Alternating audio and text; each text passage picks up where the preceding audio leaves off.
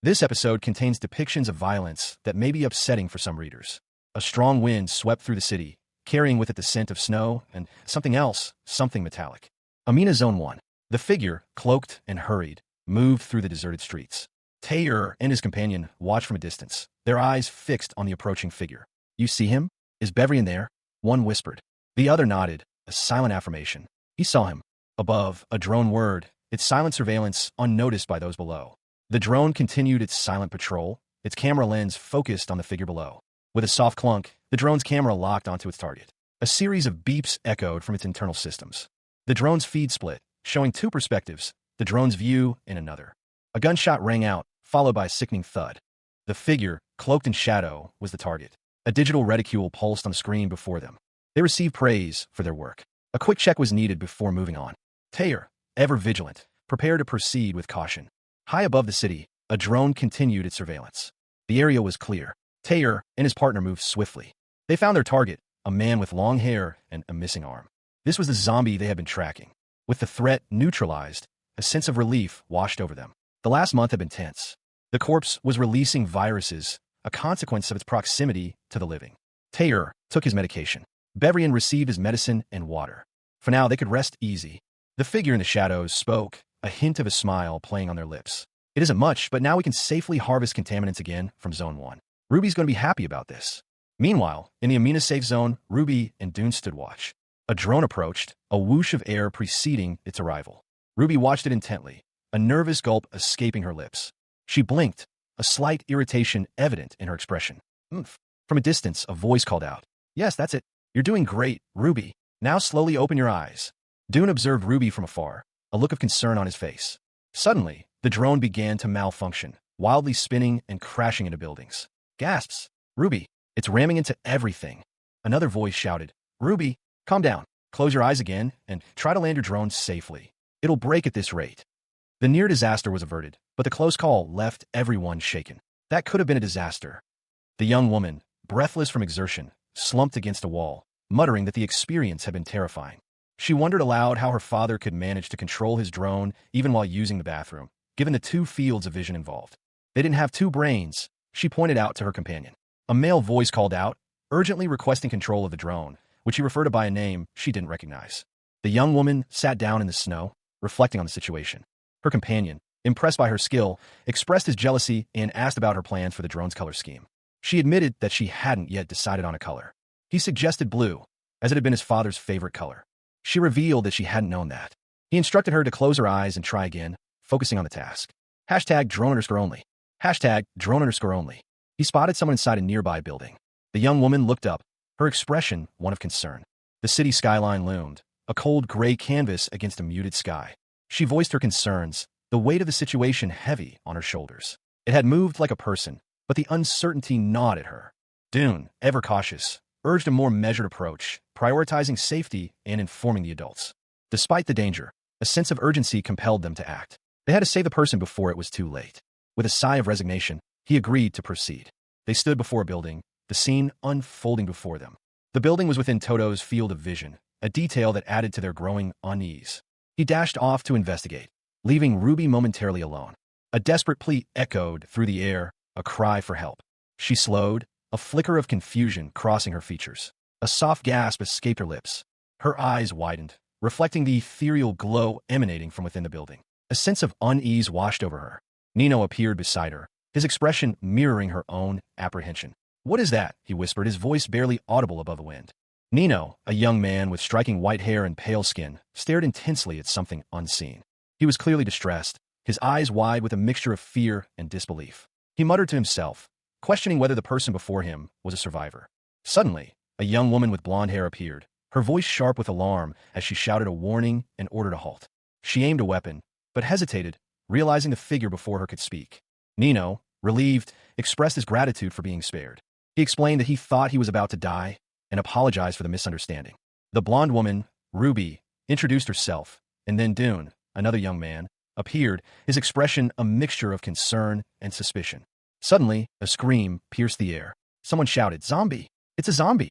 Dune fired his weapon, but Ruby yelled at him to stop, realizing the figure was not a zombie, but a person. Dune, still shaken, questioned whether Nino was truly human, his voice trembling. Nino, visibly shaken, confirmed he was human, his own voice trembling. Ruby and Dune introduced themselves to Nino, clarifying their identities. A young man with striking white hair smiled enigmatically. He was asked his name. He seemed to struggle with his memory, stating that his daily life wasn't affected by the partial memory loss, and that the place was nice. The blonde woman, Ruby, explained that their hideout was known only to the three of them. She playfully teased the young man about his attire, noting the cold weather. He responded that he didn't feel cold. Ruby warned him about the dangers of freezing to death before a zombie attack. He insisted he felt cold too. He complained of being cold, prompting Ruby to tell Dune to stop harassing him. Dune retorted that he wasn't harassing him. Ruby suggested they head to Amina before nightfall, acknowledging the risks even within the safe zone. She also expressed concern about Lisa's reaction. Ruby reassured Dune that the young man was fine, lacking any bites and with a clear mind, trusting her father to resolve the situation. She mentioned Lisa. She realized that they should help him, despite her mother's warning to ignore any survivors they encountered. Amina. The building loomed before them. Ruby cautiously peeked inside. Satisfied that the coast was clear, she signaled for them to proceed. As expected, Ruby's knowledge of the building's secret routes proved invaluable.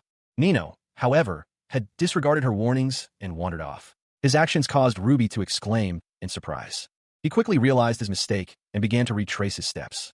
Nino used his access card to enter a secure area. He found himself in a sparsely furnished room. He wondered aloud if this was Ruby's room. Ruby confirmed it was her room and informed him that she would be getting food from the cafeteria. Nino's eyes widened in surprise as he looked around the room. Ruby, noticing his fatigue, offered him a seat. She also pointed out the need for him to choose a name for introductions. He sat down heavily, making a plopping sound. He pondered what name he should choose. Ruby blushed slightly, offering to help him choose a name. Nino rejected several silly suggestions, concerned that they were being made fun of him. It rolled off the tongue, and it was easy to remember.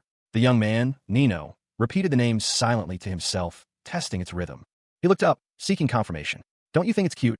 A strand of Ruby's hair fell across her face. With a delicate gesture, he brushed it away. Swish! He gently touched the mark on her face. The contact was brief but firm. A sharp smack echoed in the silence. Ruby winced, but Nino insisted. It's not what you think. He explained, his voice strained. I didn't get bitten. He frantically searched, muttering, It's a burn scar. Nino pointed to a photograph on his tablet. Isn't it pretty? He continued. Looking at them made me so happy that I stayed there for a week. And there were so many pictures that I picked the prettiest one and brought along with me. He showed Ruby the image. Ruby, the mark on your face looks just like this flower. She slid open the door. I'm back. Is everything okay? Nino looked relieved. He ate the food she brought. Thanks. Nino, concerned for Ruby, proposed checking for extra clothes. He then reflected on the unique mark on Ruby's face, comparing it to a flower. Nino questioned if anything had happened to Ruby, but Dune dismissed the idea.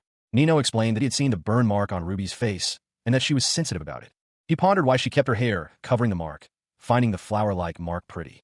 He ate some food, and then he apologized to Ruby in his thoughts. Dune found the food too salty, but Nino insisted he try it before giving it to Ruby. Nino tasted the soup, finding it bland but still good. He explained that the blandness was likely due to a lack of seasoning. Dune suggested that Nino take a nap while he went to find Ruby. Ruby, having found clothes, returned, sighing at the difficulty of finding the right size. She tested the size of the clothes, finding that a slightly large size was better than too small. She traced the delicate, orange leaf-shaped mark on her cheek, a faint smile playing on her lips. It was a constant reminder, a brand of sorts, yet it held a strange allure. Moments later, she found herself face to face with Dune. He looked concerned, his brow furrowed. Dune, she whispered, her voice barely audible. A warning appeared, advising readers of potentially upsetting content. Ruby and another individual, their faces partially obscured, stood facing each other, an air of tension between them. The scene shifted to Ruby, her face bloodied, a look of grim determination etched onto her features. Dune, wounded and disoriented, muttered Ruby's name. The scene changed to show a figure in a dark cloak, their face hidden in shadow. Dune, still injured, was being held by another person, his face contorted in pain. He cried out Ruby's name. A woman, presumably Ruby, staggered, urging someone to close the door. She was trembling, her body racked with fear and exhaustion. She whispered no. Nino appeared, a smirk playing on his lips. Ruby, overcome with despair, cried out in anguish, This can't be. Nino calmly told Taylor to step back. Nino, his expression grim, stood amidst the chaos. A figure in a yellow jacket lay on the floor, seemingly unconscious. The young man, his face bloodied, let out a guttural cry of pain. His eyes were wide with terror. Ruby, her face streaked with tears, watched in horror as the scene unfolded before her. She gasped, a single, desperate sound escaping her lips. A gunshot rang out, echoing through the room. The impact sent the young man sprawling to the ground. He lay still, a crimson stain spreading across the pristine white floor. His body remained motionless. Moments later, another figure, equally wounded, struggled to catch their breath. Their breathing was ragged and shallow. The wounded man looked up, his eyes filled with confusion and fear. He asked, "Who are you?" Bevrian, a figure shrouded in shadow, aimed a weapon at the wounded man. The tension in the room was palpable. Meanwhile, Taylor and Lisa rushed into the room, their faces etched with concern. They had heard the gunshot. They inquired about the situation, their voices laced with apprehension. The air crackled with unspoken questions. Ruby, her eyes brimming with unshed tears, was asked if she was happy now. Her expression was one of profound sorrow. A new character, their face obscured by shadow, gave a chilling order. Disinfect the entire room. Don't let anything leave this room. The woman, her eyes wide with a haunted look, confessed. It was she who had caused all of this. A command was issued. Disinfect the boy and take him away, while avoiding contact. The woman, distraught, embraced the boy, her tears falling silently. Meanwhile, another scene unfolded. A man, his face partially obscured, wept silently. He admitted to himself that he had no right. The weight of his actions pressed heavily upon him. Bevrian, a figure shrouded in shadow, spoke. Even if she was his daughter, he couldn't simply let her go. The woman, her eyes burning with an intense light, agreed. She understood. She recalled the countless lives sacrificed for their sake, the faces of those lost forever seared into her memory. A man, his gaze sharp, reminded her of the cause of their despair. Ruby, he insisted, was no longer a child. He declared that he would tell Ruby the truth about her mother's death, if she wouldn't. He should have told her sooner. He would have helped her. Ruby and Dune sat on a bed, a palpable tension hanging in the air. Dune offered a reassuring, though somewhat strained, "Don't worry too much, Ruby." Bevrian's voice, firm and authoritative, cut through the silence. "You have your father and me." Dune, ever the dutiful soldier, responded immediately to a command. "Roger that. I'm on my way. Get some rest, Ruby. Sorry, but I'm going to have to lock the doors." He expressed his love for Ruby before leaving her alone in the room. Ruby watched Dune go, a silent slide of the door separating them. She was alone with her thoughts and the weight of her uncle's words. Her gaze drifted to the conference room, a question forming in her mind. She wondered about the purpose of the meeting. The grim discovery was confirmed. Dune had been infected by the boy, his skin losing all pigmentation, his body already lifeless like a zombie. Despite the dire circumstances, a glimmer of hope emerged. His mind remained intact. The possibility of vaccine research was discussed, a flicker of optimism amidst the despair. However, the team concluded that the boy's body would not yield any clues for a vaccine. Security footage from the incident was reviewed. Taylor's grim assessment. The infected boy was far more dangerous than a typical zombie. The chilling revelation. Infection could occur through mere contact with his saliva, not just a bite. Ruby lay on the cold, metallic floor, eyes wide with a chilling, vacant stare. The word infectant loomed above her. Nino, his face etched with grim determination, spoke to Taylor. He proposed sending Dune back outside, but Taylor immediately rejected the idea. The question of what to do next hung heavy in the air. A chilling solution was proposed. To prevent further infection, they would have to kill Dune themselves. Ruby's face, partially obscured, was a mask of sorrow and despair. Tears glistened in her eyes. A lone figure sat slumped on a bench, head bowed low, the weight of unspoken anxieties heavy in the air. His eyes, shadowed and weary, reflected the turmoil within. A single tear traced a path down his pale cheek. A few hours earlier, he sat hunched over a laptop, exhaustion etched onto his face. Sleep claimed him at his desk. A sudden, jarring sound jolted him awake. Two distinct thuds echoed in the otherwise silent room. He looked around, disoriented, his mind struggling to grasp the situation. More thuds followed, closer this time. He spotted Dune, his companion, leaning against a wall, clearly distressed. "What's that noise?" A wave of icy dread washed over him. A shiver ran down his spine. He stumbled to his feet, his heart pounding in his chest. "Dune, what happened to you?" Dune, his face contorted in pain, could only manage a pained gasp. "Shit." He rushed to Dune's side, his concern evident. "What the hell?" A gruff voice commanded halt. Dune gasped for air, his breathing ragged. He turned, bracing himself for whatever might come next. His eyes widened in alarm. He staggered back, panting, fear gripping his heart. The question hung heavy in the air. What now? He saw me, but chose not to attack. A metallic clang echoed through the otherwise silent corridor. The young man with white hair watched, his eyes wide with apprehension, as a figure in yellow rappelled down from above. With a resounding slam, Ruby landed heavily, startling the young man. He questioned her sudden appearance, curious as to how she managed to put on his clothes and retrieve his bag. She explained that there was a hidden camera, and her plan was to make him sit still for the next 10 minutes. He reassured her that he would get her out of there. Overcome with guilt, Ruby confessed that it was all her fault. Tears welled in his eyes as he pleaded with her to follow his instructions. With a whoosh, a window was opened. He explained that it was an emergency, and there was no time to be meticulous. She agreed to put everything back later and asked if he was ready. She realized they had never given him a name and instructed him to follow her lead. With a soft oof, she began her descent.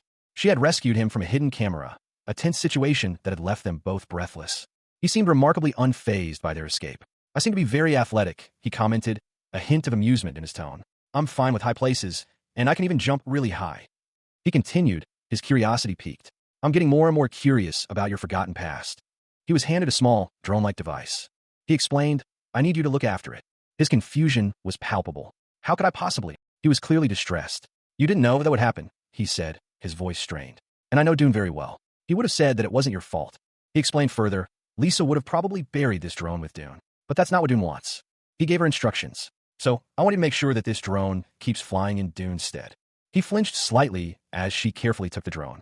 She looked at him, concern etched on her face. "I don't want to put you in any danger, Ruby." She was offered a pair of gloves. Would these put her at ease? He couldn't guarantee the gloves were the right size, but offered them nonetheless. She accepted the drone with a simple thanks. This drone, he explained, didn't yet have a color. It was colorless, just like him. Normally, a chip would be implanted, but that wasn't possible in this case. Instead, a bracelet would connect to her brain. She fastened the bracelet. Everything else was up to her. She needed to keep practicing to control it well. With a whirring sound, the drone lifted into the air. She was impressed. He was good for a first-timer. Then, he handed her the battery. She needed to keep the bracelet on at all times for the drone to function. The bars would disappear and turn red as the battery depleted. They examined the purple crystals. Contaminants? Those were the source of energy. The gaseous viruses released by the contaminants were also used in preventative medicine. 2 were taken daily. It's pretty ironic that they use contaminants to power things and make medicine. They said that his body is dead, but the bracelet and the drone still respond to him. The contaminants, usually quick to unleash viruses upon the approach of the undead, remained inert. This was unusual.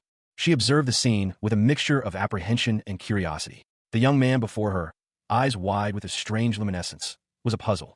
He was alive just like them. This contradicted everything she knew about the contaminants' effects. A sudden cry pierced the silence. "Lisa!" A figure emerged from the shadows, her eyes glowing with an unnatural light. Fear tightened its grip. The accusation hung heavy in the air. Ruby, it seemed, was to be banished. One of the men, incredulous, questioned the decision, voicing his disbelief. The gravity of the situation was underscored. Ruby was not only a security risk, but had also aided the escape of a dangerous infectious agent, and remained in his company. The other man countered, revealing that Ruby had cleverly bypassed security measures, escaping through a ventilation shaft. The man's face was contorted in a grimace of frustration and disbelief. A woman's voice cut through the tension, her anger palpable. She blamed the 2 men for their continued protection of Ruby. Meanwhile, elsewhere, 2 figures stood observing from a distance. One of them, clearly frustrated, expressed his exasperation. Ruby and Nino were shown entering a hidden location. Nino, directing them to a safe place, instructed them to remain hidden for the time being. Addressing the issue of food, Nino stated that he did not require sustenance. Ruby, however, revealed that she had been experiencing persistent nausea, regardless of the food she consumed. She connected this to the food she had eaten previously, even the food Dune had given her. She was instructed not to return until tomorrow. The message was clear, yet the weight of its implications hung heavy in the air. Despite the warning, a young man appeared, apologizing for his intrusion, but expressing his fondness for the location. His words were met with surprise and a subsequent question. The young man's presence caused alarm, leading to a plea for distance. A shoe fell, a quiet sound in the tense atmosphere. He desperately urged her to stay away, his voice laced with fear and urgency. A slight bump and a creaking sound indicated a change in location. His face was etched with distress, a stark contrast to her stoic expression. The 2 stood in a dimly lit room, the tension palpable. He was visibly shaken, his hands covering his face. He questioned if anything had happened, seeking reassurance. She was called to, her name a desperate plea. Despite their proximity, an invisible barrier seemed to exist. She felt a hand on her, a violation of her space. The word touch echoed in her mind, a stark contrast to the unwanted contact. The suddenness of the action startled her, a sharp intake of breath escaping her lips. She recoiled, eyes wide with shock and anger. "What do you think you're doing?" she demanded, her voice sharp. He stammered, attempting to explain. "Huh? Oh, nothing." He mumbled, his face flushed. Her anger intensified. "You fondle my chest," she accused, her voice laced with fury. She was mortified, her cheeks burning with shame and anger.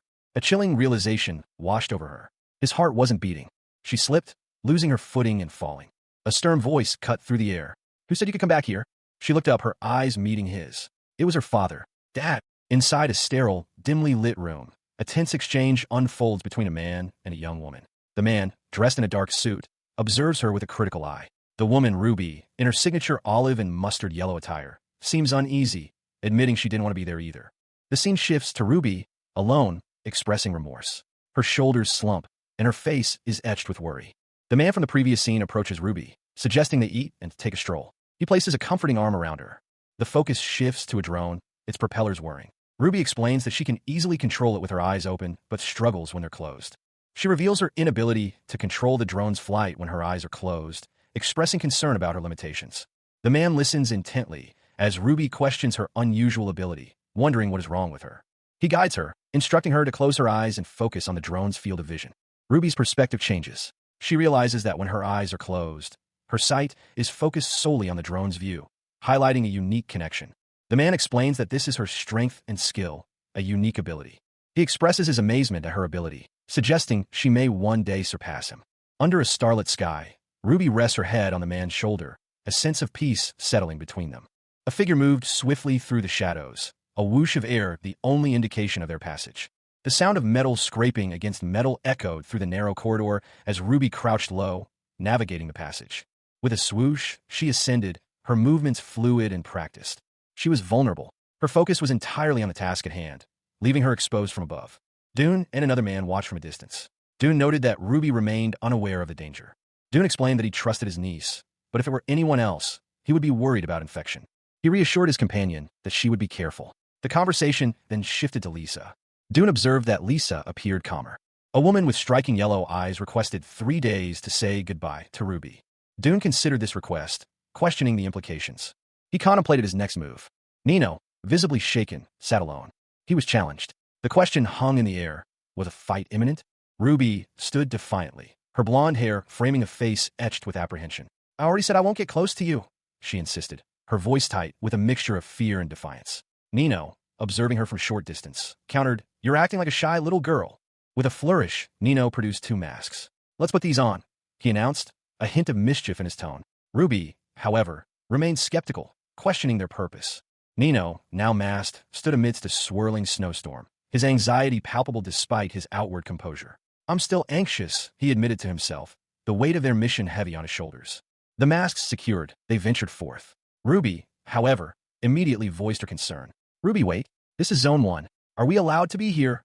She exclaimed, her unease growing with each step. Despite her worry, Nino pressed on, stating that there was something they had to do. Nino, maintaining control of the drone, calmly responded to Ruby's concerns. He confirmed his control over the device, his focus unwavering. The drone, a whirring marvel of technology, soared through the air, its camera eyes scanning the desolate landscape. The drone located their target. Found it, Nino announced, a sense of relief washing over him. He described the object as being just like a puppy.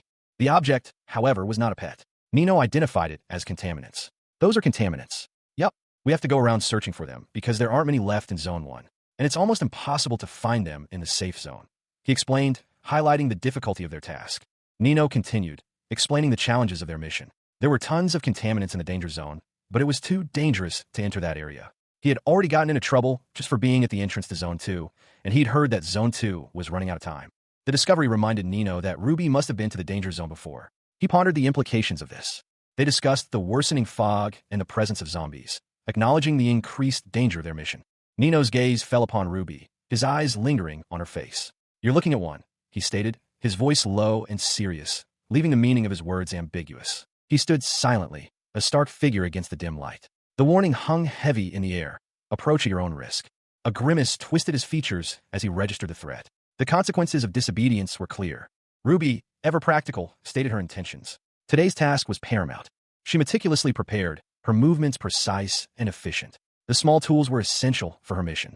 Nino, having made his choice, issued a curt instruction. He prioritized the mission above all else. The young woman explained the routine, highlighting the safety precautions. Her father's involvement was a key factor. She continued, clarifying the frequency of her father's involvement. The need for efficiency was emphasized. Nino observed, his gaze sharp. He noted the weapon concealed within her bag. He considered the implications of expanding their operation. The risks were significant, but the potential rewards were even greater. He weighed the risks, ultimately deciding to proceed. His confidence was evident. Ruby urged haste, aware of the encroaching darkness. Their return to safety was paramount.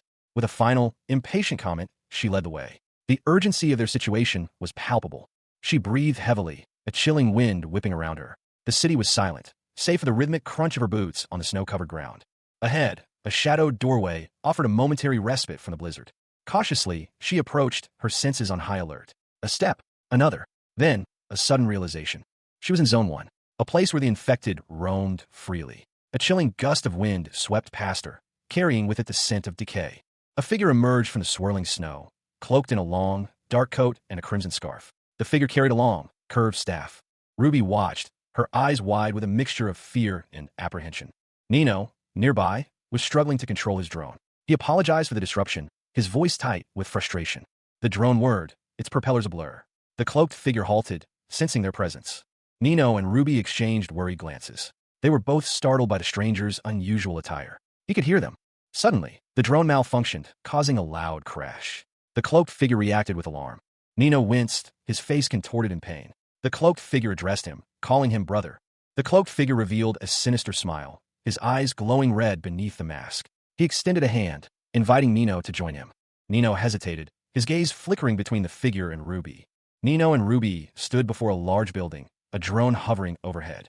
A question mark floated above Ruby's head, her gaze fixed on something unseen. Suddenly, a figure emerged from the building, startling them both. Ruby cried out in alarm, while Nino reacted with a startled yelp. The figure, cloaked and mysterious, moved with surprising speed. A red scarf billowed behind them as they disappeared into the swirling snow. A moment later, Ruby and Nino exchanged a look of shared bewilderment. The silence was heavy with unspoken questions. The cloaked figure moved with swift, brutal efficiency. A sharp blow landed, the sound echoing in the snowy expanse. A warning appeared, advising readers of potentially upsetting violent content. Ruby recoiled, a look of disgust on her face as she witnessed a brutal attack. She watched, horrified, as the attacker continued their assault. What is he doing? She wondered, fear evident in her eyes. The sounds of blows echoed through the air as the attack continued relentlessly. The attacker's weapon connected with their target repeatedly. The victim lay injured on the ground, the aftermath of the brutal attack visible. A figure emerged, their face obscured by a mask, blood staining the white fabric. Come, it beckoned, extending a hand. Nino, concerned for Ruby's safety, urged her to flee. Let's make a run for it, he exclaimed, suggesting he borrow her gun. Ruby, surprised, questioned how the attacker knew she possessed a firearm. Nino, enraged, called the attacker a psycho bastard, further emphasizing his surprise at the attacker's knowledge of the gun. Earlier, Ruby and Nino were seen fleeing the scene. Nino, his face etched with worry, received a sharp command. Tell your father. He responded with a mix of disbelief and apprehension. I knew we weren't allowed to be out there. That man seems really dangerous. Ruby, her eyes wide with alarm, added, You saw him. He's not in his right mind. Nino, still shaken, confessed. I thought you were going to eat me alive if I got close. Ruby sighed. Fine. I'll tell him, but I'm going to say I saw him inside the safe zone. She then gave Nino something, instructing him to keep it with him. It can be dangerous by yourself. Who knows? That man might show up again. The bullets are inside the drawer, so use them if you need to. Let me know if... She then asked Nino, Do you know how to use a gun? Nino replied, I've never shot one before. I have no recollection of it. That was just for show. He then urged her to come closer, but she warned him not to get any closer, or she would eat him alive. She instructed him to copy her actions, supporting the gun with his left hand. The building loomed, imposing in gray against the twilight sky. A man, his face etched with concern, pondered a recent encounter. He recalled details, a mask, a red scarf, and a white robe. And a horrifying image flashed in his mind. The figure, holding a zombie's head, repeatedly smashing it with an iron rod. He dismissed it as a derelict with mental issues, deciding to investigate further with his uncle the following day. Meanwhile, his companion winced, rubbing her arm. They agreed to search Zone 1 first, but Ruby planned to investigate the derelict with her uncle the next day. She expressed concern about him venturing outside alone, requesting he remain inside the building for safety. He promised to stay put, and she, visibly relieved, patted his shoulder. A small, whirring drone was deployed. The drone flew steadily through the window, its flight smooth and controlled. Nino observed the drone's performance, impressed by its stability. Nino, alone in the building, anxiously awaited Ruby's arrival. He still wasn't sure if having her around was a good idea. He sighed, wondering if she would come today. Her presence would ease his mind, but a part of him still felt uneasy. A quiet step echoed from the hallway. Nino tensed. More steps followed, each one bringing him closer to a potential confrontation. He knelt, his hand instinctively reaching for his weapon. A small drone whirred into view, its propellers a blur. The drone's image was clear, but the sound were not what he expected. These didn't sound like Ruby's footsteps. A door creaked open, revealing a figure approaching. A figure, armed, moved swiftly through the building's interior. The armed figure approached Nino, gun drawn. Nino's breath hitched as he saw the man's face. He was panting, clearly winded. The man hesitated, questioning if he should shoot. He recognized the drone as belonging to Ruby. Nino quickly denied any intention of shooting, relieved. The man explained his actions, revealing his identity and his reasons for being there. He heard a distinct click, followed by a loud bang from inside the building across the street. The sound echoed through the quiet morning air. A warning appeared, advising readers of potentially upsetting content. The sound of something whooshing past was heard. Ruby, breathless, arrived at a location, noting the heavy snowfall. A door creaked open, revealing a dimly lit interior. She entered, and someone asked if she had been all right alone the previous day. Ruby, distressed, called out for someone. She wondered if he had gone somewhere. She noticed his bag was still there. She looked at a photograph, a moment of reflection. Someone told her not to cry, that it would only make things harder for the grieving family. Dune appeared, explaining that she needed to get used to these things and that Bevrian was worried about her. Sigh. Ruby's father offered a piece of fatherly advice, a familiar refrain echoing through the years. She gets attached too easily. He continued, his words laced with a weary understanding of the world's harsh realities. He asked Ruby for a favor, his tone serious. He explained the nature of their world, where even those closest to you can be gone in an instant. He urged her to move on, not to let grief hold her back. Overcome with emotion, Ruby stared at a photograph, a reminder of her loss. She resolved to find her purpose and focus on that instead. Meanwhile, Dune's actions were being assessed. Had Dune not met Ruby, things would have unfolded differently. A cautious approach was necessary to ensure his safety. Ruby, concerned for Dune's safety, wondered where he had gone. She couldn't locate his drone either. Her thoughts echoed the question, where exactly had he gone? The question of Dune's whereabouts weighed heavily on her mind. A sudden realization struck Ruby. She frantically searched for Dune, desperate to know where he was hiding. Overwhelmed by worry and a sense of impending doom, Ruby's despair intensified. A figure leaped into view. She awoke with a gasp, disoriented and covered in a cold sweat. The lingering scent of blood filled the air. A chilling echo of a word reverberated in her mind. Where? The image of her father, his face contorted in pain, flashed before her eyes. Suddenly, a figure emerged from the shadows, cloaked and armed, their presence radiating menace. The figure, its face obscured by a mask, stood over her, blood trickling down its garment. Meanwhile, in another room, a man held a gun, his face etched with worry. He cried out, "Dad!" The cloaked figure laughed maniacally. With a resounding thud, the attacker fell to the ground, struck by an unseen force. The blonde woman, shaken but alive, asked, "Are you okay?" The man, wincing in pain, groaned, "Ugh." He looked at her, surprised. "It's still alive. But you shot it." More gunshots rang out. A clatter echoed through the room as the assailant fell. He had been shot, but not fatally. The gunman, a man with dark hair and a serious expression, lowered his weapon, his gaze fixed on the fallen figure. He knew there was no point in continuing to shoot at the body. His next shot would be aimed at the head. With a decisive movement, he fired again. The sound of the gunshot was followed by a heavy thud. Ruby, visibly shaken, watched the scene unfold. She asked if the assailant was dead, but the gunman instructed her to stay where she was.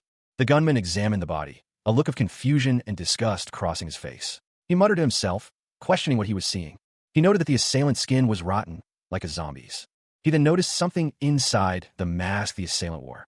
He removed the mask, revealing a symbol painted on the inside. The symbol was disturbingly familiar.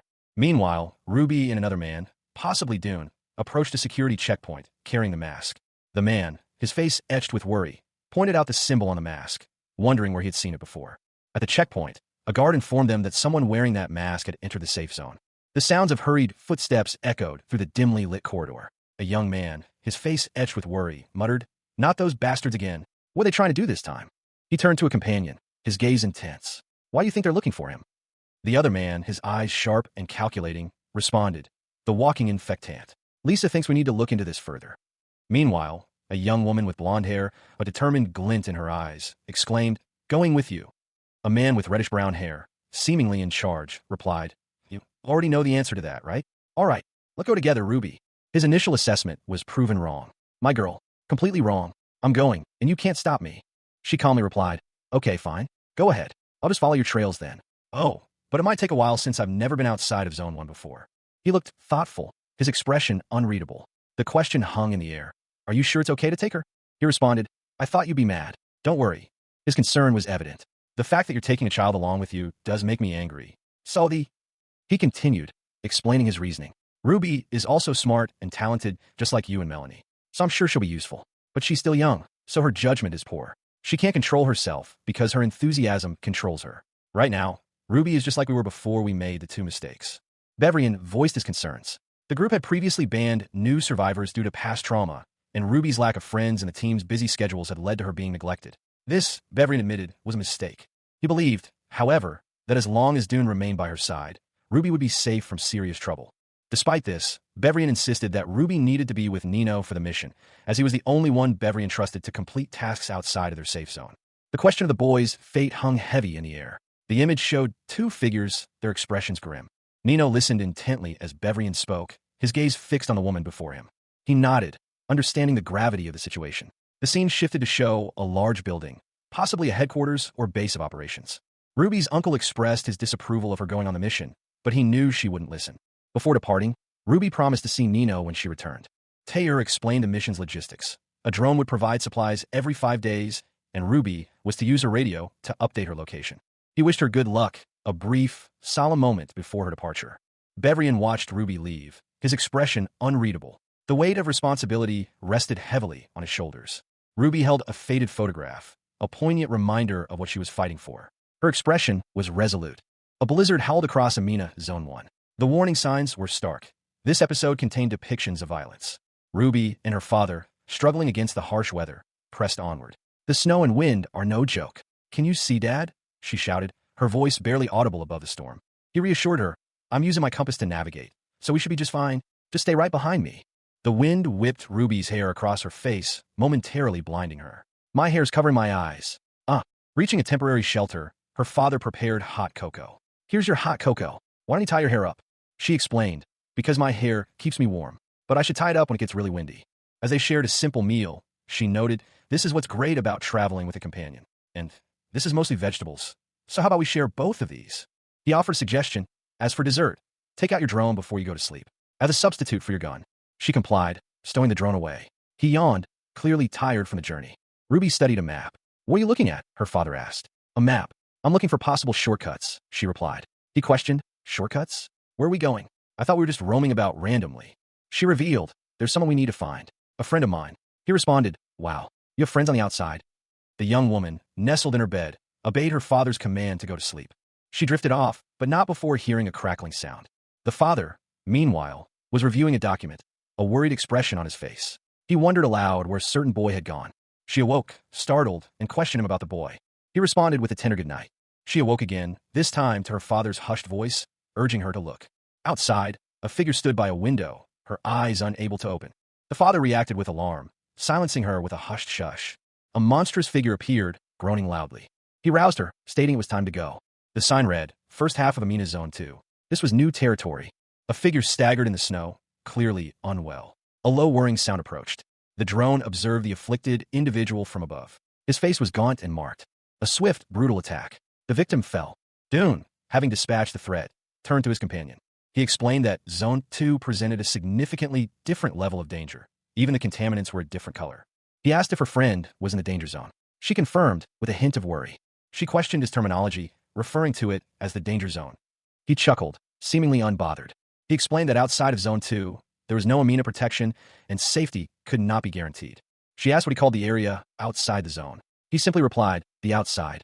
He cautioned her against distraction, reminding her of the inherent dangers. She admitted to being fascinated by the experience, as it was her first time. Glowing crystals littered the steps leading to a grand building. A sense of foreboding hung in the air. Nino, observing from a distance, nodded slowly. A subtle creak echoed from within the building. He cautiously approached the entrance, the massive doors slightly ajar. Dune and Ruby, his companions, moved swiftly, weapons drawn. They were clearly on high alert.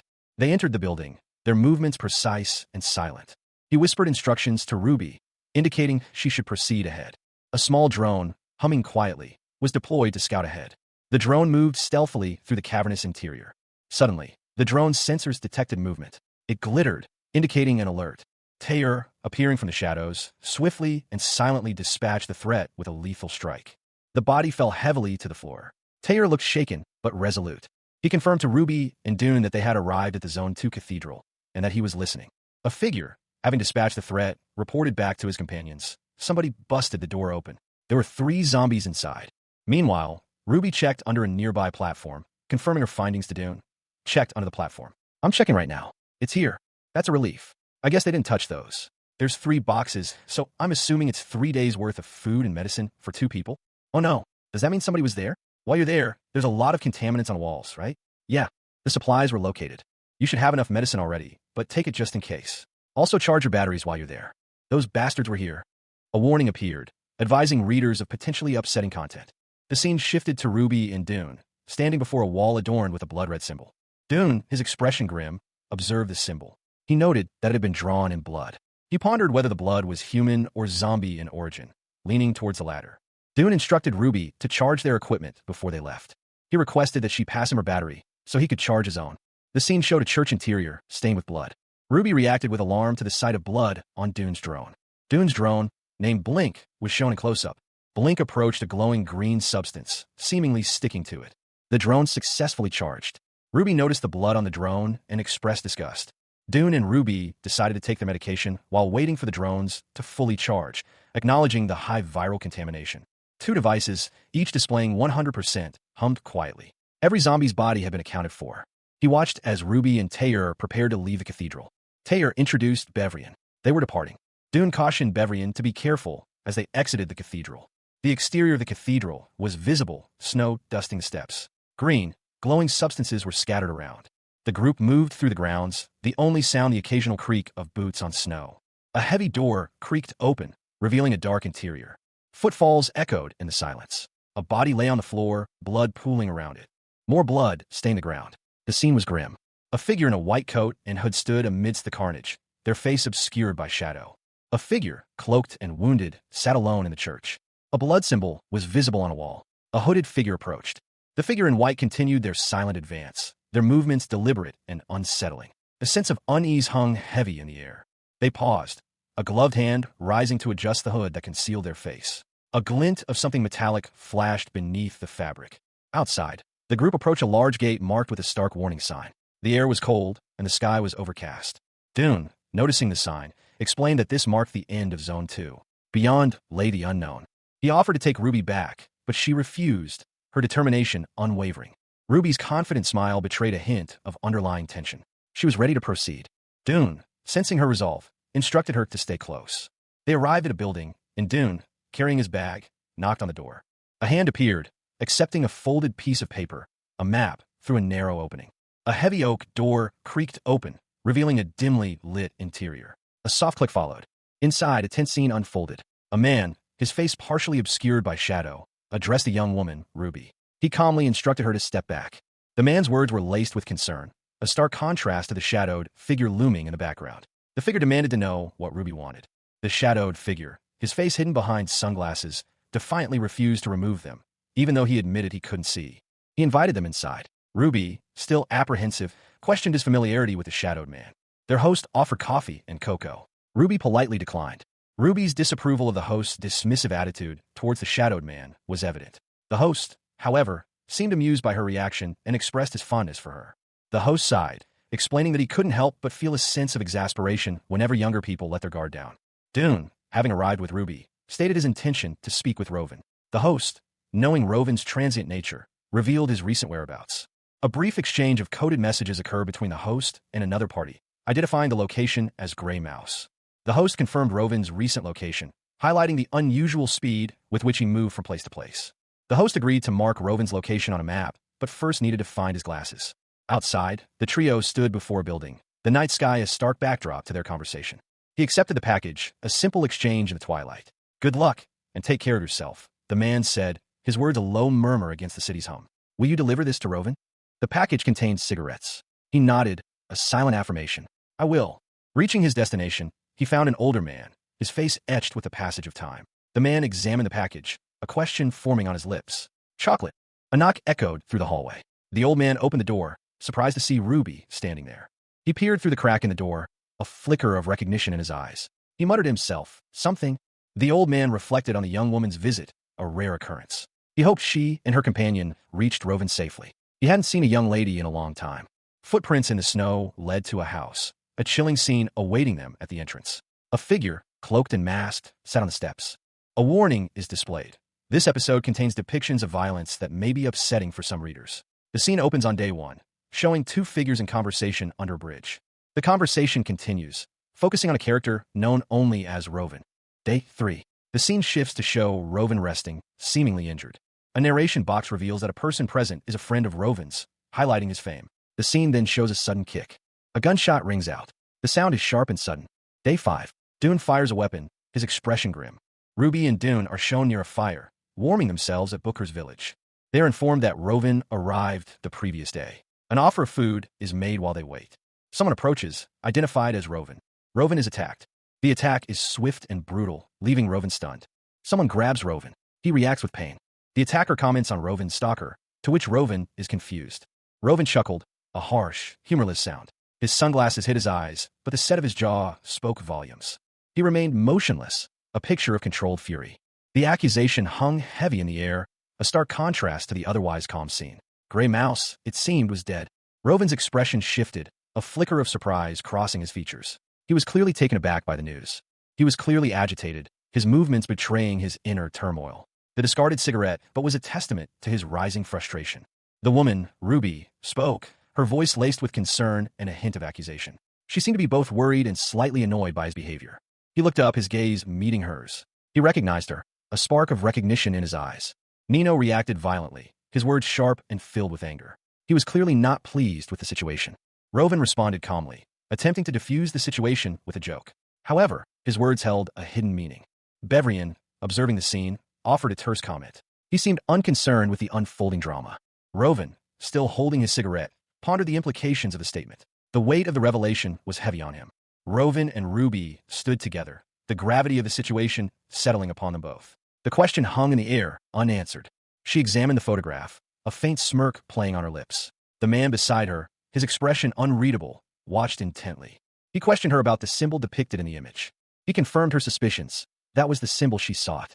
The symbol was found at the scene of Gray Mouse's murder. Investigators had learned that she wasn't the only one involved. He instructed her to follow him. A gunshot echoed. He could have simply used his hands. The photographs on the wall showed the symbol at various locations.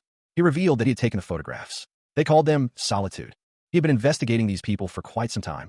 He was questioned about his involvement in the events surrounding Gray Mouse's death. He was trying to stay focused on the task at hand.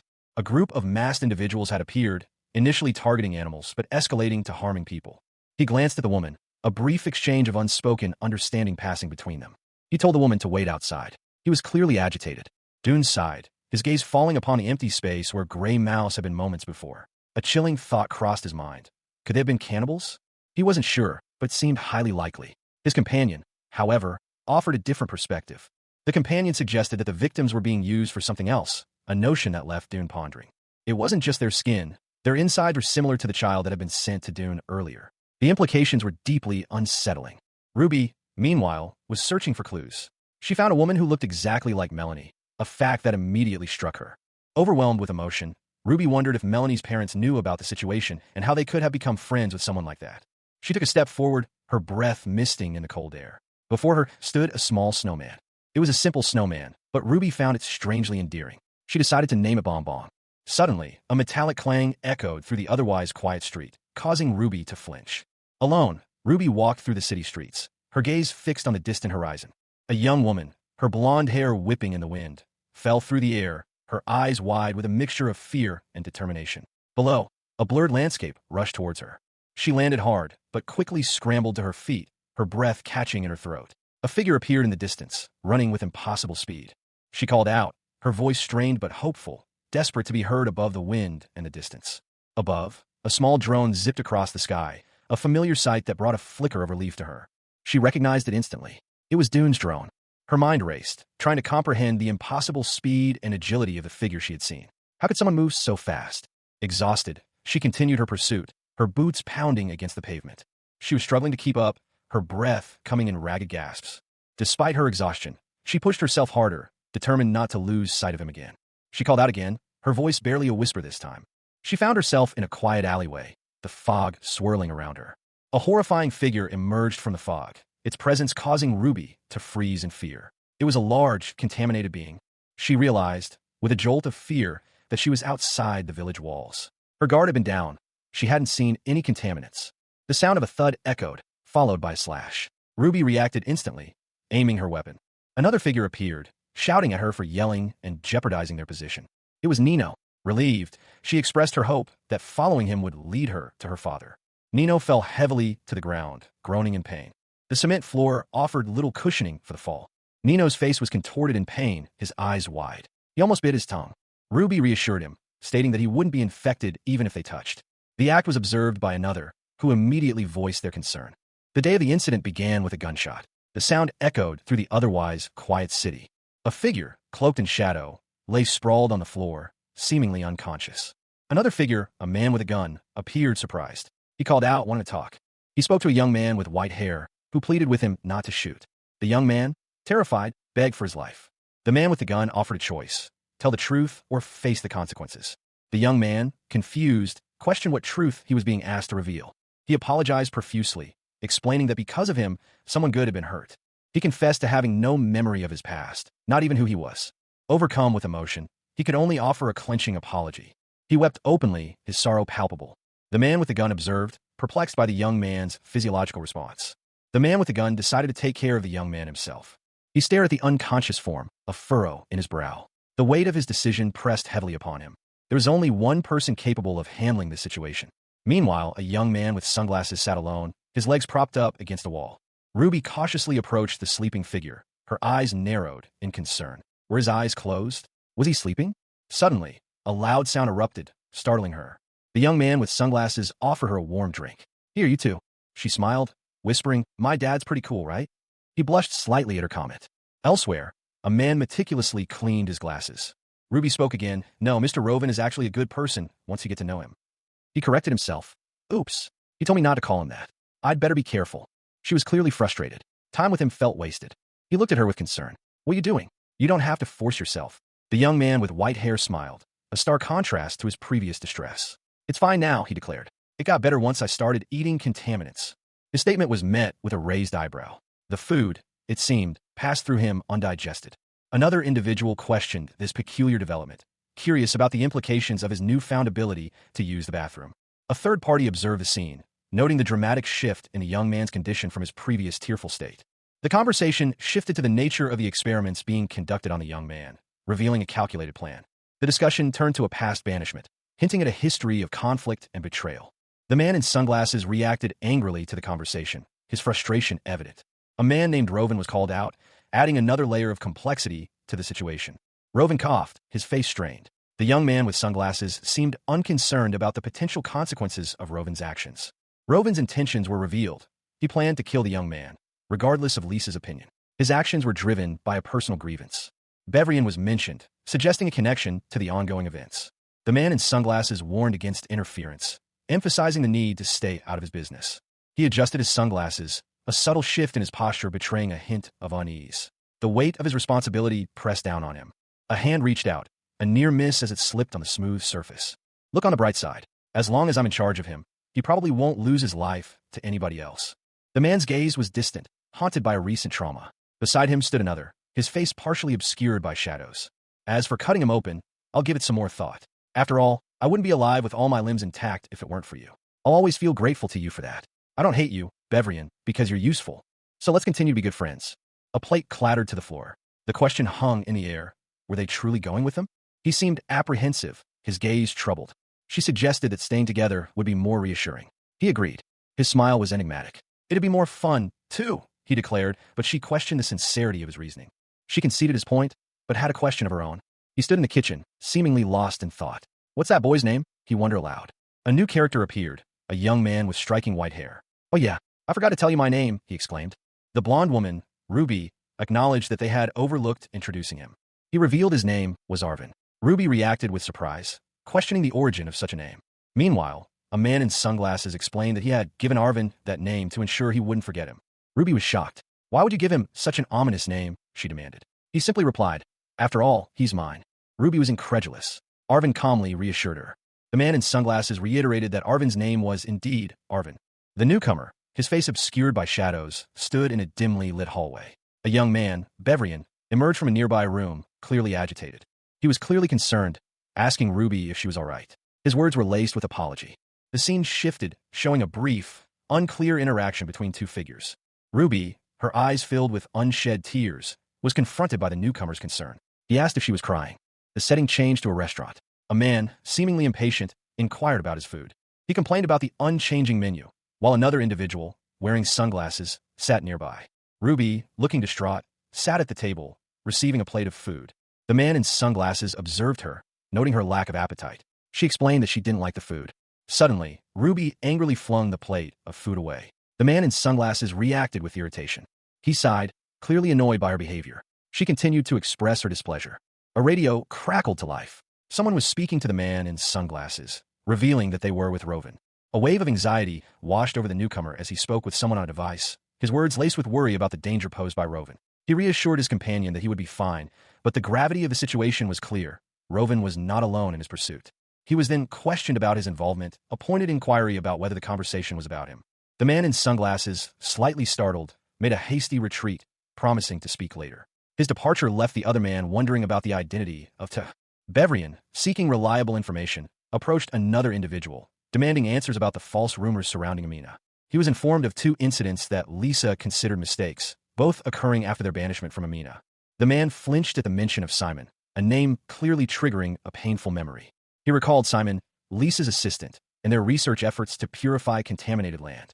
The rhythmic tapping of fingers against the surface punctuated his recollection. He hadn't heard anything about the project in over 10 years, assuming it had been abandoned. The continued tapping emphasized his uncertainty. The research had been cut short after the first incident, resulting in Simon's death. During a patrol, they discovered a young child, believed to be a survivor. The discovery brought unexpected joy. Initially, they overlooked the child's minor wounds. Simon, however, kept a close watch on the child's health. The child's transformation into a zombie and subsequent attack on Simon led to Simon's death and escape from Amina, leaving behind a bite mark. The woman was heavily pregnant, and her water broke. The immediate priority was saving the mother and child, so a thorough examination for infections was not initially performed.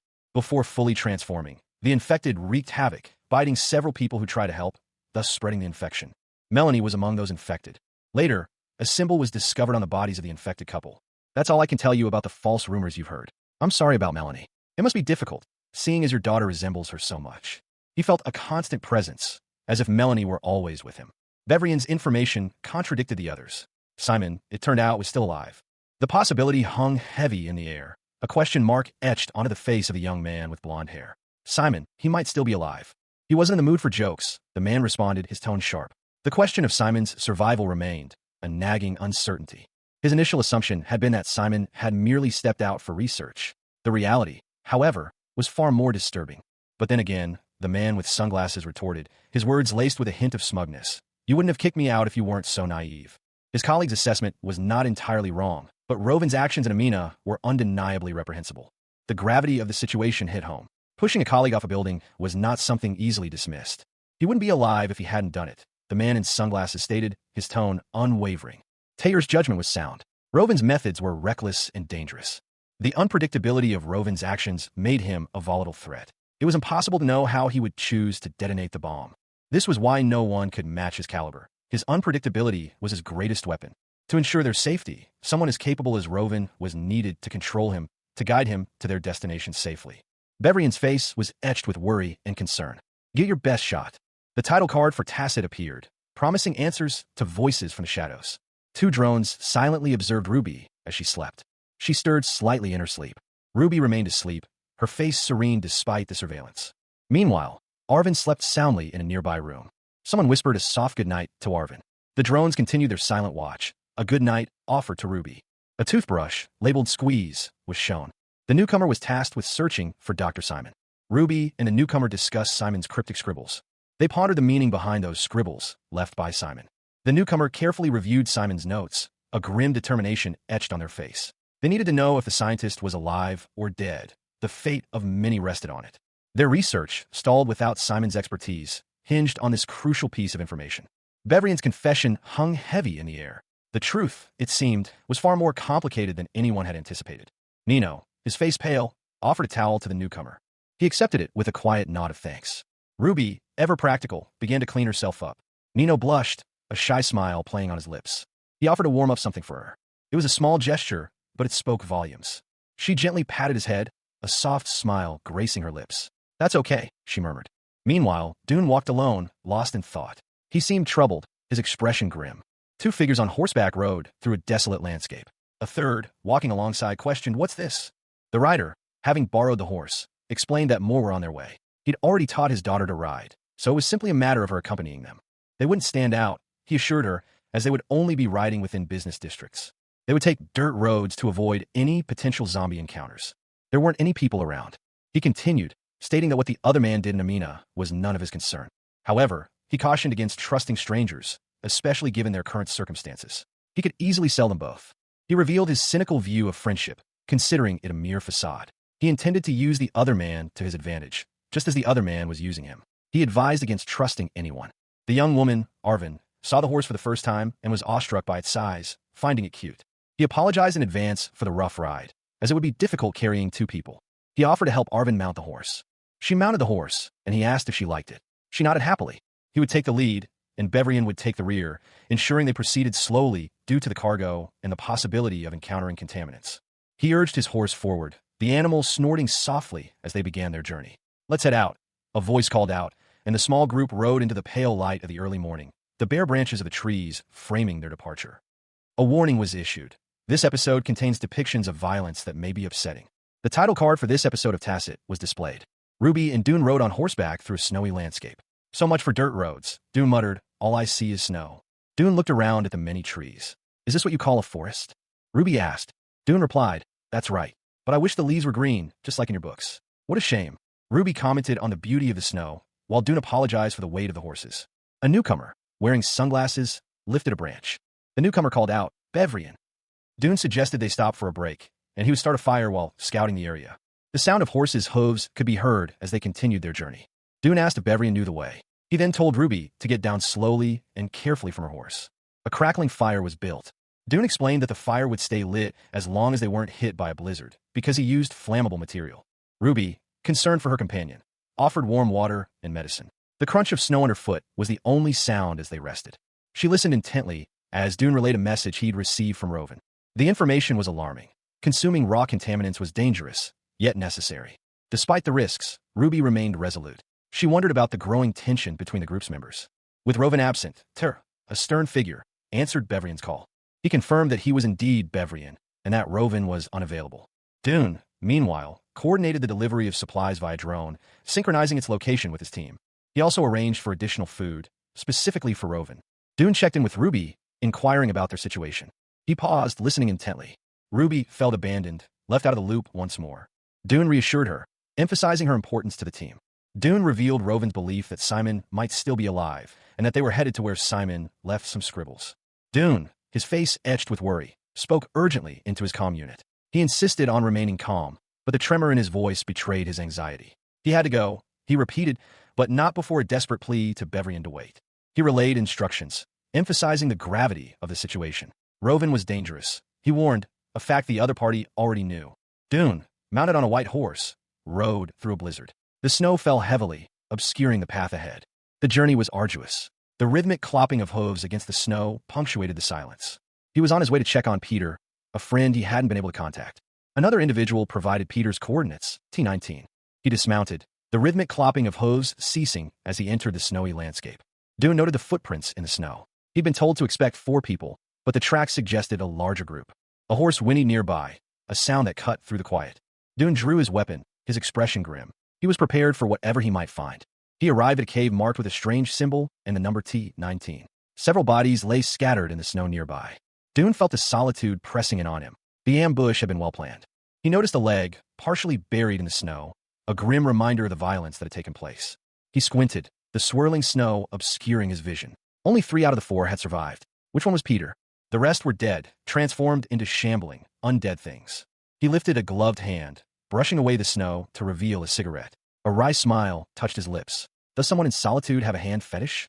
He snapped a picture of the symbol etched into the snow at location T19. The camera whirred, capturing the detail. Only one set of footprints was different. It looked like there was someone hiding in the forest. The fire crackled, casting dancing shadows on the snow-covered ground. Rovan's late arrival was noted. A simple affirmation. Arvin, a young man with white hair, whispered a name. He gently shook Ruby, who stirred slightly. Arvin stood, watching Ruby and Dune from behind. Meanwhile, a figure stumbled through the snow, muttering to himself. He approached another man, nervously asking to borrow his fire, explaining his lack of a gun. The man, seemingly unconcerned, allowed him to warm himself, suggesting he keep his gun handy. He added a stick to the fire. Dune politely declined the offered food. The man commented on Dune's apparent lack of hunger, noting the food tasted decent. He then heard approaching footsteps and wondered if it was someone from Dune's group. The newcomer, Rovan, flinched as a gruff voice called out his name. Another man, surprised, questioned if he had just heard the name Rovan.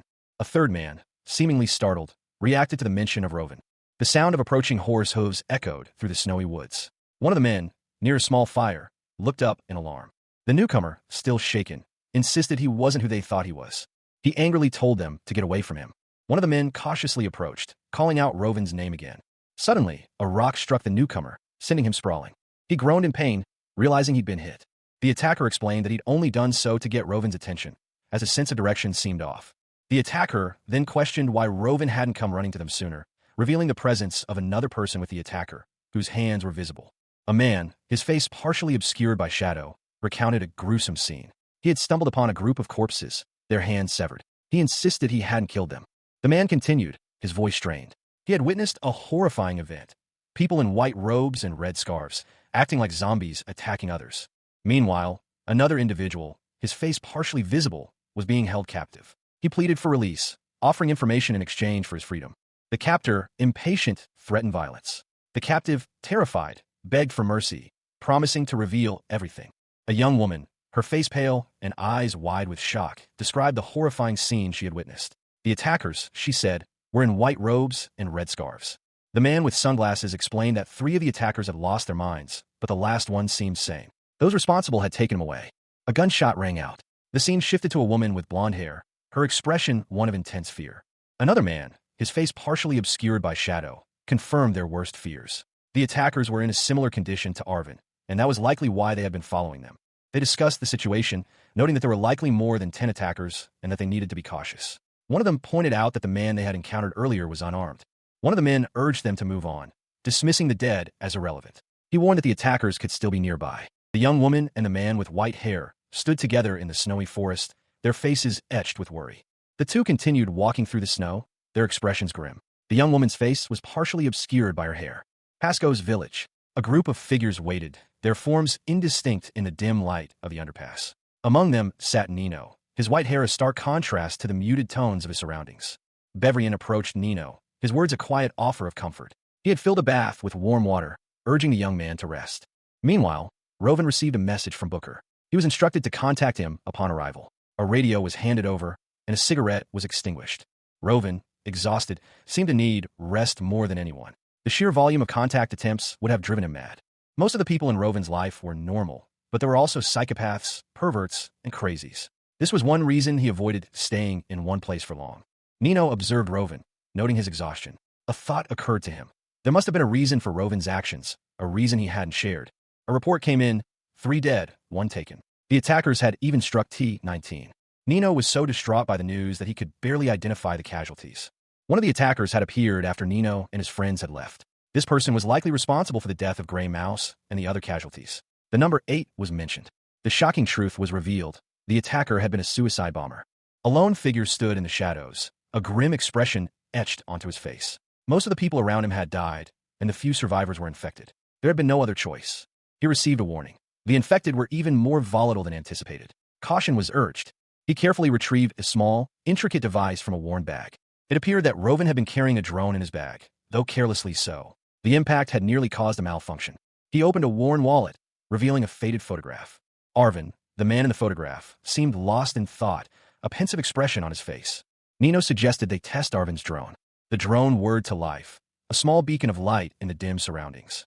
Nino expressed his approval, questioning if Arvin thought the drone was functional.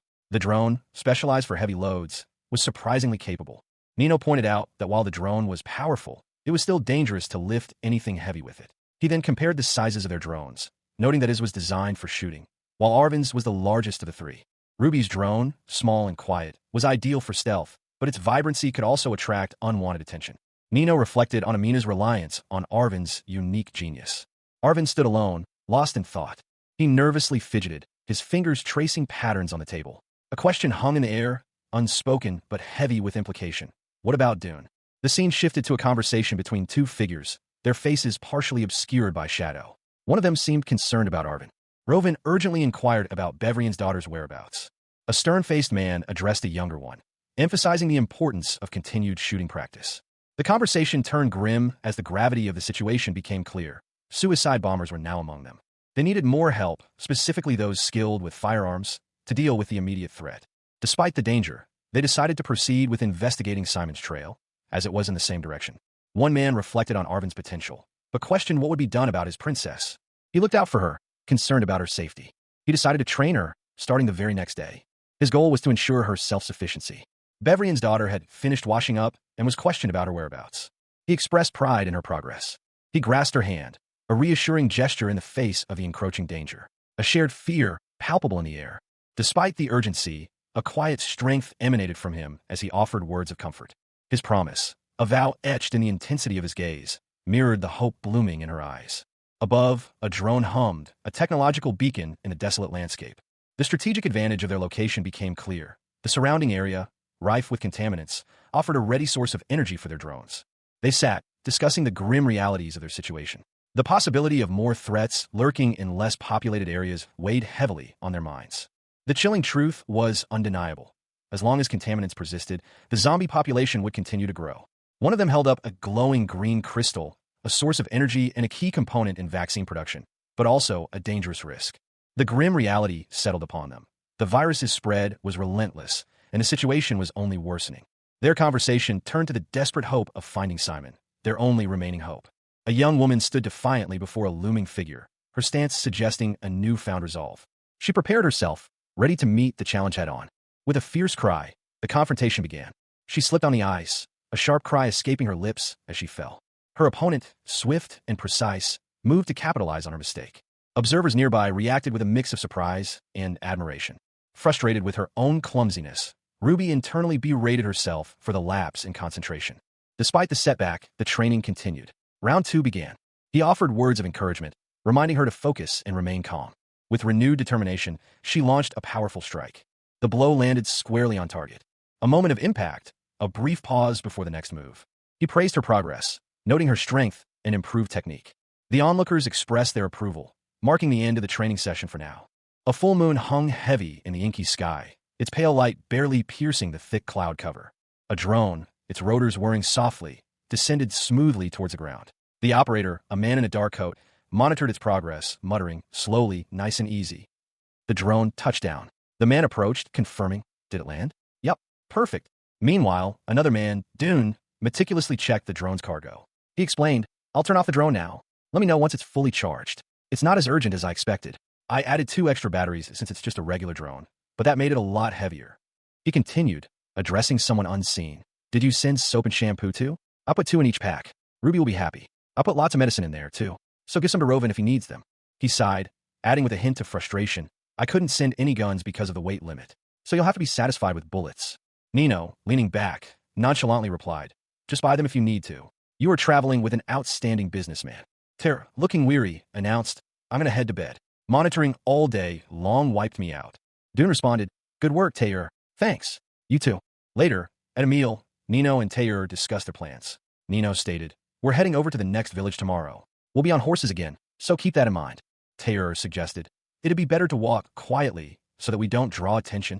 Nino agreed, exactly. It'll take us 4 days by foot as opposed to 2 days by horse. Then horse. Ruby, her face smudged with dirt, pondered, how long will it take to get to the scribbles? I can't say for certain since it's outside our district. It'll take longer the more obstacles we run into. 2 figures sat at a table, one casually observing the other as they ate. A small, metallic object landed with a soft plop on the table. Under a full moon, a blonde woman, Ruby, and a young man with white hair engaged in a sparring match. The man dodged one of Ruby's attacks. The young man commented on Ruby's improvement, suggesting she shorten her battle cries. Ruby, slightly injured, nodded in agreement. Their training continued. Ruby landed a blow, striking the young man. The force of the blow sent the young man sprawling onto the snow-covered ground. He laughed, commenting on how much fun Ruby was, and pointed out that her shortened shouts made her punches weaker. The young man panted, while Ruby, slightly breathless, blushed. The young man questioned what was impure, clearly agitated. He was startled by Ruby's sudden outburst about his face. A man with dark hair and a beard appeared, dismissing Ruby's companion and questioning the group's preparedness for their mission. A man in sunglasses and a dark jacket offered to join them, but they declined, stating they had enough members for now. The young man asked for help getting to 500 later, implying a location or objective. The rumors about Amina using drones to control people proved true. A lone drone, outwardly indistinguishable from a normal transport model, was discovered. The drone was charged, ready for use. They decided to send the drone back and proceed inside. Meanwhile, Rovan was asked about his medication, and a friend's concern was noted. They acknowledged the possibility of Solitude mercenaries arriving the following day, urging preparedness. A man considered riding a horse alone. Ruby, however, expressed some reservations about his readiness, despite his confidence. Bevrian stated their intention to stay with Ruby. She was deemed a capable rider. They were urged to proceed slowly and cautiously. Nino found the situation exciting, expressing his delight at the horse's cuteness. Rovan was surprised by Nino's sudden agreement to a previous proposal. Arvin's name was mentioned, and a discussion about horses' dietary preferences ensued. Nino reaffirmed his commitment to protecting Ruby. Nino pondered what foods horses enjoy, specifically mentioning carrots and sugar. A figure loomed over them, casting a long shadow. Nino, Dune, and a third man stood below, their faces etched with worry. A horse stood patiently nearby. Dune, his face pale, explained the situation. The man who had been captured by Solitude had returned, but he was gravely injured. The urgency in his voice was palpable. He instructed them to proceed immediately to the western entrance. Pasco, one of the men, muttered a curse. The gravity of the situation weighed heavily on them. The injured man, his body ravaged, was shown lying in the snow. Nino's anger was evident as he questioned what had been done to him. A figure, ravaged and gasping, stumbled through a desolate landscape. The air crackled with unseen energy as the creature strained against some unseen force. Meanwhile, a tense discussion unfolded. A man, Pasco, issued a grim order. The area needed to be disinfected before any shots were fired. The urgency of the situation was palpable. If one of the infected exploded, the virus would spread uncontrollably. Pasco's decision was immediate and drastic. He watched, his face etched with grim determination, as the infected figure suddenly stopped. The infected creature, its body riddled with strange, glowing growths, let out a guttural roar. Pasco and his team urged Peter to respond, their voices strained with anxiety. Pasco's name was screamed in desperation, a plea for help. Peter, overwhelmed by the situation, cried out for salvation. Pasco hesitated, his finger on the trigger, before a sudden sound echoed. A gunshot rang out. The newcomer, Pasco, and another man watched in shock. They urged each other to hurry, the weight of the situation pressing down on them. The question of whether the shot had been successful hung heavy in the air.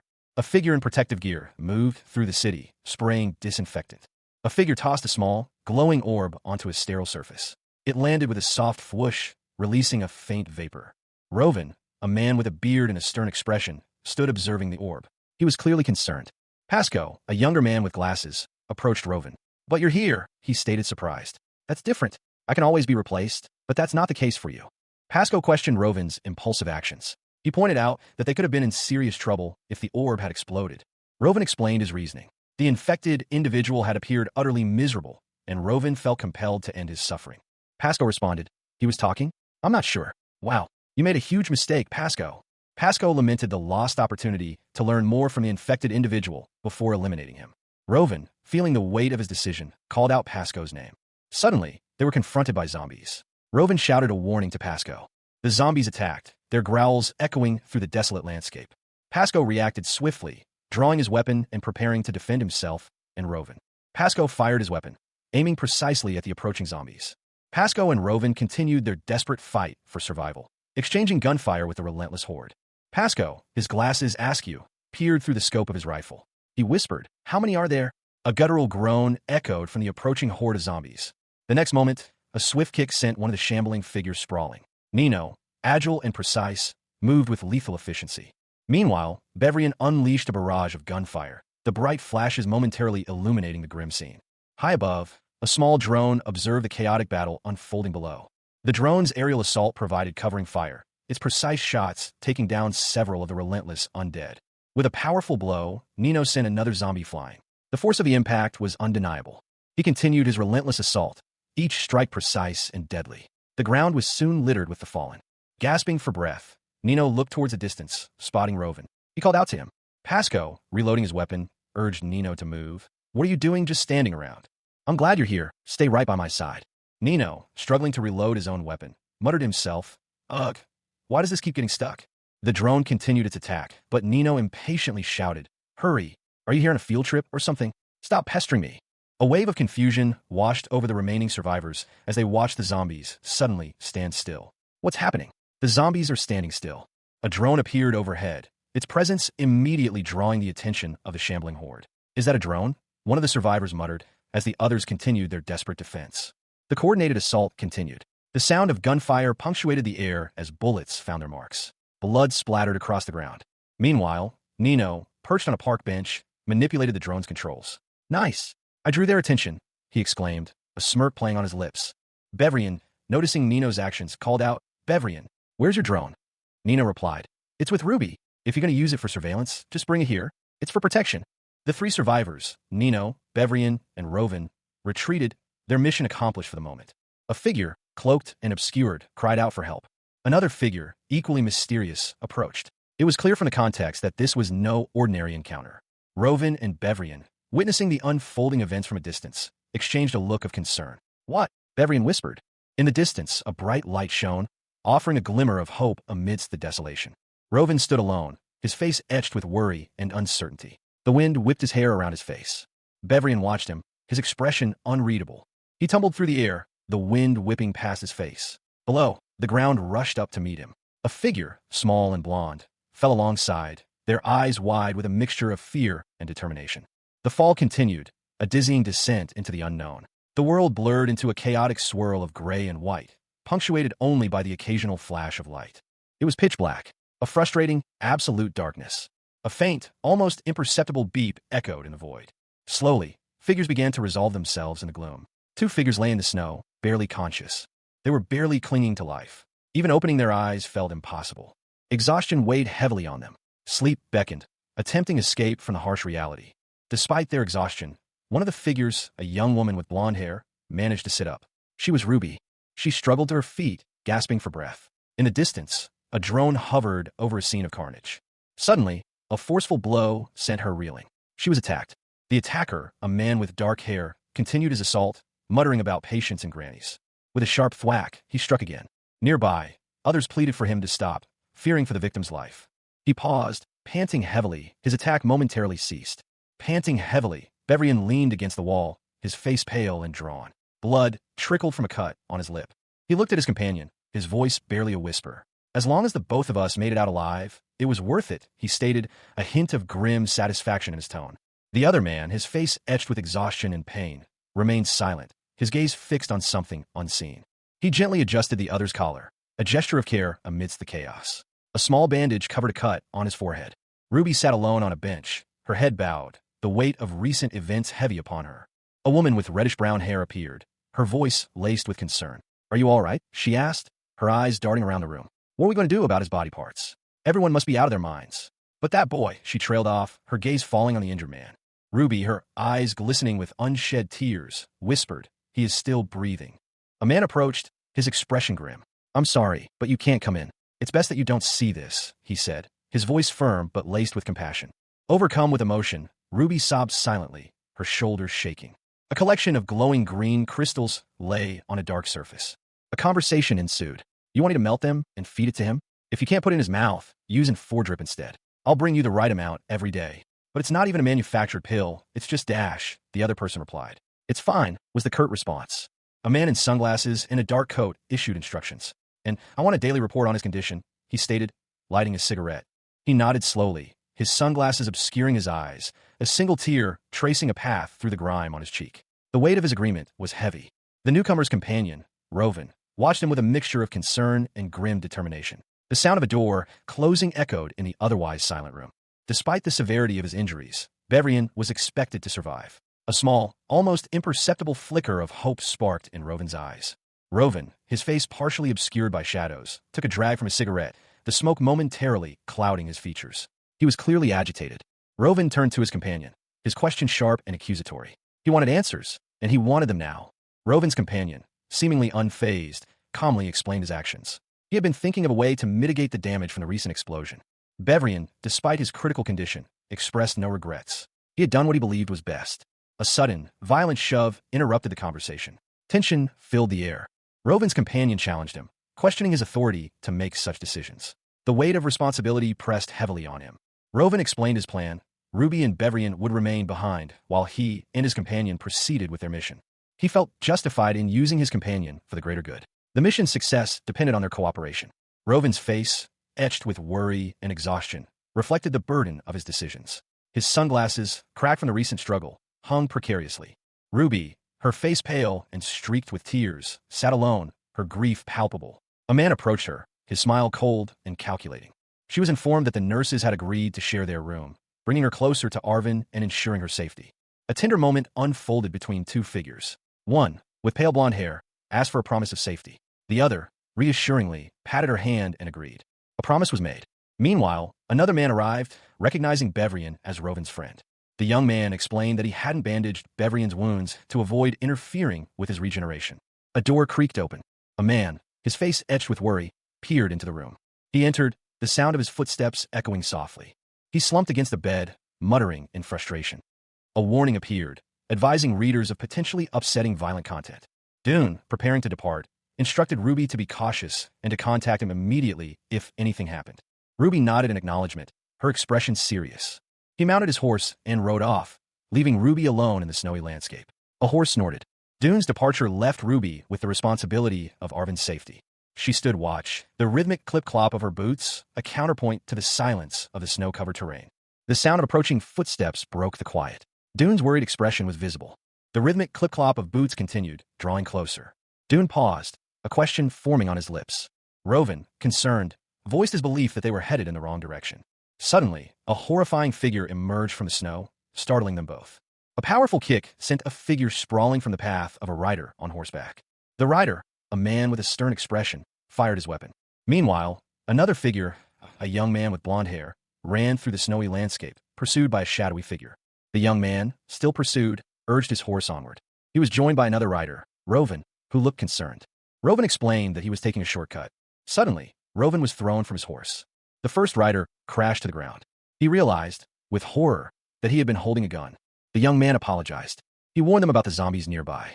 The first rider was embarrassed by his actions. A photograph, showing a field of pale flowers, was held up for inspection. A young woman with striking blonde hair and light eyes examined it with a pensive expression. Turning to a man with a neatly trimmed beard, she asked if he would train her. He agreed, outlining the training regimen: shooting, weaponless combat, and horsemanship. The training began immediately, starting with a series of laps around a building. The young woman, despite being on her first day, was determined to complete 7 laps instead of the 5 initially suggested. She reflected on the man's personality, noting his unchanging nature. She questioned how he became friends with Rovin, given his personality. The man apologized for making the conversation awkward, then pointed out the young man's condition. He explained that Rovin had no friends, and their relationship was purely for survival. The woman was reminded that Rovin would never harm her or her father, but his friends posed a danger to him. The man, annoyed by the woman's continued presence, questioned her persistence in getting in his way. He noted her exhaustion. The young man, wobbly from the aftereffects of an explosion, agreed that they should rest, but only for a short time, to avoid a more dangerous location. They decided to rest for an hour. Crackling fire provided warmth in the snowy landscape. Dune stirred, the warmth of the fire doing little to chase away the lingering chill. He mumbled something about a fire being rather obvious, a comment clearly directed at Bevrian, who was already asleep. He watched as Bevrian slept, then turned his attention to the small, almost imperceptible vial in his hand. He was boosting Bevrian's immune system, a necessary precaution given the recent explosion. The injection stung, but Bevrian barely reacted. He was remarkably resilient, Dune noted, carrying everything with him, even after being caught in the blast. Dune sighed, shaking his head. "You're such a softie," he thought, "and you're an idiot, Bevrian." He looked at Ruby, who was still asleep. "You're a wacko," he muttered, a small smile playing on his lips. Panting heavily, Ruby pushed herself forward, her breath clouding in the frigid air. She collapsed, a wave of relief washing over her as she finally finished a run. Yes, finally. Exhausted but triumphant, she had completed 7 laps. The exertion left her breathless. She cried out, "I'm so tired. Father." Dune, her father, was already awake. "Yup, we got here pretty quickly because we were on the move all night long. But I'm tired now," Ruby replied. "Oh no, go to sleep, Dad. We can talk later." Dune's communicator buzzed, signaling an incoming call. He answered, only to be quickly hung up on. "Wow, she hung up on me already." He sighed. "Oh, nurse." A nurse entered, ready to assist. "Can you inject Rovin with some supplements?" Dune asked. "Sure," she replied. He added, also, please be gentle with the needle. He tends to bruise easily. The nurse offered doing an injection as well, but he declined. No, I'm fine. Thank you. Meanwhile, another nurse spoke to Laura. Oh, Laura, I'm glad I ran into you. Who's the man that came here with Roven? Laura responded. Didn't Roven call him his friend? But Roven calls just about anyone his friend. The nurse, captivated by Roven's charm, admitted to herself, I had to stop myself from asking for his hand in marriage. He's such good care of Roven before. Even talks like a gentleman. She decided to take a closer look at his face. Oh my goodness. I better take a peek at his face. He's very handsome. Is that right? Roven stirred, a groan escaping his lips as he awoke in his hospital bed, feeling distinctly groggy. He frowned, noticing a 4-line in his arm. What's this for doing in my arm again? He wondered, his brow furrowing. There was still a significant amount of fluid left in the bag. He felt confused and overwhelmed. Why is everybody telling me that I made a mistake? I just did what I had to do. I had to save you, he thought, his voice barely a whisper. His thoughts turned to the accusations of banishment. What should I do now? Where do I go? He wondered, despair creeping into his heart. He cried out for help, his voice strained and weak, calling out for Bevrian. His face was pale and drawn, reflecting the toll of his recent ordeal. Meanwhile, Ruby sat slumped in a chair, asleep. Geez, she's dozing off out here again. What a bother, someone nearby muttered. A man approached, observing her. How does he look? Is he really regenerating like Roven said he would? He wondered aloud, a hint of disbelief in his tone. Another individual, witnessing the scene, exclaimed, wow, how can this be? He was right. Flesh is really starting to form. The rapid healing was astonishing. At this rate, he'll be fully recovered in under a month, the observer noted, impressed. A woman approached Ruby, politely interrupting her slumber. Knock knock. Excuse me, young lady, she said softly. It was late, and a chill hung in the air. Roven, shivering slightly, urged Ruby to go to her room and rest. She confessed that she hadn't eaten dinner yet. He promised to remain outside her door. Exhausted, she slumped against the wall. He would let her in after 2 more weeks. He cautioned her not to overexert herself. She readily agreed, relieved. Nino, meticulously checking his appearance, estimated their return trip would take 2 weeks, a significant reduction from the 2 months he'd initially anticipated when they were a group of 4. He questioned whether they should continue taking shortcuts outside the business district. Nino nonchalantly listed the supplies he planned to request from Taylor. Roven appeared, a small bottle falling to the floor with a soft plop. He preferred his usual medication. Nino clarified that he was requesting supplies for Ruby, not drugs for himself. He considered it a win-win situation. A frantic message crackled over the comms. What? You left Ruby behind? He sighed, his expression grim. Well, if you think so, Bevrian, you know best. So I'm going to be asking for supplies for Roven instead of Ruby for the time being. He knew what Taylor was thinking, but they truly needed Roven's help. This situation was connected to Simon. He would do his best to keep Roven under control, though it wouldn't be easy, and it put him in danger as well. Mental illnesses are difficult to manage. He knew his friend hated hearing this, but it was crucial to remember why Lisa had failed to prevent Roven's banishment. Simon had labeled Roven a sociopath. A warning appeared, advising readers of potentially upsetting content. The title card for this episode was displayed. Ruby stood before a figure bound and gagged with a blanket. She exhaled, preparing herself. With a swift, precise movement, she slid her foot, delivering a powerful kick. The impact was shown in a motion blur, highlighting the force of her strike. Ruby smiled, momentarily pleased with her success. She winced, realizing the extent of the pain she had inflicted. Again, she struck the figure 3 times in rapid succession. 2 men observed Ruby's actions from a distance. One commented on her diligence, questioning if the bound figure was a blanket. The other responded that it had only been 5 days. They noted that children are difficult to manage, and one of them accidentally alerted Ruby to their presence. Ruby, startled, looked up and smiled. One of the men chuckled, referring to her as an angel. He sighed, indicating he had to leave. A man with a weary expression was shown. Ruby presented a tray with a cup of coffee and some sweets. She accepted the coffee and cookies, a subtle bribe offered by a man whose intentions remained unclear. He observed her as she ate, commenting on her boldness. Their brief exchange ended with a farewell and a parting wish for her to enjoy the treats. Moments later, she contacted her father via radio. She tried to reach him, but the connection was poor. Suddenly, gunfire erupted nearby. 2 figures, Bevrian and another, engaged in a firefight against several attackers. Bevrian was reprimanded for his slow reaction time. The intense exchange continued, with the attackers showing no signs of stopping. One of the combatants noted that the drone, while distracting, was attracting more enemies. Meanwhile, Ruby, having heard the gunshots, wondered what was happening. She hoped she hadn't disturbed her father. Ruby anxiously examined a photograph, her expression a mixture of worry and longing. The image depicted a cluster of delicate, bluish-white flowers.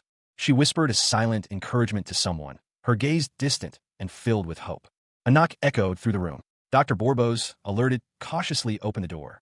Inside, a tense conversation unfolded. The man warned that something could disappear at any moment. His hair, they noted, sparkled like it was sprinkled with diamond dust. The doctors discussed the patient's extraordinary regenerative abilities, noting the strain on his body. One doctor questioned the patient's very nature, observing his clear deviation from human biology. Another doctor recalled Rovin's claim that the patient was, in fact, deceased. He was unlike any zombie they had encountered before. Discreetly, one doctor suggested they continue their discussion outside the patient's presence. The two doctors left the room, leaving the patient alone. A faint swishing sound preceded the impact. Bevrian, his body already weakened, lay on the ground. He cursed, his voice strained. Rovin, his companion, was nearby, but the situation was dire. It was a bomb. The realization hit Bevrian with the force of the impending explosion. Rovin and another figure stood at a distance, their faces grim. The explosion was imminent. Bevrian's eyes snapped open. He cried out for Ruby, his voice filled with urgency. His hand twitched involuntarily. He knew he needed to save them, but his body was failing him. He struggled to his feet, his movements jerky and weak. The weight of the situation bore down on him.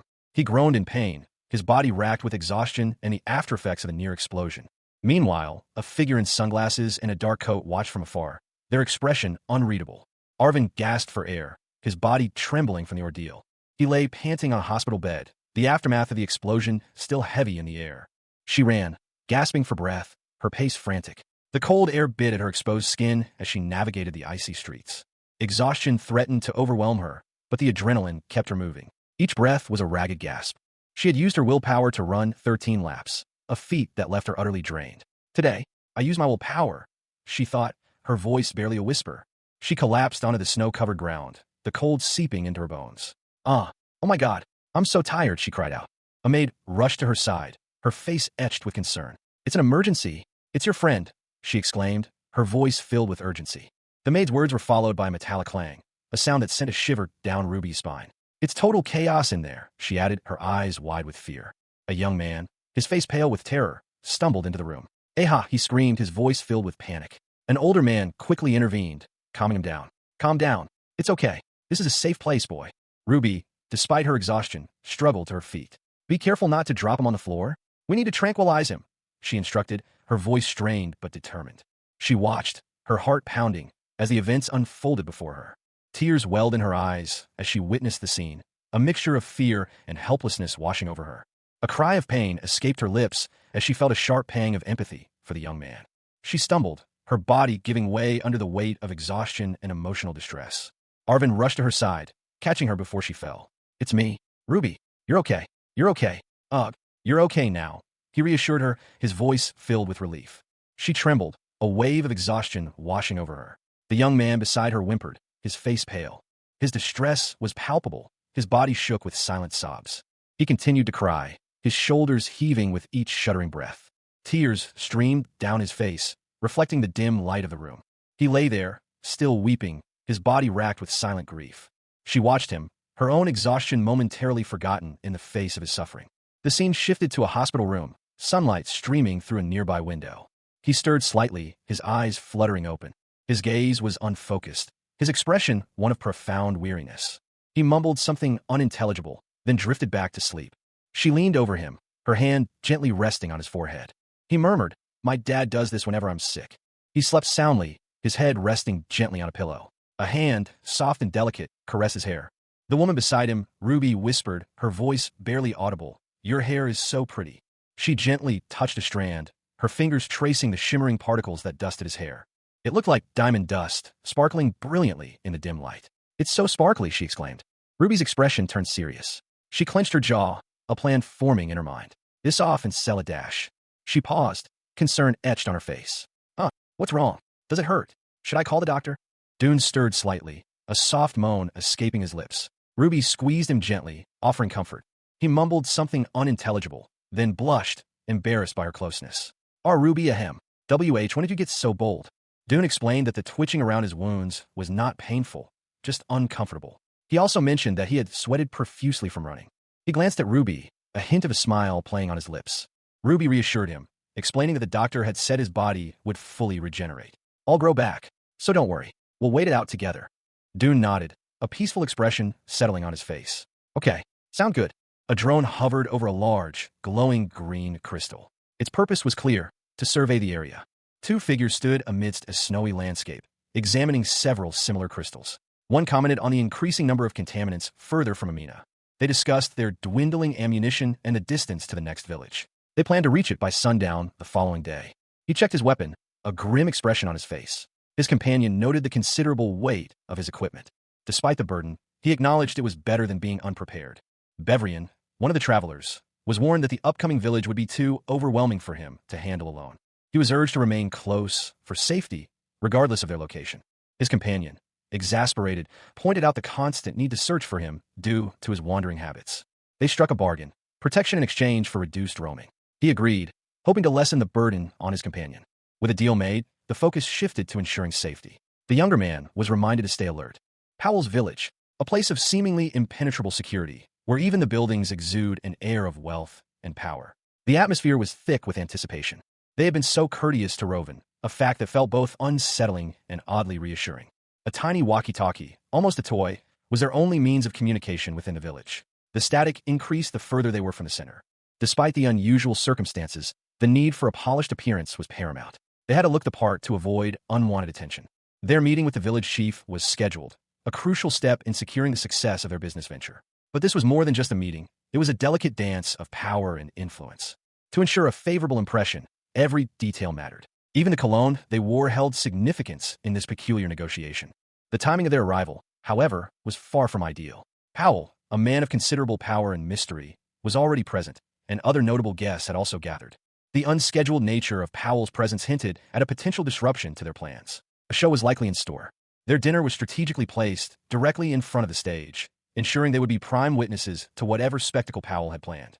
Powell's influence extended to even the menu, a detail that spoke volumes about his control over the village. Maintaining composure was crucial. Any hint of displeasure would be noticed, and potentially disastrous. The anticipation hung heavy in the air as the curtains rose, revealing the stage and the expectant audience. A zombie head? The question hung in the air, a chilling and unexpected twist. The evening's host, Bevrian, addressed the assembled guests, praising three young men for their daring attempt to infiltrate Powell's village. He emphasized the sophistication of the village's defenses. Bevrian then revealed the true nature of the gathering. Those who successfully consumed a meal would be freed, while those who refused would face dire consequences. One of the young men, defiant, refused the meal, prompting a swift and lethal response.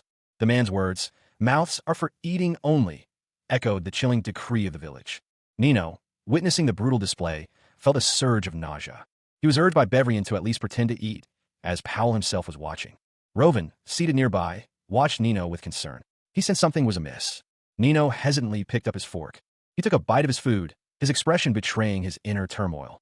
Rovan, noticing Nino's distress, questioned Bevrian's actions. A voice commanded Nino to eat. Bevrian, a sinister smile playing on his lips, watched Nino intently. He sat alone, head in his hands, the remnants of a meal abandoned on the table before him. His eyes, though downcast, revealed a deep weariness, the faintest trace of tears clinging to his lashes. Outside, the moon hung heavy in the inky sky, casting long shadows across the street where three figures stood in hushed conversation.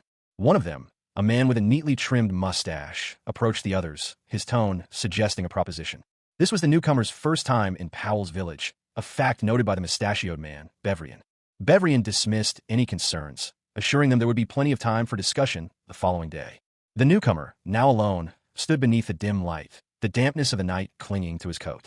Another man, wearing sunglasses, appeared, commenting on the newcomer's ability to suppress his discomfort. The newcomer, struggling to contain his nausea, coughed violently. He found the situation abhorrent, a form of twisted entertainment, while the other man remained unervingly calm. The man in sunglasses explained his hardened state, the result of resorting to extreme measures for survival after being banished. He stated that as long as there was no risk of infection, he could consume the food himself. He sighed, the weight of unspoken words heavy in the air. Despite his sunglasses, his eyes conveyed a weariness that belied his carefully constructed composure. He confessed his affection, but his reluctance to cause further pain was evident. Bevrian, in response, suggested they seek rest. The implication was clear: the emotional turmoil needed to be addressed later, in a more private setting. Lisa, her eyes wide with a haunted look, sat alone, the words "Happy Birthday" Lisa stark against the dark background. A knock echoed. Rovan, his face partially obscured by shadow, stood outside her door, a glass of wine in his hand. He explained that he'd come straight from surveillance, unconcerned about being seen, as everyone already knew about them. Lisa, however, was worried about the risks. Rovan asked to come in, shivering from the cold. He entered, and after a brief, tense moment, Lisa kissed him, playfully chiding him for his dramatic entrance. Later that night, Taylor brought Rovan coffee, concerned about his health. Rovan appreciated the gesture, highlighting Taylor's unique care. Rovan expressed his admiration for Taylor's dedication to others, prompting Taylor to question the toll it took on him. Rovan admitted he simply liked them. Taylor confessed his desire to be loved by them every day. Rovan arrived at what appeared to be Taylor's workplace.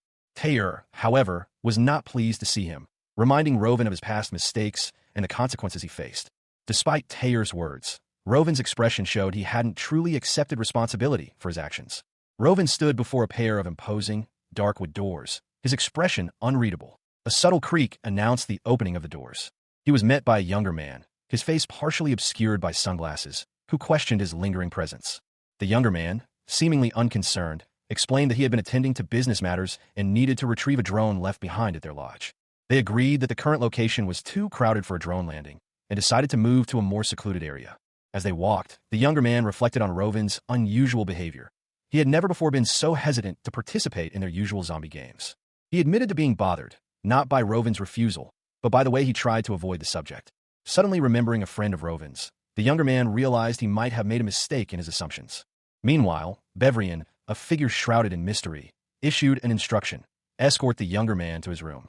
The younger man, relieved to finally be able to replenish his supplies, offered the other man some medicine. He accepted the medicine, grateful to avoid potential infection. The younger man, though outwardly calm, admitted to feeling trapped by their circumstances, bound to the whims of a powerful figure. They agreed that with their supplies replenished, there was no reason to delay their departure further. They planned to leave first thing in the morning. The two men, having not seen each other in a while, acknowledged that they had much business to discuss. Rovan sighed, explaining that he only brought his companion to the party for introductions and wouldn't require their further attendance. He added that he would try to keep his involvement in such events to under 2 days. His companion, clearly distressed, responded that it was the very nature of these events that had led them down this path. The young man excused himself, needing some air before dinner. He stood alone, reflecting on the events that had shaped his life, blaming those around him for his current predicament. He began to walk away. He sat alone at a table in a grand room, his posture suggesting weariness and contemplation. He slumped back in his chair, exhaustion evident. He waited, noting the passage of time. A door creaked open nearby. He looked up, wondering where the other person had gone. A soft tap was heard. He was invited into a room, where he was told to make himself at home. He sat alone in the opulent room, the name Bevrian echoing in his mind. A weight of unspoken words hung heavy in the air. A man, seemingly in his late 30s, sat across from another, younger man. He expressed surprise at Rovan's decision to travel with a companion. The younger man, acknowledging the other's comment, politely declined another drink. Rovan, the older man, seemed pensive, a slight frown etching itself onto his face. He hummed thoughtfully. The younger man dismissed the previous conversation, waving it away with a dismissive gesture. He explained that his excitement over playing with Rovan had led him to forget to invite his guest, offering an apology. He clarified that Rovan wasn't being coerced, merely put in a difficult situation. The younger man tapped his glass, signaling the start of a small show as a token of his apology. Rovan watched intently, a hint of amusement in his eyes. Meanwhile, another man, seemingly younger, entered the room, his expression serious. Rovan continued to observe the younger man, his gaze unwavering. The newcomer used a radio, urgently calling out for Bevrian. Bevrian. A dark crimson liquid dripped onto the polished floor, forming a widening pool. Bevrian, his face etched with concern, was urged to keep his gaze fixed. He had meticulously prepared the scene, taking special care in its arrangement. He anxiously awaited his guest's reaction, breathlessly asking for their opinion. More blood trickled down, adding to the macabre display. Rovan arrived, just in the nick of time, his presence a stark contrast to the gruesome scene. He shoved the man aside, his actions fueled by a mix of urgency and disgust. The newcomer, his sunglasses obscuring his eyes, directed them to separate rooms. A door slammed shut, punctuating the tension. He offered to take over, suggesting they continue where they left off. Powell was warned against involving innocent people. Alone, he sat lost in thought. The newcomer, his sunglasses slightly askew, stared at the bloodstains on his jacket. He had been so focused on the task at hand, he hadn't even noticed. Rovan, his face etched with exhaustion, leaned against the wall. He had been through a great deal. He muttered something about needing a shower, the lingering scent of blood, and something else, something acrid, clinging to him. Rovan's words cut through the air, silencing the room. "That's enough," he stated, his voice low and firm. The man in sunglasses, his expression unchanged, issued a curt command. "Stop, sit down." Dune sat rigidly in his chair, his posture tense. He was clearly uncomfortable. As the tension eased slightly, Dune made a quiet promise. When this is all over, come back to Amina with me. He paused, a flicker of something unreadable in his eyes. Don't, he began, but the sentence remained unfinished. Bevrian, seated regally, received a gentle rebuke from Dune. Be silly, Bevrian, Dune said softly. A door creaked open, breaking the silence. Rovin's name was called out. A sudden, violent clash erupted. A loud POW echoed through the room. The man in sunglasses calmly observed the aftermath, noting the blood on Rovin. I got blood on you, he stated. You should wipe that off. Dune, defeated and alone, slumped to the floor, his head in his hands. Ruby, her face pale but determined, appeared at the doorway, her eyes fixed on the scene before her. She burst through the door, her voice ringing out, Arvin, I'm here. He looked up, a faint smile playing on his lips. His eyes, though, held a hint of apprehension. He offered her a bracelet. A bracelet? It's my spare. Keep it on your right wrist. She examined it carefully. But it's just a spare, so it won't be as good as your last one. There will be times when it doesn't move the way you want it to, but we don't have a choice right now. Her eyes widened slightly. What is it? He explained, just put this bracelet chip into your drone slot instead of your old one. Then you can use it as your own. She looked at him, a blush rising on her cheeks. Oh, really? Yeah. He mumbled, I probably look like a mess from running over. He examined the new sunglasses, a subtle smile playing on his lips. It looks brand new. Thanks, he murmured, his breath misting in the frigid air. The artisan, a man of refined tastes, explained, I couldn't stand looking at your shattered sunglasses. I can create similar designs, no problem. So stop by any time.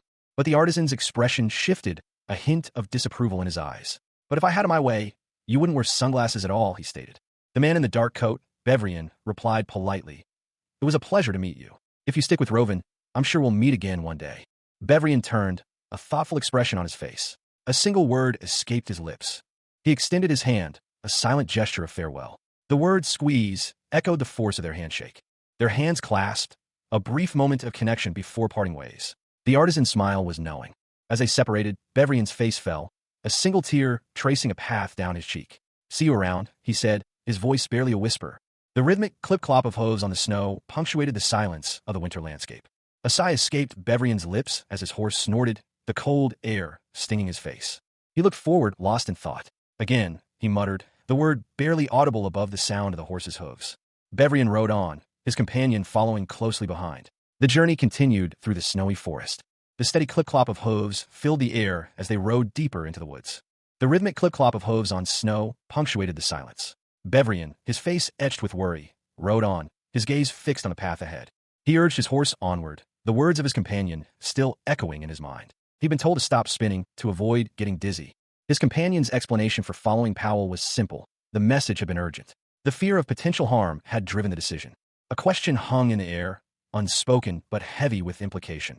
Had this risky pursuit been undertaken for him? Bevrian's own feelings were clear. He had been consumed by worry for his companion's safety. A slight snort from the horse broke the tension. The two riders continued their journey. They turned their mounts, the decision made. It was time to move on. Elsewhere, a scene of distress unfolded.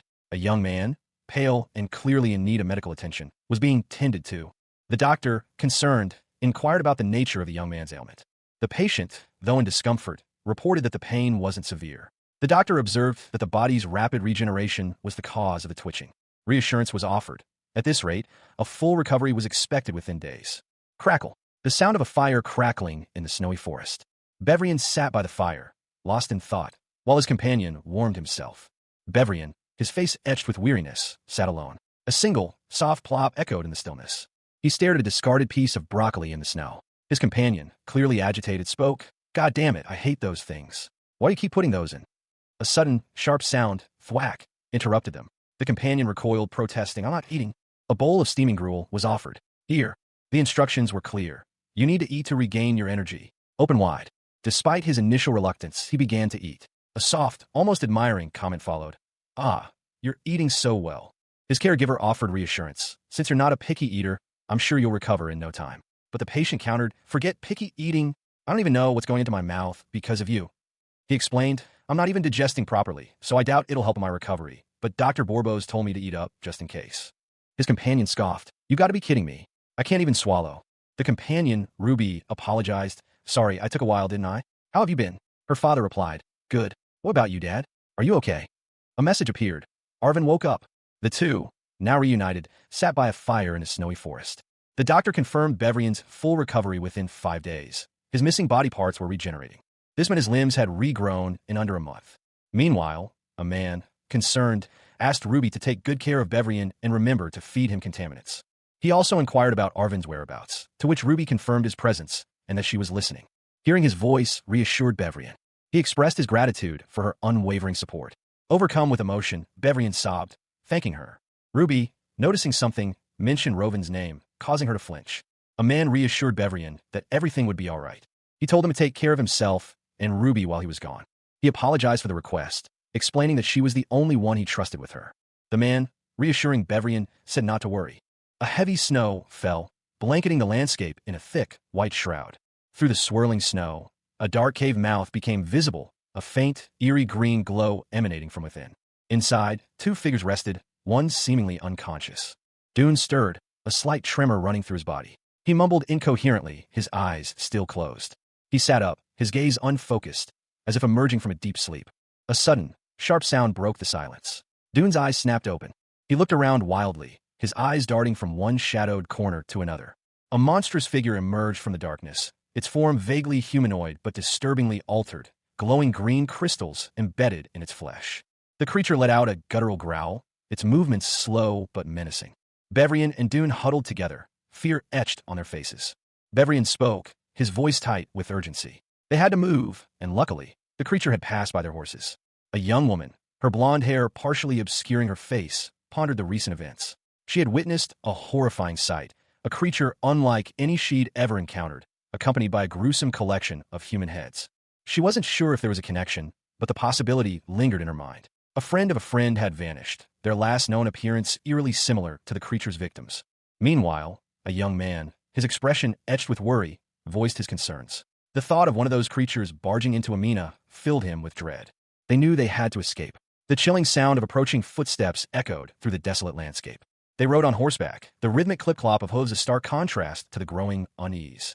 The young man questioned the creature's intelligence, stunned by its cunning strategy of using human heads as bait. They pressed onward, aware that the lingering scent of their recent encounter would soon attract a swarm of zombies. In a different location, a young man with white hair carefully adjusted his clothing, his movements slow and deliberate. He assessed his injuries, concluding that he might be able to use crutches. Meanwhile, the blonde woman, breathless from exertion, pushed herself to her limits. She had completed 15 laps, a feat that impressed the young man with white hair, who compared her speed to that of a rabbit. Nino, still recovering from his injuries, leaned heavily on borrowed crutches. He looked up as Ruby approached, her expression a mixture of concern and exasperation. Ruby, noting his progress, commented on his surprisingly quick recovery. He shrugged, a hint of self-deprecation in his demeanor.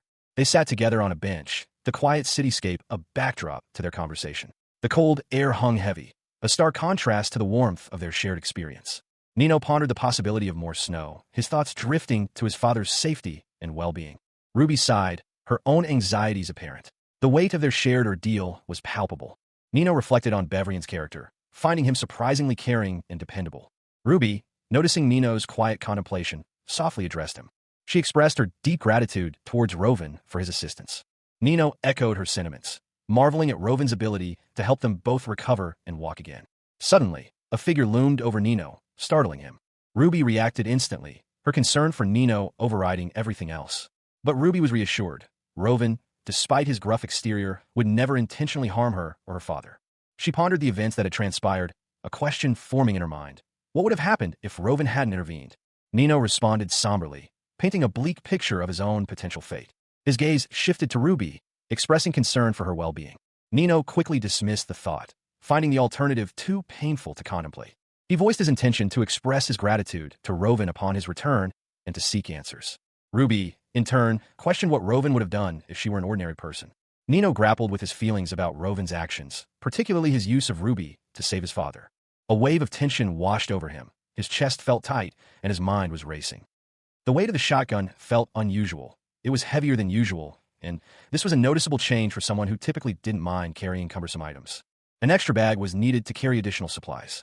Dune, a young man with reddish-brown hair, smiled, holding a rifle.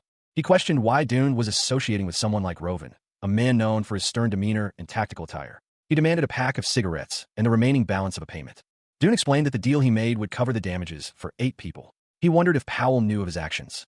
He was concerned about the potential consequences if he and another person ran into each other. The question of Ouya was lingered in the air. A young man, possibly Dune, was addressed. He was called a pitiful and foolish woman who turned Rovan into a star. The newcomer, wearing sunglasses, silenced the young man, telling him to stop talking and get lost. Bevrian examined a yellow, crystalline substance. He was concerned about the nature of the contaminant. They acknowledged the challenges of finding safe places to stay, anticipating encounters with unexpected individuals. Bevrian was warned against using the weapon on a person. He retorted with frustration, stating that a pistol would suffice for the task. The newcomer, seemingly unbothered, reiterated that Amina did not care about his actions. He resolved to finish the job before having the opportunity to use the weapon. The newcomer walked through the snow, the rhythmic clip-clop of their boots echoing in the stillness. A sigh escaped their lips as they paused, the cold biting at their exposed skin. Inside, Arvin lay in a hospital bed, Ruby tending to him with a worried expression. Arvin winced, a sharp crack echoing as he shifted slightly. Ruby asked if he was all right, her voice laced with concern. Arvin reassured her, but then gestured to his arm, a look of wonder on his face. He noted that his arm felt completely normal, as if it had never been injured. Ruby smiled, relieved, and told him to rest. Their hands met, a silent understanding passing between them. Arvin expressed his joy at finally being able to hold her hands properly. He wished his legs would heal faster, so he could join her in running practice. Ruby nodded, a gentle smile playing on her lips. Bevrian observed the newcomer, noticing their cold sweat and suggesting they take medicine. Rovan, his face etched with weariness, held a small package. He understood the difficulty his daughter faced. He offered a blanket, suggesting she take it to stay warm. Rovan's expression was one of deep concern. He hadn't changed, despite everything. The newcomer, his face partially obscured by sunglasses, pondered whether Lisa and Taylor remained unchanged. Weakness, he mused, often reveals suppressed feelings. Rovan conceded that he should also learn to adapt to change. He mumbled that his change was only external, for now. Bevrian, however, wished things to remain the same. This might be his only chance, he thought, as he approached Rovan. Rovan, however, was adamant. He wouldn't return. He had changed too much. Nino, meanwhile, was getting dressed. He had found new clothes, carefully selected to match the style of those he had previously worn. He was grateful for Tuka's help. Ruby looked on concerned. She smiled, a genuine expression that hadn't graced her features in days. I guess you can finally wear this again. Nino, ever observant, simply replied, Yep. He carefully helped her into the coat, his touch gentle but purposeful. The warmth of the garment was a stark contrast to the chill that had settled in her bones. He looked at her, a hint of something unreadable in his eyes. It really suits you, she exclaimed, though a shadow of concern lingered. Nino squeezed the fabric of his new coat, a small smile playing on his lips. It's warm, he murmured, a sense of relief washing over him. He lay in a hospital bed, his eyes closed, lost in thought. A sudden, sharp pain jolted him awake. He winced, a low groan escaping his lips. What's going on? His recovered arm felt different, unfamiliar. The sensation was unsettling, frustrating. Since the explosion, he hadn't dared to use his strength, consumed by fear. Now, he needed to test its limits. He needed to ascertain that his arm had fully healed and that he could exert force without issue. With a grunt, he began to test his arm's strength. He gripped the railing of his bed, a grim determination etched on his face. A hand, pale and slender, gripped a cold, metallic pipe. The grip was tight, knuckles white. Confusion clouded the young man's features. He muttered, Huh? What? A faint, ethereal glow emanated from a crystalline orb in his hands. Cracks spiderwebbed across its surface as he strained. He panted, huff, huff. The sensation was familiar. It mirrored the feeling of his body regenerating. Lying in a sterile hospital bed, a wave of disorientation washed over him. He wondered, what the hell is happening to me? An older gentleman, Dr. Borbos, visited him. The doctor asked, How do you feel today? The doctor examined a small, damaged object. He noted, What happened to this? It's been crushed a little. Ruby, a young woman with blonde hair, burst into the room, exclaiming, Arvin. She greeted Dr. Borbos cheerfully. Good morning, Dr. Borbos. The doctor responded, Are you ready to leave? Ruby replied, Yep. Put on a coat too. As they prepared to leave, the doctor asked, How many laps are you going to run today? Ruby answered, I'm aiming for 15 laps. I'll count for you. Ruby smiled, her eyes sparkling. Dr. Borbos observed, Looks like all the unpleasantness is finally beginning to clear up. He felt a strange sensation, a tingling in his limbs. His body felt different. Arvin's companion, Ruby, noticed his discomfort. Do people frequent this place? She asked, her brow furrowed with concern. Arvin explained that he didn't normally see anyone there. What's wrong? You're starting to worry me, Ruby added, her voice laced with apprehension. Ignoring his unease, Arvin held out a metal rod. Watch closely, he instructed Ruby, his eyes fixed on the object. With a slight creak, Arvin's grip tightened around the rod. He squeezed the metal rod with surprising strength. The metal bent, emitting a clang. Ruby gasped in shock. Ruby was startled by Arvin's unexpected display of strength. "Why the heck are you so shocked, Arvin? You're the one who did it," she exclaimed. A sharp crack echoed as Arvin felt a familiar pain in his arm. Despite the pain, Ruby urged him to return inside. "Let's go back inside. I'll get Dr. Borbos," she insisted. Arvin winced, explaining that whenever he used his strength, it felt like his body was regenerating. Arvin's face was etched with worry and confusion as he realized the truth. His body was regenerating. Arvin's bones were breaking under the strain of his exertion, yet a strange sensation arose as his body rapidly repaired the damage. He and Ruby stood together, fear etched on both their faces. Arvin pleaded with Ruby to keep his newfound strength a secret, at least until he could control it. Ruby reassured him, emphasizing that there was no rush and that he could learn to manage his abilities alongside her. Arvin chuckled, a mixture of relief and nervous energy in his expression. He expressed his gratitude to Ruby for her support and understanding. Meanwhile, a figure wearing sunglasses observed a drone near a campfire in a snowy landscape. The figure seemed to recognize something near the fire, muttering Bevrian. The figure's face, still obscured by sunglasses, showed a hint of grim determination. The figure began to walk away, their boots crunching on the snow. The newcomer, his breath misting in the frigid air, continued his trek through the snow-covered landscape. He was searching for something, his gaze sharp and focused. In the distance, a figure emerged from the trees, their movements labored. A faint whisper escaped their lips. "Bevrian." The newcomer, startled, called out Bevrian. He hurried towards the sound, concern etched on his face. The newcomer caught up to Bevrian, who was struggling to breathe, his face pale. Rovan, noticing the newcomer's arrival, asked, "Are you okay?" Bevrian, his voice strained, replied, "What's wrong, Rovan?" A crackling static filled the airwaves. The signal was lost. He had warned them he would make contact before nightfall. They must be worried. The weather was worsening. A heavy snow fell in the fog. Bevrian, he didn't know about luck, but he knew they needed to prepare to run. Two wolves emerged from the swirling snow, growling menacingly. Bevrian urged them to flee. The wolves advanced, their growls echoing through the frigid air. They were large wolves, capable of great speed. They were closing in fast. He knew they wouldn't outrun them at this pace. A wolf lunged, its jaws snapping shut inches from the newcomer's face. The impact of the gunshot echoed through the blizzard.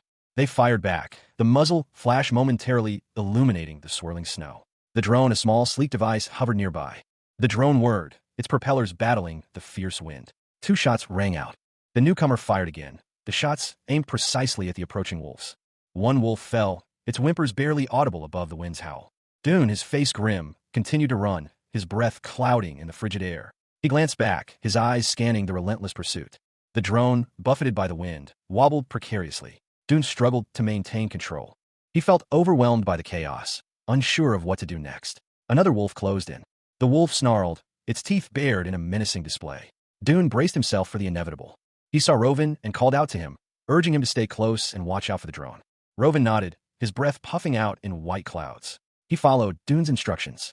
They pressed on, the rhythmic clip-clop of their boots on the snow a stark contrast to the howling wind. Then, a glimmer of hope, a cave. He breathed heavily, the silence following the wolf pack's retreat heavy in the air. A question hung in the air. Had some larger predator claimed them? Rovan, standing by, remained alert. He instructed Rovan to close his eyes as he prepared to deploy a flare. Bevrian, witnessing this, expressed his confusion and concern. A drone suddenly appeared, its presence marked by a crunching sound as it descended. The flare illuminated a gruesome sight, a large, wounded creature. The newcomers slowly backed away from the wounded beast, their movements cautious. Dune groaned, the strain of the situation evident. They caught sight of a large, glowing object. A monstrous roar echoed through the area, signaling a new threat. The newcomer, sunglasses still firmly in place, gave the order to leave. They decided to leave the two figures to deal with the situation. The biting wind whipped through the snow-laden trees, the rhythmic sound of Dune's breath punctuating the silence. He and Rovan continued their journey, their mounts struggling through the deepening snow. The memory of the infected bear lingered, a chilling reminder of their recent ordeal. Despite the harsh conditions, Rovan remained stoic, while Dune couldn't help but feel a sense of foreboding. A small, flickering candle flame offered a stark contrast to the bleak landscape. They arrived at their destination, a small, secluded building. Ruby, surprised by the unexpected cake, questioned its purpose. Moments later, they were inside, the warmth a welcome change from the frigid air outside. Arvin appeared, surprising Ruby with a birthday cake, his expression a mixture of nervousness and affection. A warning appeared, advising readers of potentially upsetting content depicting violence. The narrator recounts a terrifying experience, describing clear bite marks on their arm and a lack of time to react. A figure is seen hesitating, prompting an accusation of cowardice.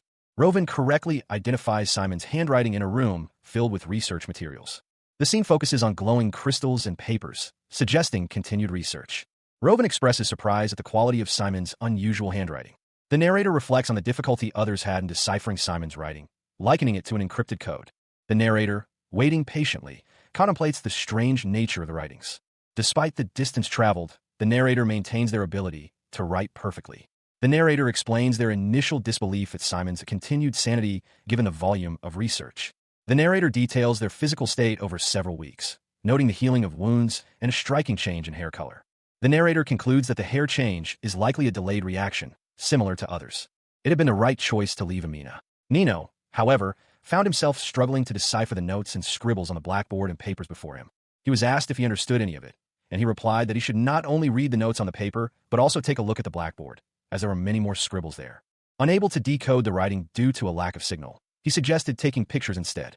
His companion agreed, stating that he would take the photos while Nino continued reading. The companion questioned whether the strange markings were a letter or a worm. On his 50th day, Nino still felt fine.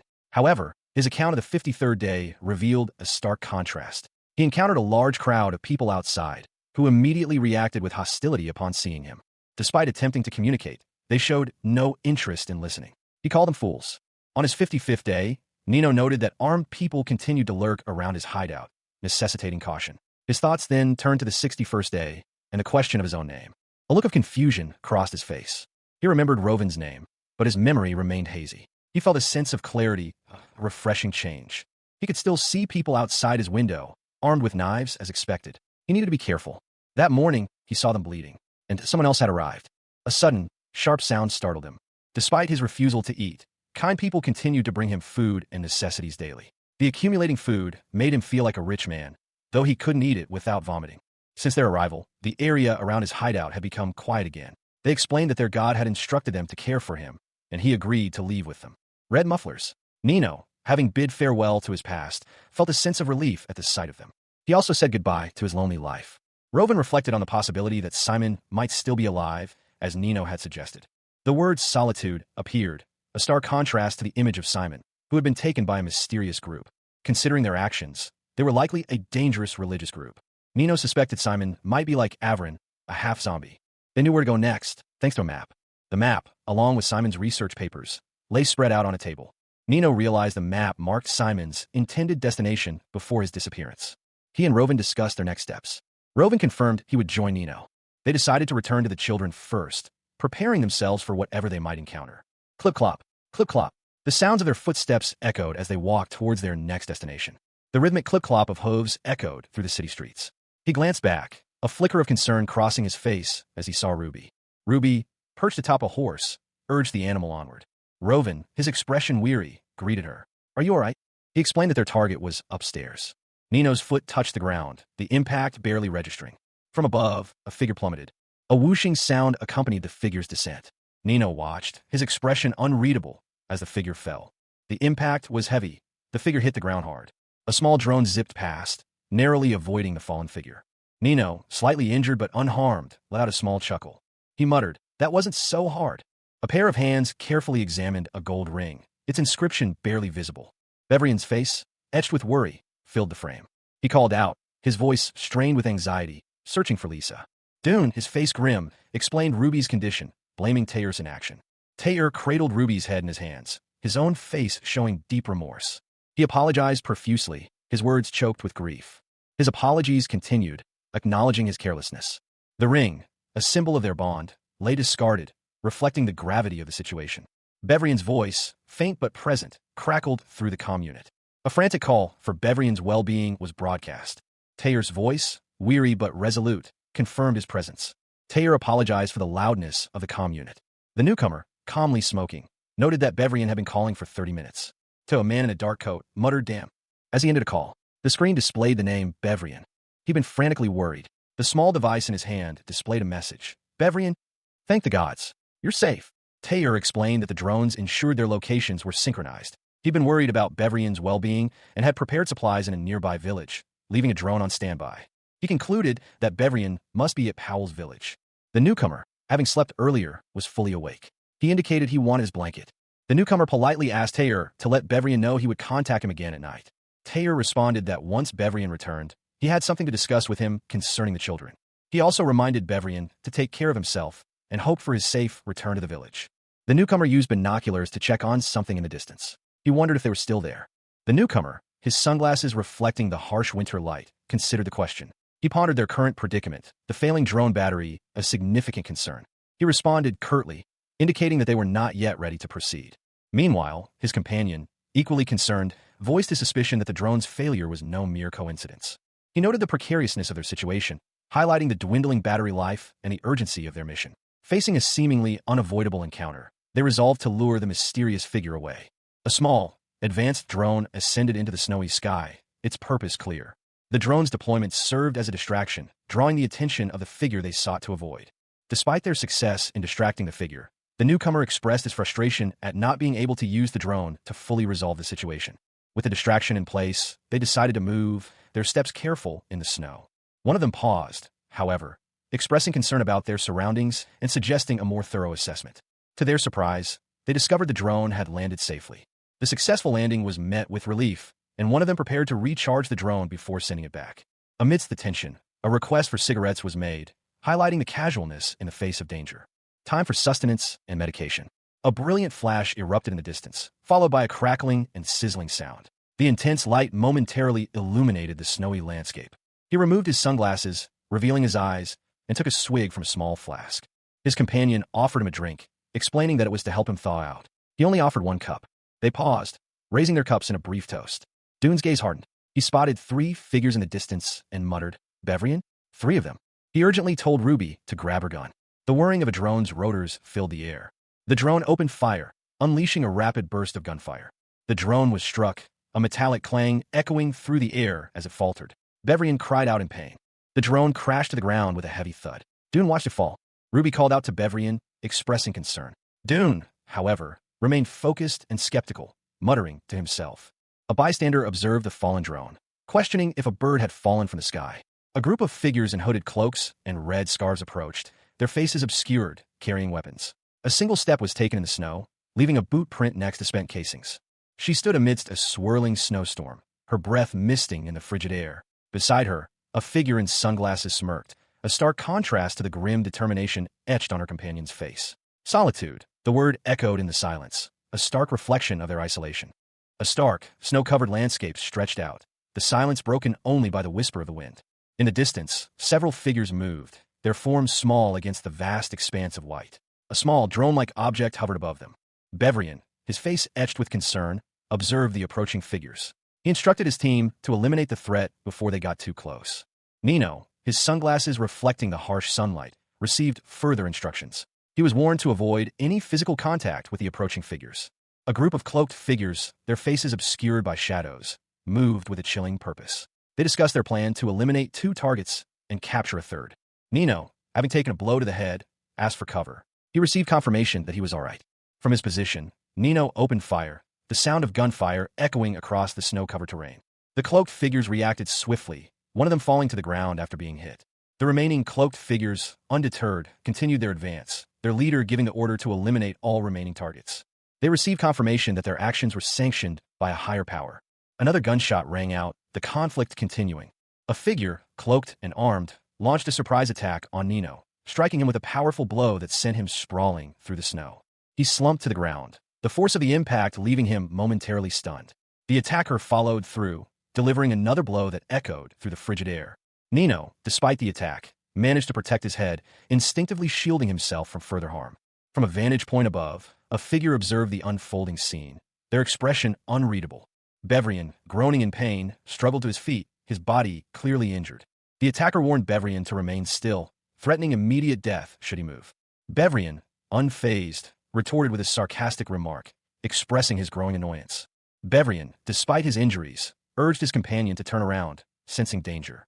A gunshot rang out, the sound sharp and sudden in the quiet landscape. Blood splattered across the snow, a grim testament to the violence.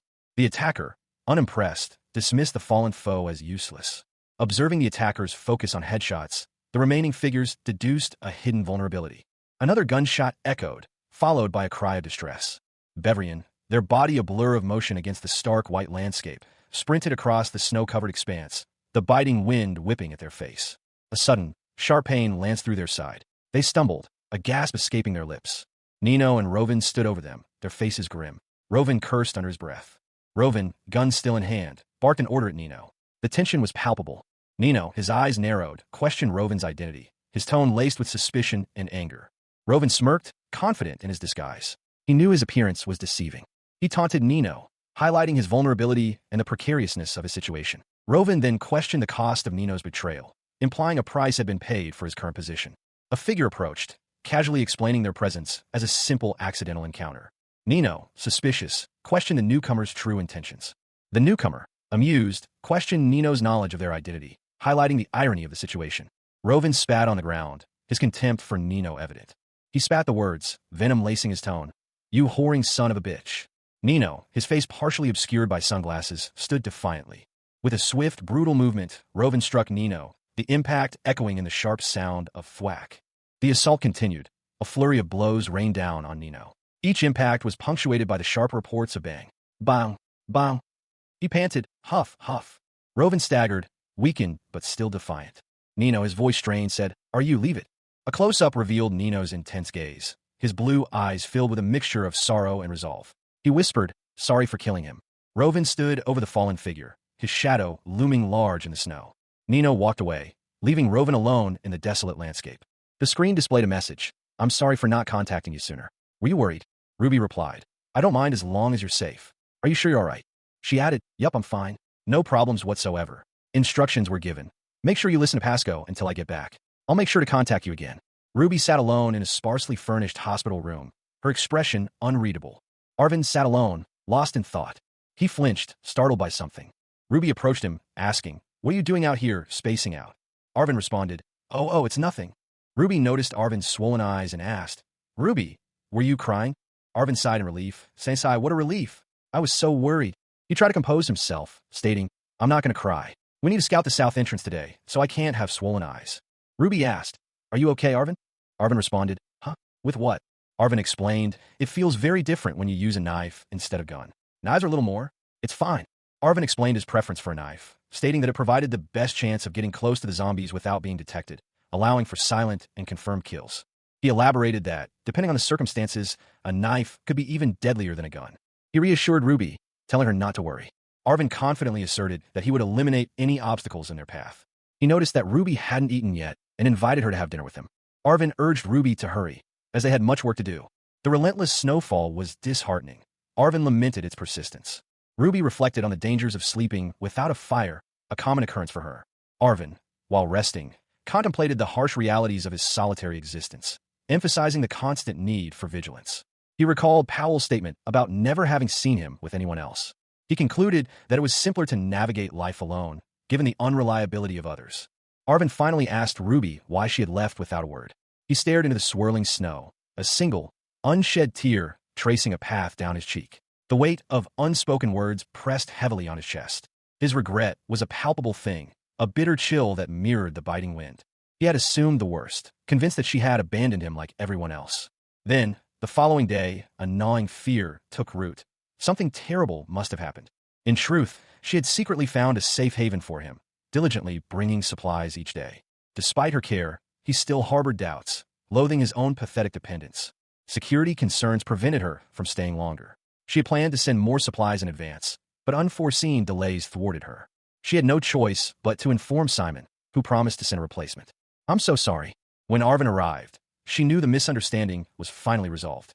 She had left a note, hoping he would find it. The discovery filled her with a quiet joy.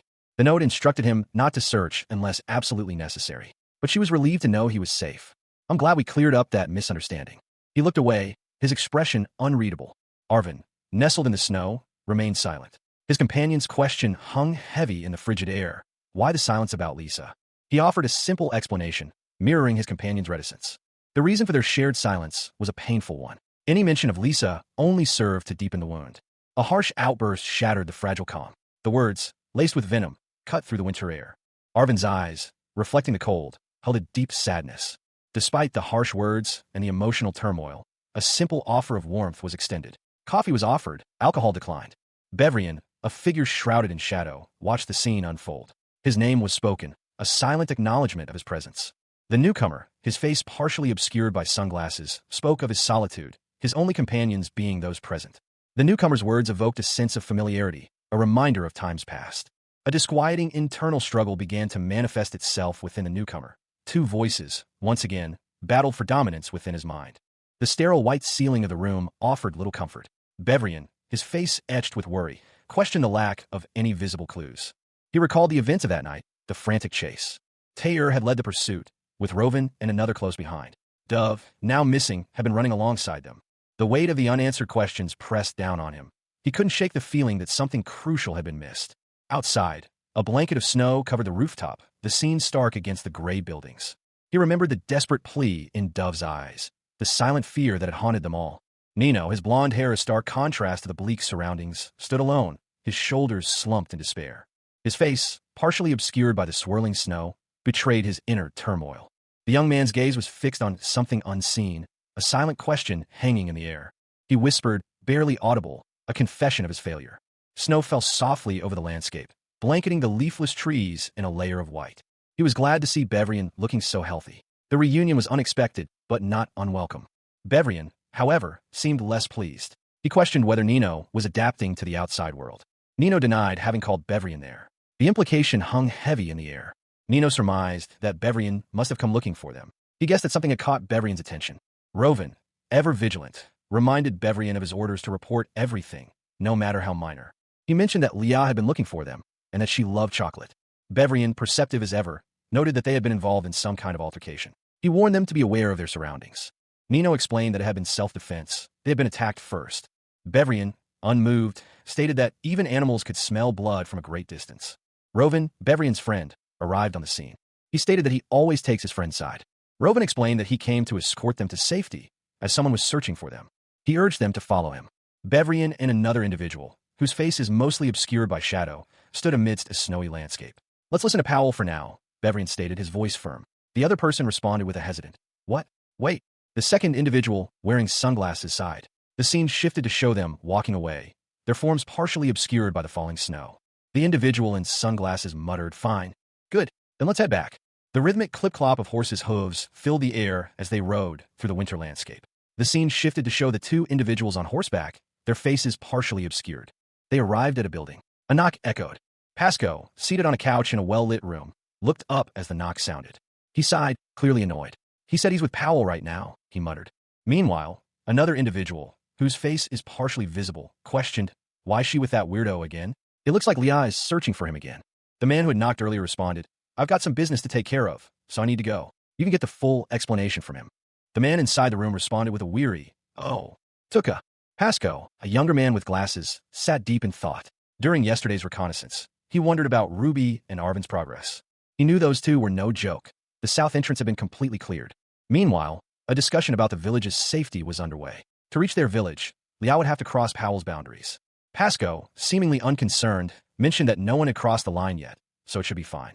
However, he acknowledged that there are always exceptions. He explained that they were working with Solitude, a group unaffected by Powell's boundaries. The urgency of the situation became clear. They needed to inform all the other villages quickly. Another individual, annoyed by the conversation, curtly told Pasco to take care of it himself and enjoy his meal. Pasco, having finished his conversation, bid farewell to the other man. He then joined another individual at a table, sitting down to a meal. The other man rose from the table. He discreetly disposed of his walkie-talkie, and it seemed Rovan had also left. Now alone with his companion, the man expressed his desire to finally have a conversation. He didn't feel he had the right to ask. The other man chuckled, questioning if such formalities were necessary between friends. Pasco insisted that he needed to know everything that had happened to Rovan outside of Amina, and he was going to tell him. The scene shifted to a grand dining room. The revelation hung heavy in the air. Leah had been Rovan's lover. 6 years prior, a desolate industrial landscape lay under a blanket of snow. Large water tanks dotted the horizon. A figure, cloaked and mysterious, approached the tanks, their footsteps echoing faintly in the stillness. The sound of clip-clop could be heard. Two men on horseback observed the scene from a distance. One reported that the water tanks appeared to be functioning correctly, suggesting only tanks 3 and 4 needed immediate attention. One of the men, bundled against the cold, commented on the pleasant warmth of the day, while the other cautioned about the potential for freezing temperatures overnight. They discussed the necessity of using all available resources to heat the water tanks. A sudden, unexpected sound startled them. One man wondered what could be happening so early in the morning. Atop one of the tanks, a lone figure waved, seemingly signaling something. The two men on horseback exchanged a look of concern. They seemed to be discussing the situation. One of the men chuckled, dismissing the earlier sighting as a joke. A third man, appearing to be in charge, ordered them to hold their fire and stand by. A young man, breathless and injured, appeared, having seemingly struggled. From the top of a water tower, a voice called out, demanding that the young man stop. The young man, defiant, remained on the tower, seemingly unfazed by the threat. Nino, the young man with white hair, stood defiantly before his towering opponent. He was clearly outmatched, yet his resolve remained unshaken. His opponent, a figure of imposing stature, scoffed at Nino's audacity. The older man's words dripped with disdain. The older man, impatient, made a sudden dash towards Nino. The impact sent Nino sprawling, a trickle of blood staining the snow.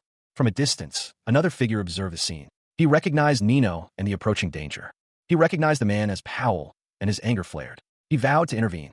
Meanwhile, a woman named Leah and her associates arrived, their presence adding another layer of complexity to the situation. Leah, her eyes blazing, demanded that Nino be handed over immediately. Powell watched, a grim smile playing on his lips. He seemed amused by the unfolding events. Nino, bruised and battered, struggled to his feet, his breathing ragged. Powell's gaze was unwavering, his expression a mixture of amusement and calculation. He challenged Leah, his words laced with defiance. A camera shutter clicked. Two figures, armed and watchful, stood amidst a falling snow. One held a rifle, the other shotgun. He was tense, his gaze fixed on the approaching figures. Leah's warning echoed in his mind. This was dangerous. The man with the reddish-brown hair spoke, his voice grim. This was Powell's territory. They needed to retreat. Nino's anger flared. He swore he would cut Powell's head off and kick it around like a ball. He laughed, a cruel, triumphant sound. Then, Nino lunged forward. The young man, wounded and breathless, found himself before a crackling fire. He asked for the attacker's name. Nino sat alone, his face etched with weariness and sorrow. The older man, a businessman, explained his need to protect his interests. He wouldn't let Nino leave until his debt was repaid. Nino declared his intention to leave. He could repay his debt immediately. He sat, his expression heavy with unspoken emotions. Snow fell softly on the desolate landscape as he stood, a lone figure amidst stacked crates. A weathered man approached, his face etched with lines of hardship. He observed the exchange, a flicker of interest in his eyes. The businessman, his face partially obscured by shadow, leveled an accusation. So you robbed Leah's base yesterday? He confirmed the rumors, a hint of pride in his voice. The businessman noted the scale of the operation, impressed by his audacity. The businessman mused on the young man's unusual appeal to women. He chuckled, reflecting on the irony of the situation. Such a powerful figure, brought down by lust. He complimented the young man, calling him a terrifying individual. The businessman offered a proposition, a partnership. He considered the offer, acknowledging his talent for business. The businessman offered his advice, a bonus from Senior. They shook hands, a new alliance forged in the snowy wasteland. The sheer volume of supplies Leah had amassed was staggering. However, Rovin's actions in secretly redistributing them amongst the populace had earned him widespread fame and favor. By cleverly distributing this massive quantity of resources, a task far beyond his own capabilities, Rovin had achieved a level of influence he could never have attained otherwise. This strategic move granted him the freedom to travel anywhere within the territory he had established. Bevrian's words painted a picture of Leah's unwavering support for Rovin, her actions shielding him from harm and guiding him through the perils of the zombie-infested world and the complexities of human interaction. Yet, Rovin remained devoid of remorse for his past actions against her. Rovin's thoughts, however, remained fixed on a singular objective, a goal that was yet to be achieved. He seemed to believe that further explanation was unnecessary. Despite the uncertainty of the weather, their departure was scheduled for the following day. A door creaked open, signaling the arrival of someone. He decided to call it a night. A rhythmic tapping sound echoed in the silence. Rovin sat alone, sipping his drink, seemingly lost in thought. A faucet ran, the water making a soft swooshing sound as it filled the basin. The water dripped from the man's hands as he stood by the sink, lost in thought. A small, black radio lay on the floor nearby, a silent witness to his contemplation. A voice crackled over a nearby radio. It was a call for Ruby. He responded to the call, his voice strained with emotion as he asked if she could hear him. In a luxurious bedroom, a man lay in bed, his thoughts drifting to a request for a song. He received congratulations, the words hanging heavy in the air.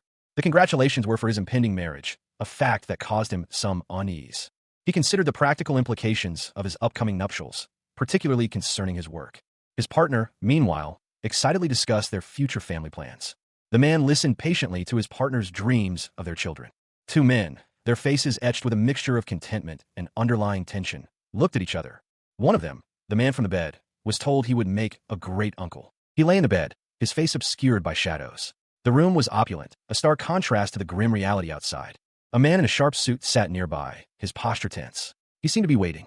The man on the bed stirred, his eyes still closed. He was clearly exhausted. A door clicked shut. The sound echoed in the quiet room. The man in sunglasses, now in a robe, reclined on a luxurious sofa. He appeared relaxed, almost unconcerned. He pondered their current situation. It felt surreal, a world away from the zombie-infested streets. His companion asked if he'd slept well. He replied that he was planning their route. He was shown a map and given instructions to wash up and offer suggestions. Despite showering, the lingering scent of cigarettes was noted. His companion had been feeling down lately and felt he'd been nagging. He reassured his companion that they could rest easy. He admitted to having been annoyed earlier. He didn't think Powell would invite him to the party. The man in sunglasses, his face partially obscured, calmly advised his companion, "Worry about yourself first." It was time for their medicine. He volunteered to retrieve it. His companion, a man with a scar across his face, watched him go. He pointed at a map, explaining that their horses would struggle with the steep mountain path ahead. They would need to return their horses before beginning the ascent, acquiring new ones at the top. This meant they would be on foot for a considerable time. He questioned whether the children would manage the trek. Arvin, however, would not be a problem. He was expected to outlast them both. Even if it took a while, he would take Ruby back to Amina before returning. Bevrian was not an option. She could also come along. One man questioned his earlier assertion that she would only hinder their progress. The other simply replied, "No." The three of them stood on a wall, looking out at the sky. He inhaled deeply, the smoke curling around his face, obscuring his eyes behind the dark lenses. A map lay discarded nearby, hinting at a journey yet to begin. The urgency in their voices was palpable. The need for her presence was immediate, a pressing matter that overshadowed the lingering smoke from the extinguished cigarettes. A voice urged Arvin to hurry. He looked on, conflicted, as Rovin and another man faced off in the snow. The other man, wearing sunglasses, was clearly armed. Rovin issued an ultimatum: cooperate or die.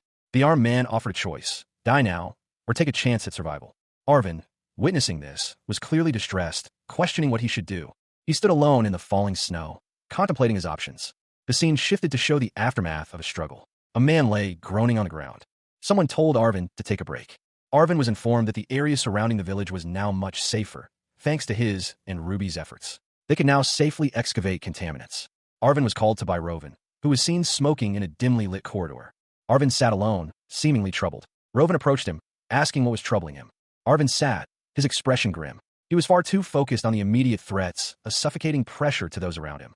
He should never get used to killing, even if his opponents were not human. He needed to be self-aware, perceptive, and give himself room to breathe. A voice advised him to take a break with Ruby until Rovin returned. Arvin was also banned from going out. He remained silent, his gaze downcast. Arvin simply replied, "Okay."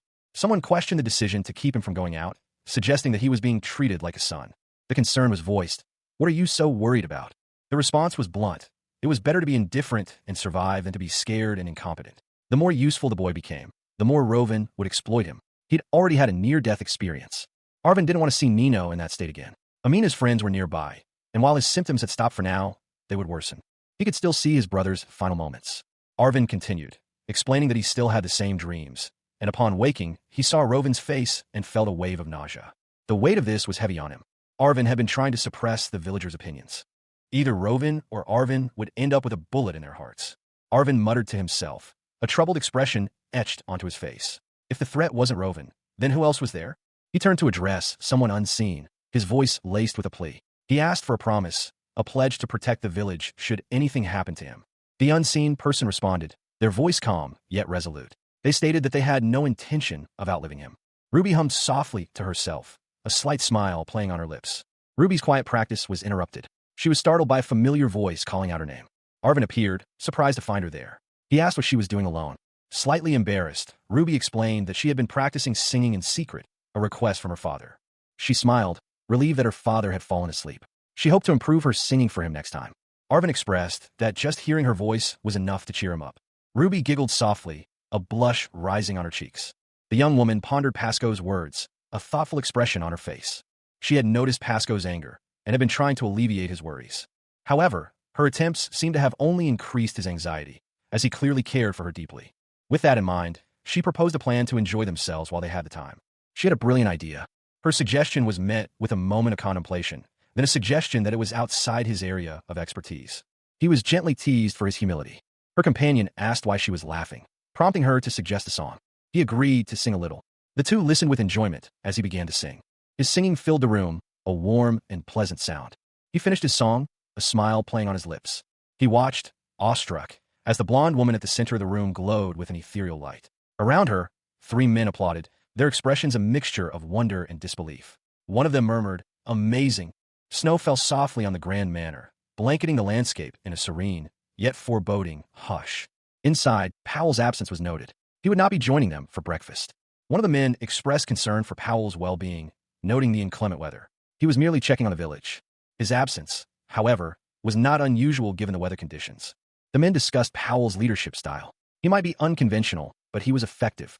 His methods were unique. He bonded with people, treating everyone as a friend, before solidifying his position with lavish parties. They acknowledged his cunning and intelligence. His unusual approach worked precisely because of his unconventional nature. One of the men felt guilty about taking it easy while others work harder. Bevrian reminded them that their current respite was not without its own burdens. Powell's name was shouted. A report came in about the farm. There were no problems there, but there had been increased wild animal sightings. Instructions were given to find a third person to help deal with the situation. Powell, astride his horse, was met with a mocking greeting. "Looks like you've got your hands full today, Powell," the voice called out. The rhythmic clip-clop of hooves punctuated the quiet scene. It had been less than a week since his last visit. Leah and another individual stood waiting. "You said you'd let me in as long as there were only 2 of us, right?" Leah asked. The other person replied, "Well, it's just me and him. Your men already took all of our weapons." Leah and her companion made a proposition. They wished to accept the deal previously offered. Powell agreed to return their belongings upon their departure, though the weather was terrible. He agreed to this only for the sake of their past business relationship. Leah warned Powell not to cause any trouble in the village. He was told to simply relax, leave peacefully, and cause no further issues. Powell was furious. He believed that Leah's presence was the sole reason for Rovin's capture. His companion explained that Leah had offered them 4 times the profit in return for their cooperation. Powell was incredulous. He thought his companion cared about Rovin. His companion admitted he hadn't told Leah that Rovin was also there. He felt it would be fine as long as they didn't meet. A new character, wearing sunglasses, appeared, asking, "What are you doing?" A man with a stern expression sipped his wine, his gaze sharp. He addressed another, younger man standing at the doorway. "Don't be so cold." The younger man, wearing sunglasses, replied, "I came here to protect both of you." The older man chuckled, "Be patient. Once I receive 4 times the profit, I'll give you half of it." He continued, emphasizing the significance of the deal. "It's a pretty large sum of cash. I'm sure it will be of help to you and your plan in the future." The younger man remained firm. "You can't leave. You have to stay here until Yao leaves. I'll bring you what you need." He looked thoughtful. "Not to worry. Liao doesn't know that he's your friend." His expression softened slightly, a hint of a smile playing on his lips. Things would be far worse if the other man were to create problems now. The older man gestured for him to sit. He settled onto a plush sofa, his demeanor relaxed. The older man offered a small dish. "Try some? It's cheese made from freshly squeezed milk. It's delicious." The younger man smiled subtly, a thoughtful expression on his face. Meanwhile, a woman with dark hair scoffed, "It won't be easy to find him." She lit a cigarette, her thoughts turning to the older man. That old geezer probably has him hidden away like some sort of treasure. A man in a suit appeared, his expression unreadable. He watched, a silent observer, as a woman with fiery red hair extinguished her cigarette, a flicker of distress in her eyes. Across the room, another woman tossed a cigarette but onto a nearby ashtray. A man in a suit politely asked her to retrieve his cigarette. He seemed amused by her reluctance, commenting on the value of such a seemingly insignificant item. With a swift movement, he snatched the woman's purse. The scene shifted to a dimly lit room, where a man and a woman engaged in a tense conversation. She thanked him for his assistance, unaware of the events that had just transpired. A chilling detail emerged. During a previous escape, one of her ears had been violently torn off. Meanwhile, another man explained his injury, claiming to have been bitten by his own pet dog. The woman with red hair recounted the incident, emphasizing the dog's ferocity and speed. She connected this to the need for caution when dealing with seemingly harmless things. The man in the suit, having received his cigarette, was asked about his plans. He stood alone, his expression troubled, a hint of unease in his demeanor. A man, his face etched with sorrow, stood alone in a grand room. Tears welled in his eyes. He watched as 2 others conversed in hushed tones, their words barely audible. One of them, a man in sunglasses, spoke, "I know. It's only for today, though. Don't ask why." The man in the sunglasses was told to stand. Meanwhile, the other man asked, "Are you leaving?" The man in sunglasses replied, "No." He explained that he was simply going to wash up. As he spoke, a hand reached out to him. The man who had been watching let out a sigh of relief. He then whispered, "You met her, didn't you?" The other man, his expression sharp, responded by identifying the woman as the one missing an ear. He was asked if he knew her, to which he replied that he did, having let her in. The man's collar was suddenly grasped, and he was asked, "What were you thinking?" He leaned back, a smirk playing on his lips. "Should calm down. Rovan doesn't know that you know about Leah." With a sharp gesture, he indicated that the other man should drop something. Rovan was already aware of Leah's recent activities. This had been agreed upon as a business deal. He added, with a chilling smile, "If anything happens, I'll be held responsible. I'll be the first one to die." Later, in another room, he explained that he'd put another bed there. Snow fell outside as he watched the other man leave. Leah seemed to be behaving herself, having sought shelter from the weather. He suspected this was why she'd become suspicious. Powell, another man, warned him not to let certain people in again. He chuckled. "We're not exactly sane either, Rovan." He believed Leah had befriended some dangerous people. He suggested they talk while Bevrian cleaned up. Leah would continue searching, and he needed to leave. He pondered what he should do, considering the dangerous friends Leah had made. Rovan, a man of discerning gaze, observed, "People are powerful when they abandon common sense." A figure in sunglasses, his face obscured, spoke of a plan, adding, "If they get in the way of my plan." He stated his intentions with chilling resolve. "I'll blow their brains out." The scene shifted to a man with a knowing smirk, his expression hinting at a complex scheme. In a dimly lit room, a person with vibrant pink hair lay in bed, a ring catching the light. Someone asked, "Hey, what's that written on your ring?" The ring was examined closely. The inscription was barely visible, but seemed to read Leah. A voice whispered, "Ah, is it my name?" The other person responded, "It just looks like that because it's old and faded. It's not your name." A scream pierced the air. "H-H-H-H-H." A young man, his face contorted in anguish, stood over a woman on a bed, his expression one of intense distress. The young man's face was bloodied, his features sharp with pain and fury. Rovan's name echoed in the silence. A hand reached out, grasping a delicate necklace. A woman with striking red hair stirred in her sleep. A voice, smooth yet menacing, cut through the quiet. "Where are you hiding, my pretty one?" The speaker held a ring, its inscription barely visible. Nino, still asleep, was unaware of the events unfolding. He murmured, "I've got your precious ring. I need to give it back to you." Snow fell softly outside the window of a luxurious bedroom. A man, his face partially obscured, responded with a single word, "No." Nino remained asleep, his form huddled under a blanket. He muttered something unintelligible in his sleep. The observer wondered if he was dreaming. The observer thought he should have covered himself with a blanket. He'll catch a cold again. A hand reached out, seemingly searching. A sigh escaped the observer's lips. He observed the young man, Nino, lying asleep on the large bed. A sense of vulnerability emanated from the figure, a stark contrast to the opulence of the surroundings. The observer knelt, their gaze lingering on Nino's peaceful face, a silent contemplation of the events that led to this moment, the stolen ring, and the weight of secrets yet to be revealed. The faint impressions of pause were still visible in the snow. Ruby confirmed what she had already seen. It had been there. Despite the late hour and their distance from town, they pressed on. The area had been cleared by Rovan's companion. News of Pasco's anger at being called a zombie spread like wildfire, despite his attempts to silence it. They continued their pursuit, determined not to lose their quarry.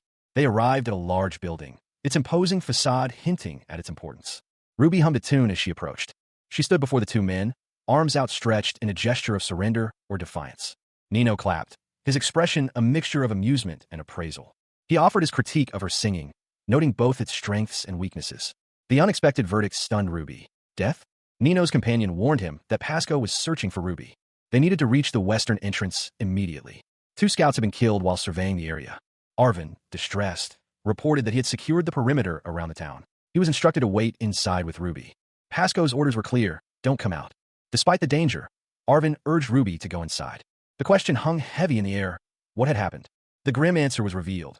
He had taken his own life. Later, they discovered another body, a victim of the solitude. The second scout was missing, presumed taken by the solitude creature.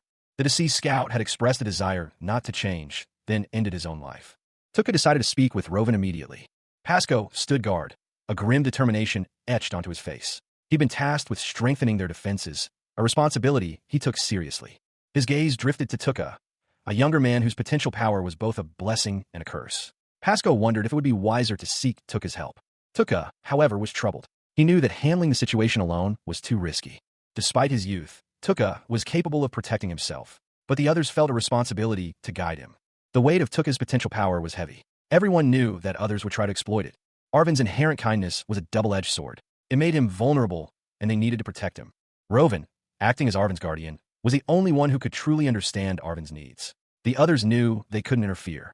Tuka, feeling responsible for Arvin's well-being, weighed his options.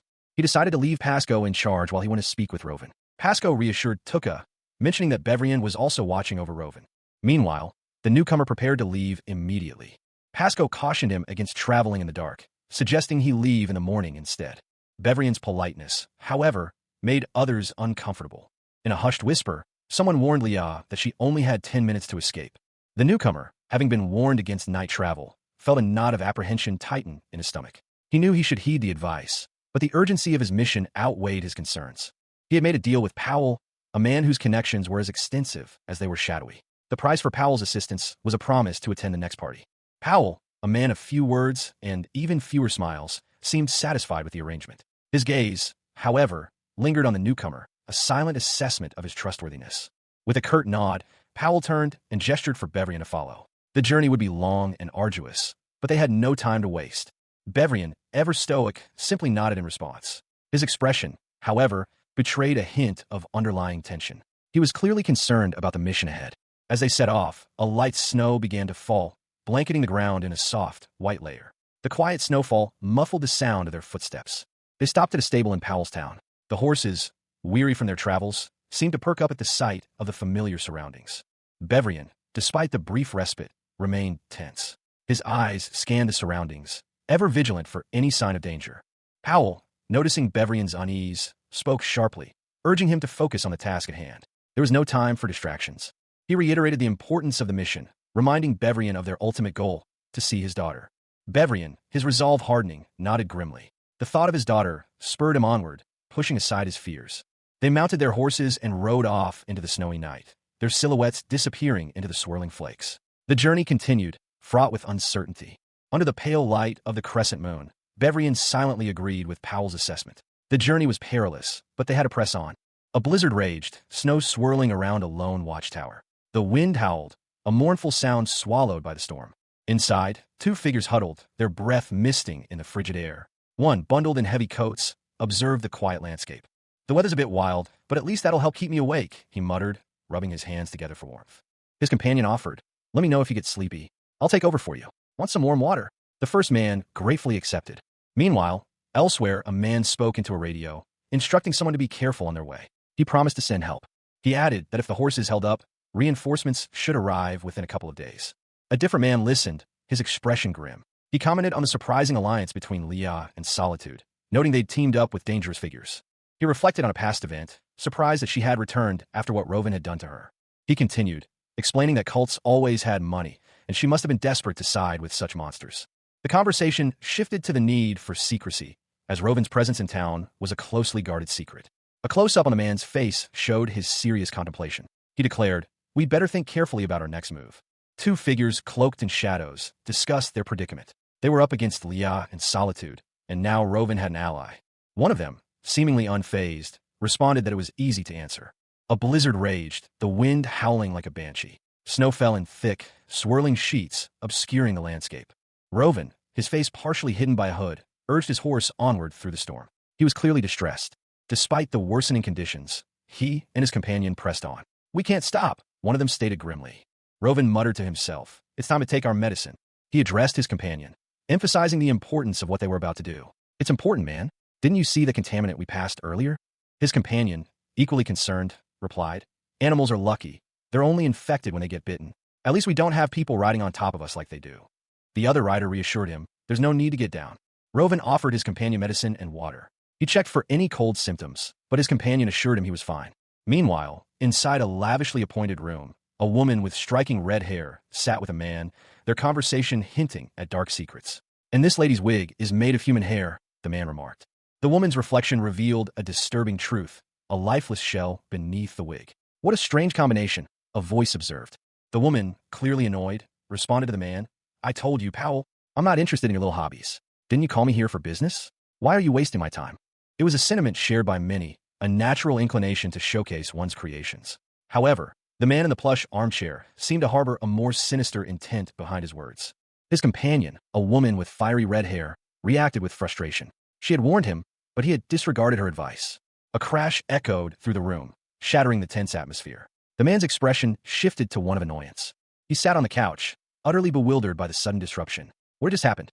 The woman, still seething, observed him from across the room. Her words hung heavy in the air. He was slipping. She questioned his judgment, wondering where he had found such an associate. Meanwhile, another man, sharply dressed and self-assured, voiced his disdain for the newcomer. He considered him a nuisance, a stray dog. The red-haired woman warned her companion to be careful of his words, lest he suffer the same fate as others. A man chuckled, finding amusement in the situation. He seemed to know the red-haired woman well. In a different location, a group of men discussed the newcomer, noting his unusual presence among the red-haired woman's usual associates. One of the men questioned the red-haired woman about her association with the newcomer, his tone laced with suspicion. She responded with a sharp rebuke, reminding him to respect others' privacy. Elsewhere, a man made a request for another bottle of wine, expressing his desire to conclude the meeting so he could rest. The night sky, a canvas of stars scattered across a deep blue, watched over the snow-covered landscape. Bevrian, his expression weary, addressed the man beside him. He suggested that the man rest, but the man, though tired, wasn't ready to sleep yet. Bevrian insisted, urging him to stop wasting time and get some sleep. The two men sat by a crackling fire, the flames casting dancing shadows on the snow. The man, his eyes heavy-lidded, seemed to be drifting off to sleep. Spring had arrived, and the man awoke. Bevrian had removed the man's sunglasses. Thankfully, it wasn't snowing. He suggested they have breakfast and get going. The man, exhausted, nodded in agreement. Bevrian offered to warm some water so the man could wash his face. The rhythmic clip-clop of hooves on snow punctuated the silence. Bevrian, his face etched with worry, extended a hand towards someone unseen. A horse whinnied, its breath misting in the frigid air. Rovan, his gaze sharp, observed the scene from horseback, alongside another figure. He reassured the other rider, urging patience. The camera panned to a distant building, its windows dark and ominous. Rovan, his expression grim, continued his ride. The horse whinnied again, its rider, Rovan, clearly agitated. He urged his mount forward, his companion calling out to him. They were close to their target. The children were inside. Rovan, startled, asked what was happening. He slumped onto a nearby seat, exhausted. Rovan, exhausted, shielded his eyes from the harsh light. He needed rest. His companion had insisted. A sudden, heavy thud echoed nearby, startling him. His companion, concerned, questioned the commotion. He hadn't slept at all. Rovan, lighting a cigarette, dismissed the concern, indicating they were safe. Meanwhile, Pasco walked alone, his expression grim. Rovan and his companion watched Pasco from a distance. They observed Pasco and another individual meeting in a secluded area. Rovan continued to smoke, his gaze fixed on Pasco. Pasco, seemingly lost in thought, paused. Rovan confirmed that both Pasco and the other individual had returned safely. Pasco was concerned about his own physical state. Pasco marveled at his body's rapid recovery. Rovan asked if he was hurt. Pasco stood, his expression unreadable, a stark contrast to the turmoil he'd clearly just endured. He hadn't felt anything during the ordeal. It was as though he'd been observing his own body from a distance. The unsettling experience left him shaken. Rovan, observing from a short distance, commented on Pasco's unnerving composure. He noted Pasco's ruthlessness, lack of hesitation, and sharp intellect. Pasco, seemingly unfazed by Rovan's assessment, added that he was also strong. He offered himself as a tool. Rovan, seemingly unconcerned about their destination, accepted the offer. His only condition was the safe arrival of at least 3 of their group. Pasco, accepting this condition, prepared to move. He extended a hand towards Rovan. Rovan reached out to meet Pasco's hand. A silent agreement passed between them. He lay asleep, his form relaxed beneath the covers. A faint light illuminated the room. A soft creak echoed as a figure cautiously approached the bedroom door. It was Ruby, her eyes wide with a mixture of apprehension and excitement. Her face was flushed, a soft smile playing on her lips. Relief washed over her. She moved silently towards the bed, her gaze fixed on the sleeping man. Gently, she nestled beside him. He stirred slightly, his eyes fluttering open. He looked at her, a hint of surprise in his gaze, before a warm smile spread across his face. "You've sure grown a lot," he murmured. "You're a young lady now." Ruby giggled. "It's only been a few days." He pulled her closer, a tender embrace. "Well, it feels like I haven't seen you in 100 years, Ruby." He yawned. "I'm going to sleep just for a little while." They slept soundly, embraced in each other's arms. "It's a baby girl. Bevrian. Oh my God, I'm so excited. My heart feels like it's going to burst. I love you." Ruby slept soundly. Dune, eyes closed, rested beside her. A gentle squeeze. Later, he sat alone on a bench, lost in thought. Nino approached him. "Why didn't you wake me up?" He replied, "I thought I'd never get up." "Did you sleep well?" Nino asked, "Where's Pasco? Should we go help him?" "Nah, unless you know the area well, you'll only get in the way. Here, have a drink. It's water." "Geez." Pasco, the younger man with glasses, was deep in thought. It sounded like she preferred shooting over close combat. He mused, recalling a recent mission briefing. Rovan, his superior, offered advice. She hated using any kind of knife. Trying to talk to her would be a better approach. Across the city, Arvin and Nino sat on a bench, their conversation interrupted by a question. Nino, wearing sunglasses, remained silent, his expression unreadable. Later, a question arose. How is he? Rovin responded, his concern evident. He was asking about his mental state, not his physical well-being. Arvin pressed further, demanding an explanation. Nino's response was simple. He needed to know. Rovin, feeling overwhelmed, simply stated that he didn't know. He received a stern warning from Rovin. Don't let anything cloud your judgment. It's not like you. The warning continued. Getting emotionally involved with the people you're traveling with will only cause problems later. Overcome with emotion, Rovin sighed, inviting Nino to sit. He didn't want to be alone. Nino complied, dropping onto the bench with a soft thud. A gloved hand tapped rhythmically on a smooth, dark surface. The sound echoed in the otherwise silent room. He glanced up, his expression unreadable. He wanted a drink. He was unsure of the location of the alcohol, so he delegated the task. He gave an order, a wave of his hand. His eyes, though, betrayed a hint of weariness, a subtle plea hidden beneath the surface. He insisted, his tone firm. The other person dashed off to get the alcohol. He urged them to hurry. 2 bottles were requested. He sighed, the weight of the situation heavy on his shoulders. He sat alone, contemplating the complexity of the situation. He reflected on his absence and his intention to check on his colleague. He decided to check on his colleague after getting a drink. Nino, leaning against a bench, chuckled. Changing? No way. The night sky was a canvas of stars and a large moon. 2 bottles clinked together. A figure, partially obscured by shadow, approached. Doing what to Rovin? He considered the implications of his actions. Was it truly okay for him to do this? He mused that it was better for everyone, the best way to protect the town. The man, his face partially hidden by sunglasses and shadow, seemed troubled by the recent altercation. He and another man sat on a bench, the city lights reflecting in the wet pavement. A sudden collision. He responded curtly, I'm not.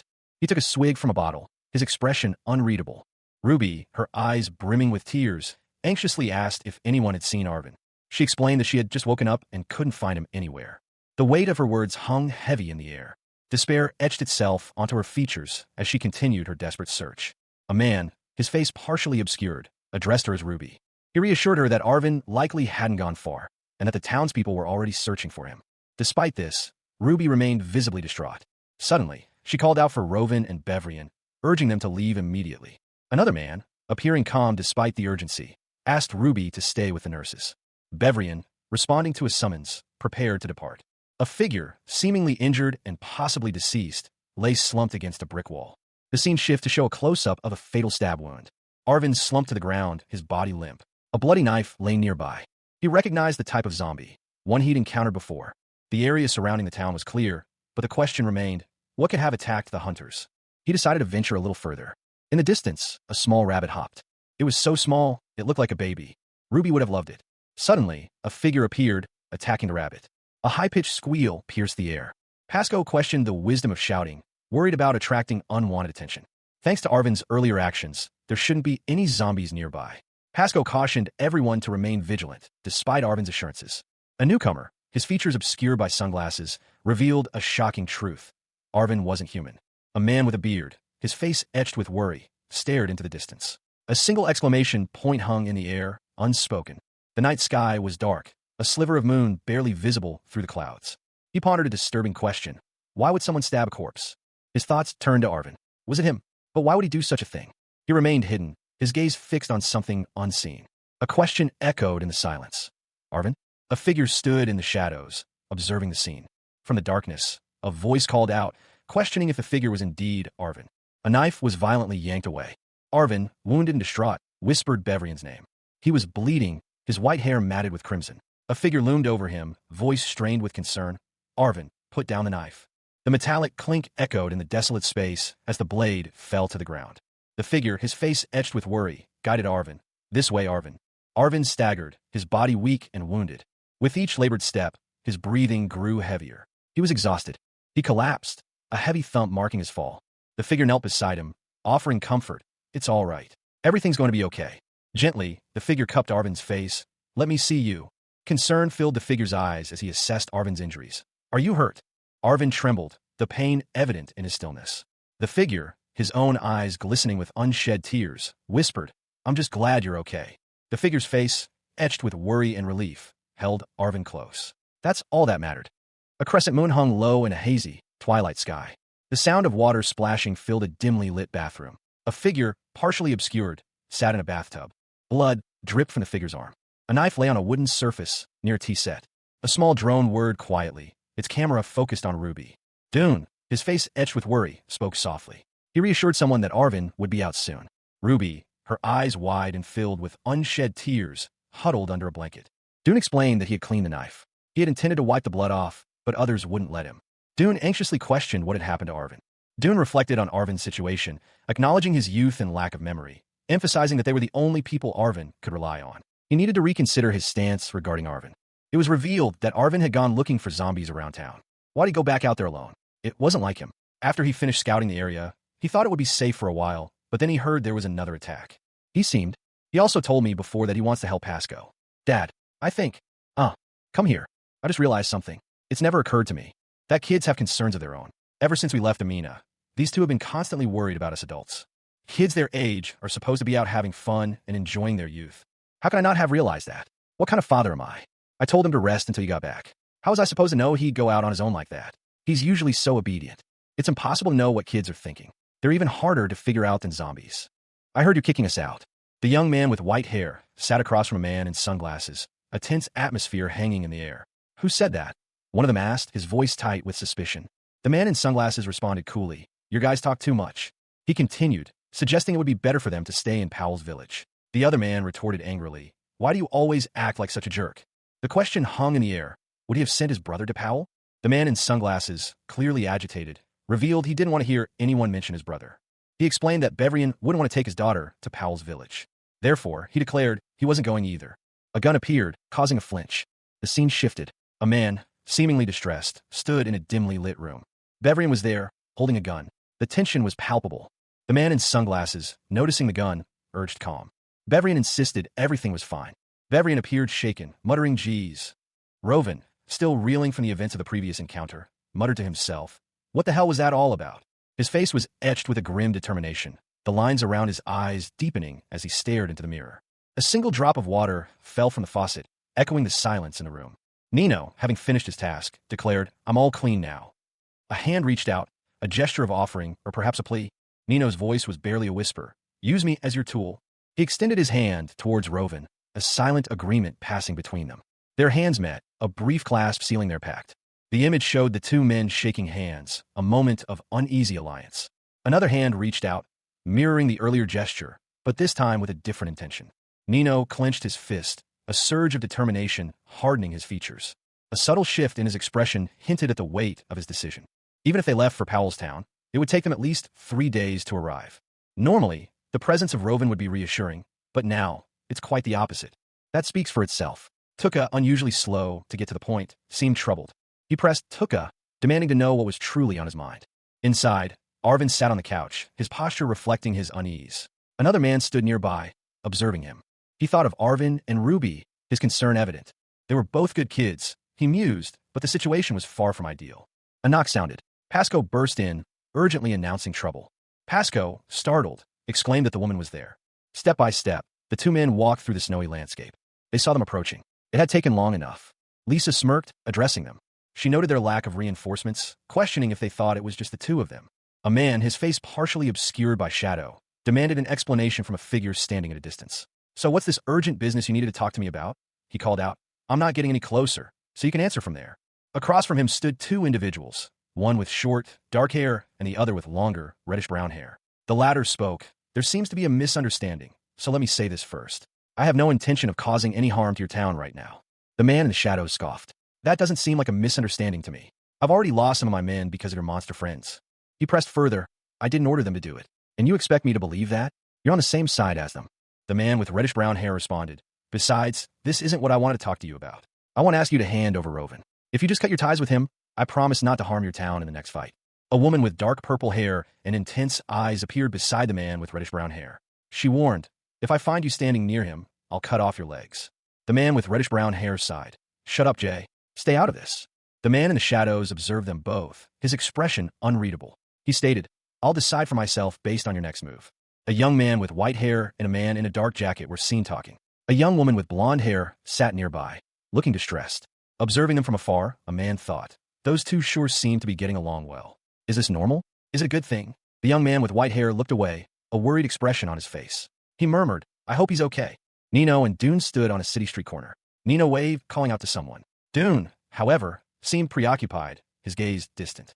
Dune questioned his companion's actions, wondering what they were doing there alone. Suddenly, a young woman with blonde hair appeared, looking distressed. She cried out in pain and collapsed onto a nearby bench. The woman's stomach was troubling her. She urgently needed to use the restroom. Nino and Dune watched, concerned. Dune wondered aloud if she was all right. She found herself in a restroom, desperately seeking relief.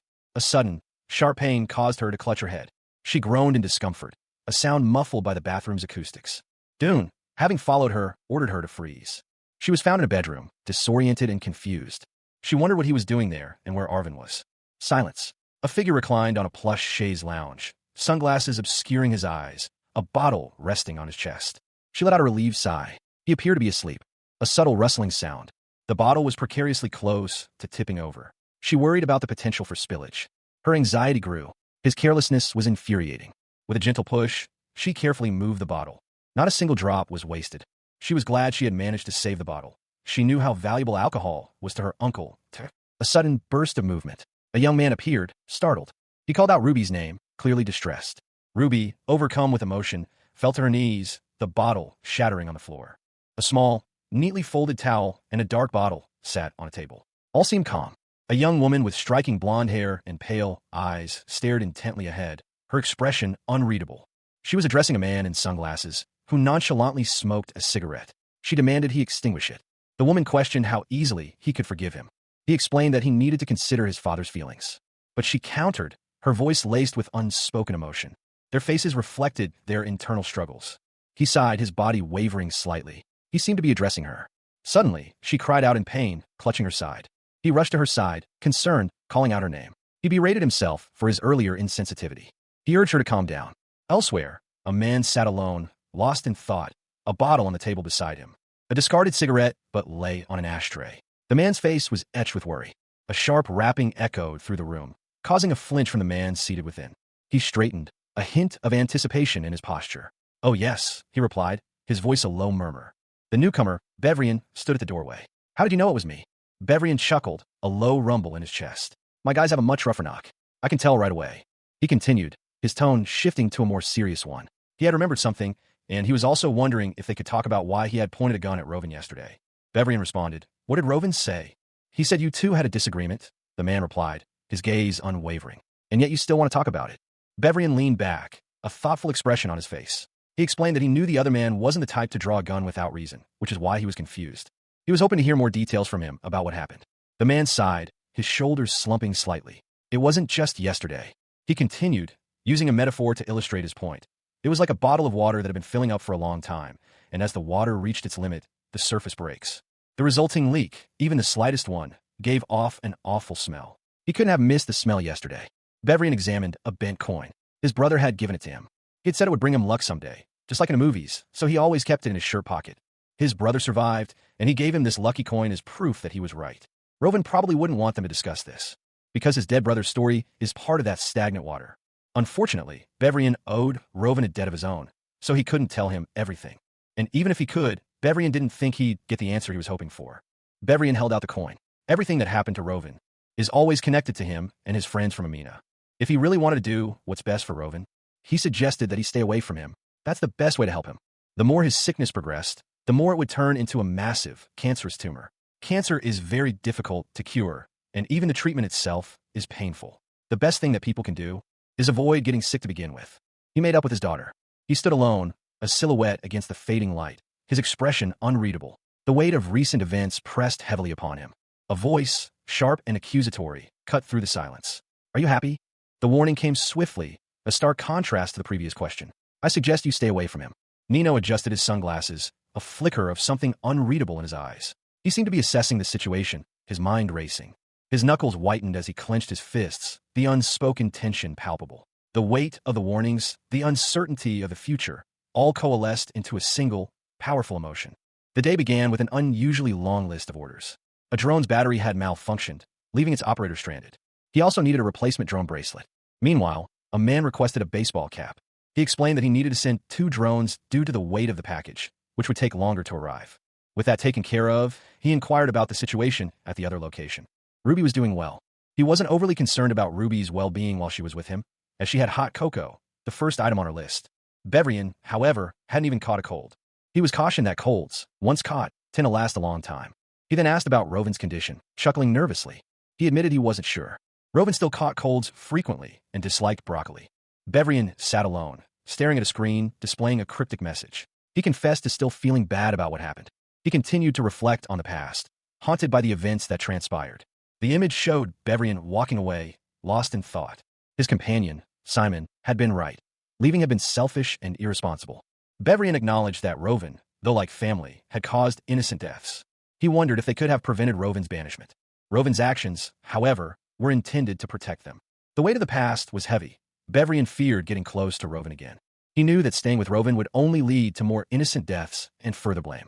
Two hands clasped together, a silent plea for understanding. Bevrian called himself a coward. Alone, under a snowy night sky, Bevrian sat on a bench, lost in contemplation. Bevrian sat slumped against a wall, a cigarette dangling from his lips, his eyes heavy with unspoken emotions. A hand gently patted his head, urging him to sit up straight.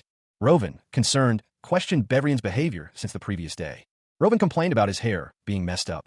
Bevrian, in a low voice, declared his intention to stay. Rovin looked at him, a hint of surprise in his expression. Rovin asked what?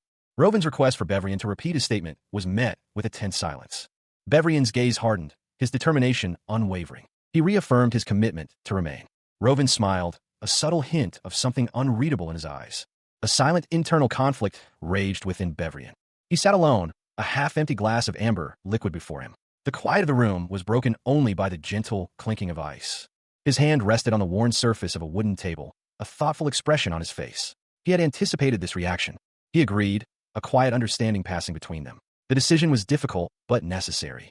Two figures sat in a dimly lit room, discussing a matter of grave importance. Safety, they agreed, was paramount. One of them, Bevrian, remained silent, his thoughts hidden behind dark sunglasses. His companion, concerned, asked if something was wrong.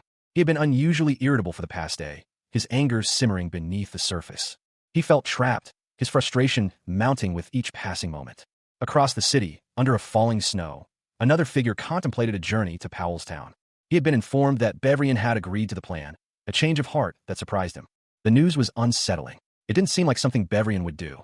He muttered to himself, his opinion of Bevrian shifting subtly. He was relieved. The old man, brimming with excitement, had already dispatched 3 guards to escort the travelers. The most important thing, however, was the assurance of their town's safety. It was a weight lifted from his shoulders, one less thing to worry about.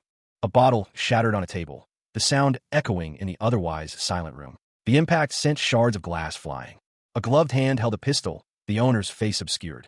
They seemed to be considering something. Ruby, aiming her own weapon, thought about the implications of their arrival. Even one person would be enough to excite Powell, she mused, almost as if they were his grandchildren. Another bottle exploded. 3 figures sat on a bench in the distance, seemingly oblivious to the chaos. Bevrian, watching the scene unfold, expressed his concern to Dune. Dune, however, remained calm. Dune chuckled, comparing the situation to traveling with 3 Powells. He seemed amused by the prospect. He reflected on the fact that they now had a way to communicate with the psychos. A final bottle was destroyed. Dune knew that Powell's presence could make things difficult for Ruby, so she would have to behave herself to keep the monsters away. Bevrian noted that Solitude's weakness had always been their lack of intelligence, but now that they had someone intelligent working with them, they would be much harder to deal with. Dune reassured Bevrian that they could handle the situation. Bevrian questioned Dune's confidence, prompting Dune to explain his reasoning. Another bottle was shot, and Dune smirked, confident in his superior intellect. Bevrian conceded that he couldn't argue with Dune's assessment. Suddenly, Ruby was called. She stood defiantly, her blonde hair catching the dim light. "I have a name, you know." The man, clearly irritated, retorted. "Not on your life, you little brat." He tossed the gun towards her. "How do you like that? Go ahead and take it. You can't reach it, can you?" He offered another weapon. "Here, try this one." He continued his instructions. "Keep in mind that the recoil is much stronger than the gun you've been using. Aim from farther away." He gestured towards some bottles. "Try shooting the bottles over there." He cautioned her. "But don't just keep shooting. Take your time and focus with each shot like you did just now. That way you won't hit anything with that recoil anyway." The shot rang out. She flinched slightly at the recoil, but her aim was steady. He observed her. "Now you know how the gun feels. Let me know if you need a sight." He gave his final instructions. "Use that gun from now on. Ask your dad if you have any questions." Later, another man commented on her skills. Right after hearing what Pasco said about her shooting skills, "I was going to resell the gun if I didn't think she was ready for it, but she's pretty good. That gun suits you, Ruby. She's a better shooter than Arvin. She smiled slightly. You're not a bad uncle. An uncle who buys his niece a gun? I'm the best. That's not what I meant, but anyway. Snow fell softly on the city, blanketing the streets in a layer of white. A whirring sound sliced through the quiet. A small, yellow drone descended from the sky. 2 more drones followed, their cargo containers glowing faintly in the dim light. Arvin checked his drone bracelet. He seemed pleased. He received a new battery and other supplies. His companion suggested a hat to avoid being mistaken for a zombie. Arvin was clearly exhausted. He sat on the bed, while his companion knelt before him. He declined any further assistance. His companion expressed gratitude for his thorough preparation. He thanked his companion profusely. The companion questioned why the map hadn't been given to Ter. They admitted to not knowing anything for certain yet. They agreed to wait until there was something more concrete to report. He confirmed their departure for the following day, a casual question hanging in the air regarding Pasco. The weight of unspoken tension was palpable. Pasco, sporting sunglasses, nonchalantly dismissed the significance of their prior argument, claiming such disagreements were commonplace for him. His words were a stark contrast to the gravity of the situation. Arguments, he insisted, were fleeting. They always found a way to move past them. But this was different. This was about his dead brother's story. The memory of that conversation lingered, a heavy presence in the stagnant air. A voice echoed in his mind, warning him not to delve into the matter. He closed his eyes, a single tear tracing a path down his cheek. A quiet hush fell over the room. Suddenly, a whirring sound filled the air as a drone entered the room. It moved swiftly, a blur of motion. The drone hovered silently above the bed, its presence a subtle yet unsettling intrusion. Ruby entered, noticing the hat Arvin was wearing. Arvin explained that his father, Bevrian, had given it to him. He adjusted the new hat, a thoughtful gift from Bevrian, a slight smile playing on his lips. Beside him, Ruby watched, a towel draped around her shoulders. She spoke, her voice soft but laced with concern. He had seemed so anxious only moments before. A drone, humming quietly, descended into the room, delivering its payload. Ruby expressed her relief at his improved demeanor. 2 figures on horseback rode towards a distant wall, their forms silhouetted against a bleak sky. One of the riders, Rovin, looked back, a sense of urgency in his posture. He appeared concerned, his gaze lingering on the departing figures. He muttered a warning, "Be careful." The other rider, a young man with sunglasses, responded, "I will. You be careful too." The 2 riders continued their journey, their silhouettes growing smaller against the vast landscape. Meanwhile, Ruby waved goodbye to Dune, her bright yellow jacket a stark contrast to the muted tones of the surroundings. Dune, in turn, offered a final piece of advice. "Keep practicing your singing." Rovin watched them go, a mixture of worry and determination etched on his face. A grand building loomed in the distance, its architecture hinting at wealth and power. A man with a warm smile and open arms stood in a grand hall, radiating an aura of benevolence. Oh my goodness! He couldn't believe Bevrian had such a beautiful daughter. And who might this mysterious, white-haired young man be? Perhaps Rovin's son? Meanwhile, the others had arrived safely. It had been a smooth journey, and no one had interfered. He was asked if he had told Rovin about Arvin. He assured them that Rovin already knew, and that even Powell wouldn't risk harming the children. Nino was glad that some of the attention was diverted from him for once. The others looked scared. A lighter flicked. He wouldn't let Leah in this time, no matter what she offered, not with the prince and princess present. He turned to Powell and made an offer. He offered to pay Powell to refrain from his little hobby while the children were there. Powell scoffed, stating there was no need for that. He never invited innocent people to his parties. Powell seemed surprised. Well, that's good to hear. Ruby, captivated by the extravagant dresses, exclaimed that they looked like something from a book. She marveled at the beauty and fluffiness of the garments. Meanwhile, a man in a suit observed her with a subtle smile. He cautioned her not to wave the dress around too much, lest she fly away like a bird. He then complimented both her and her companion on their handsome appearance. Rovin, the man from the previous scene, sat alone, a thoughtful expression on his face. He was joined by a young man in sunglasses, who declared his allegiance to Rovin, but only up to a certain point. Rovin explained that he needed to maintain a balance, finding it difficult to fully commit to anyone. The young man, unable to understand Rovin's motivations, pointed out that he could have anything he wanted. The young man's words seemed to hint at the ease with which Rovin could obtain whatever he desired. Rovin, however, felt that his companion had become too soft. He appeared to be displeased with this development. Rovin's companion was taken aback by his previous statement, recognizing its dangerous implications. The young man's expression turned serious and contemplative. Rovin reached out to grab something. Rovin, ever watchful, cautioned his companion, "Be careful. You've created a weakness for yourself by bringing Bevrian here." With a sharp smack, Rovin's companion was startled. He slumped back onto the plush sofa, a drink in hand. The young man, seemingly unfazed, responded, "Don't make me worry about you." He continued, "You've done so well until now. Stick to the script you were given. Don't let yourself be swayed by anything." A drink was poured, a gesture of subtle tension. Rovan raised his glass, saying, "Here's to you and Amina, or rather, to your friend from Amina." They clinked glasses, a silent agreement passing between them. The young man's thoughts turned inward, a moment of quiet contemplation. Suddenly, the young man was called out. "Rovan." Bevrian appeared, questioning. "What are you doing? What do you think?" Rovan, clearly distressed, pleaded, "Stop disappearing without saying anything. I looked all over for you." Rovan, his face partially obscured by sunglasses, leaned back, a smirk playing on his lips. He spoke, his tone laced with a hint of amusement. "And you don't have that radio I gave you before." He and his companion, a man in a dark suit, were in a grand hallway. The companion, impatient, urged, "Let's go inside." The companion, now alone, stood deep in thought. A question mark hovered above his head as he murmured, "A new line?" The scene opens on a grand, dimly lit hallway. Ornate lamps cast a soft glow on the polished floors and high ceilings. A rhythmic tapping sound echoes through the space. Two figures are shown, one of whom is crushing something. The other asks about the color of the object being crushed, noting a change from green to yellow. The person being questioned confirms the color change and states that they don't feel anything particular when consuming the yellow objects. A man, his face etched with worry, reveals that he saw blue ones in Amina. The name Rovan is spoken. Nino, wearing sunglasses, looks thoughtful. Another man, observing Nino, states that he knows Nino is hiding something. Nino remains silent, his expression unreadable. Nino is questioned about why he was brought to the hall for interrogation. The reason given is that the interrogator didn't want the children inside to hear. The man confirms that Nino truly meant what he said.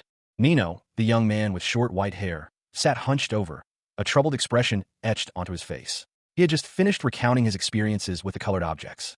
Across from him, the man in sunglasses explained his meticulous planning, detailing his efforts to visualize their journey to the destination marked on the map. The man without sunglasses challenged the meticulous planner, pointing out a discrepancy. The planner had never actually been to the destination. The planner, unfazed, countered that he was anticipating potential obstacles and variables along the way. A hand gently patted Nino's shoulder. The ending, as Nino knew, had already been decided. The man in sunglasses confidently declared their intention to survive and reach their destination. He continued to explain that he was mentally rehearsing the entire process of reaching their predetermined end. The man without sunglasses, however, raised another point, assuring Nino that Powell had connections even in places they had never been to, offering a safety net. The two men exchanged a look, a silent understanding passing between them. They wouldn't be blindly stumbling in the dark. Bevrian's name was mentioned, and the plan to reach their destination in one piece was reiterated. The two men embraced, a silent pact solidifying their shared purpose. A question hung in the air. Had Rovan arrived safely? In a well-appointed study, a man sat slumped on a plush sofa, his head in his hands. Another man stood nearby, observing him with a detached expression. "Yep," the standing man acknowledged. He continued, smooth sailing the whole way. "Geez, Pasco, how much did you drink?" "Enough to be able to talk to you." Pasco, the man on the sofa, looked up, his eyes heavy-lidded. He seemed weary. Suddenly, a sharp sound echoed through the room. "Burst! Damn it! She's back! She's here again!" Pasco reacted with alarm. "That woman, yeah," he exclaimed. His companion responded, "I know." The companion, concerned, instructed Pasco, "Talk to her. Don't let her into town." Pasco, clearly agitated, questioned his companion's decision. "Why would you dash?" he began, but was interrupted. He sighed, stating simply, "I'm just doing my job." He added, "And my job is to protect our town." Elsewhere, two figures were in conversation. One commented, "He looks completely wasted."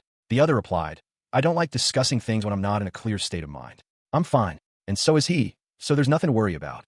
The second figure continued, "I was surprised you proposed this idea first, so I asked around about it, and it sounds like it's true." A woman with striking red hair addressed someone off-panel. "Have you all been bitten by zombies or something? Why on earth would you treat that guy like some kind of hero when you know his history?"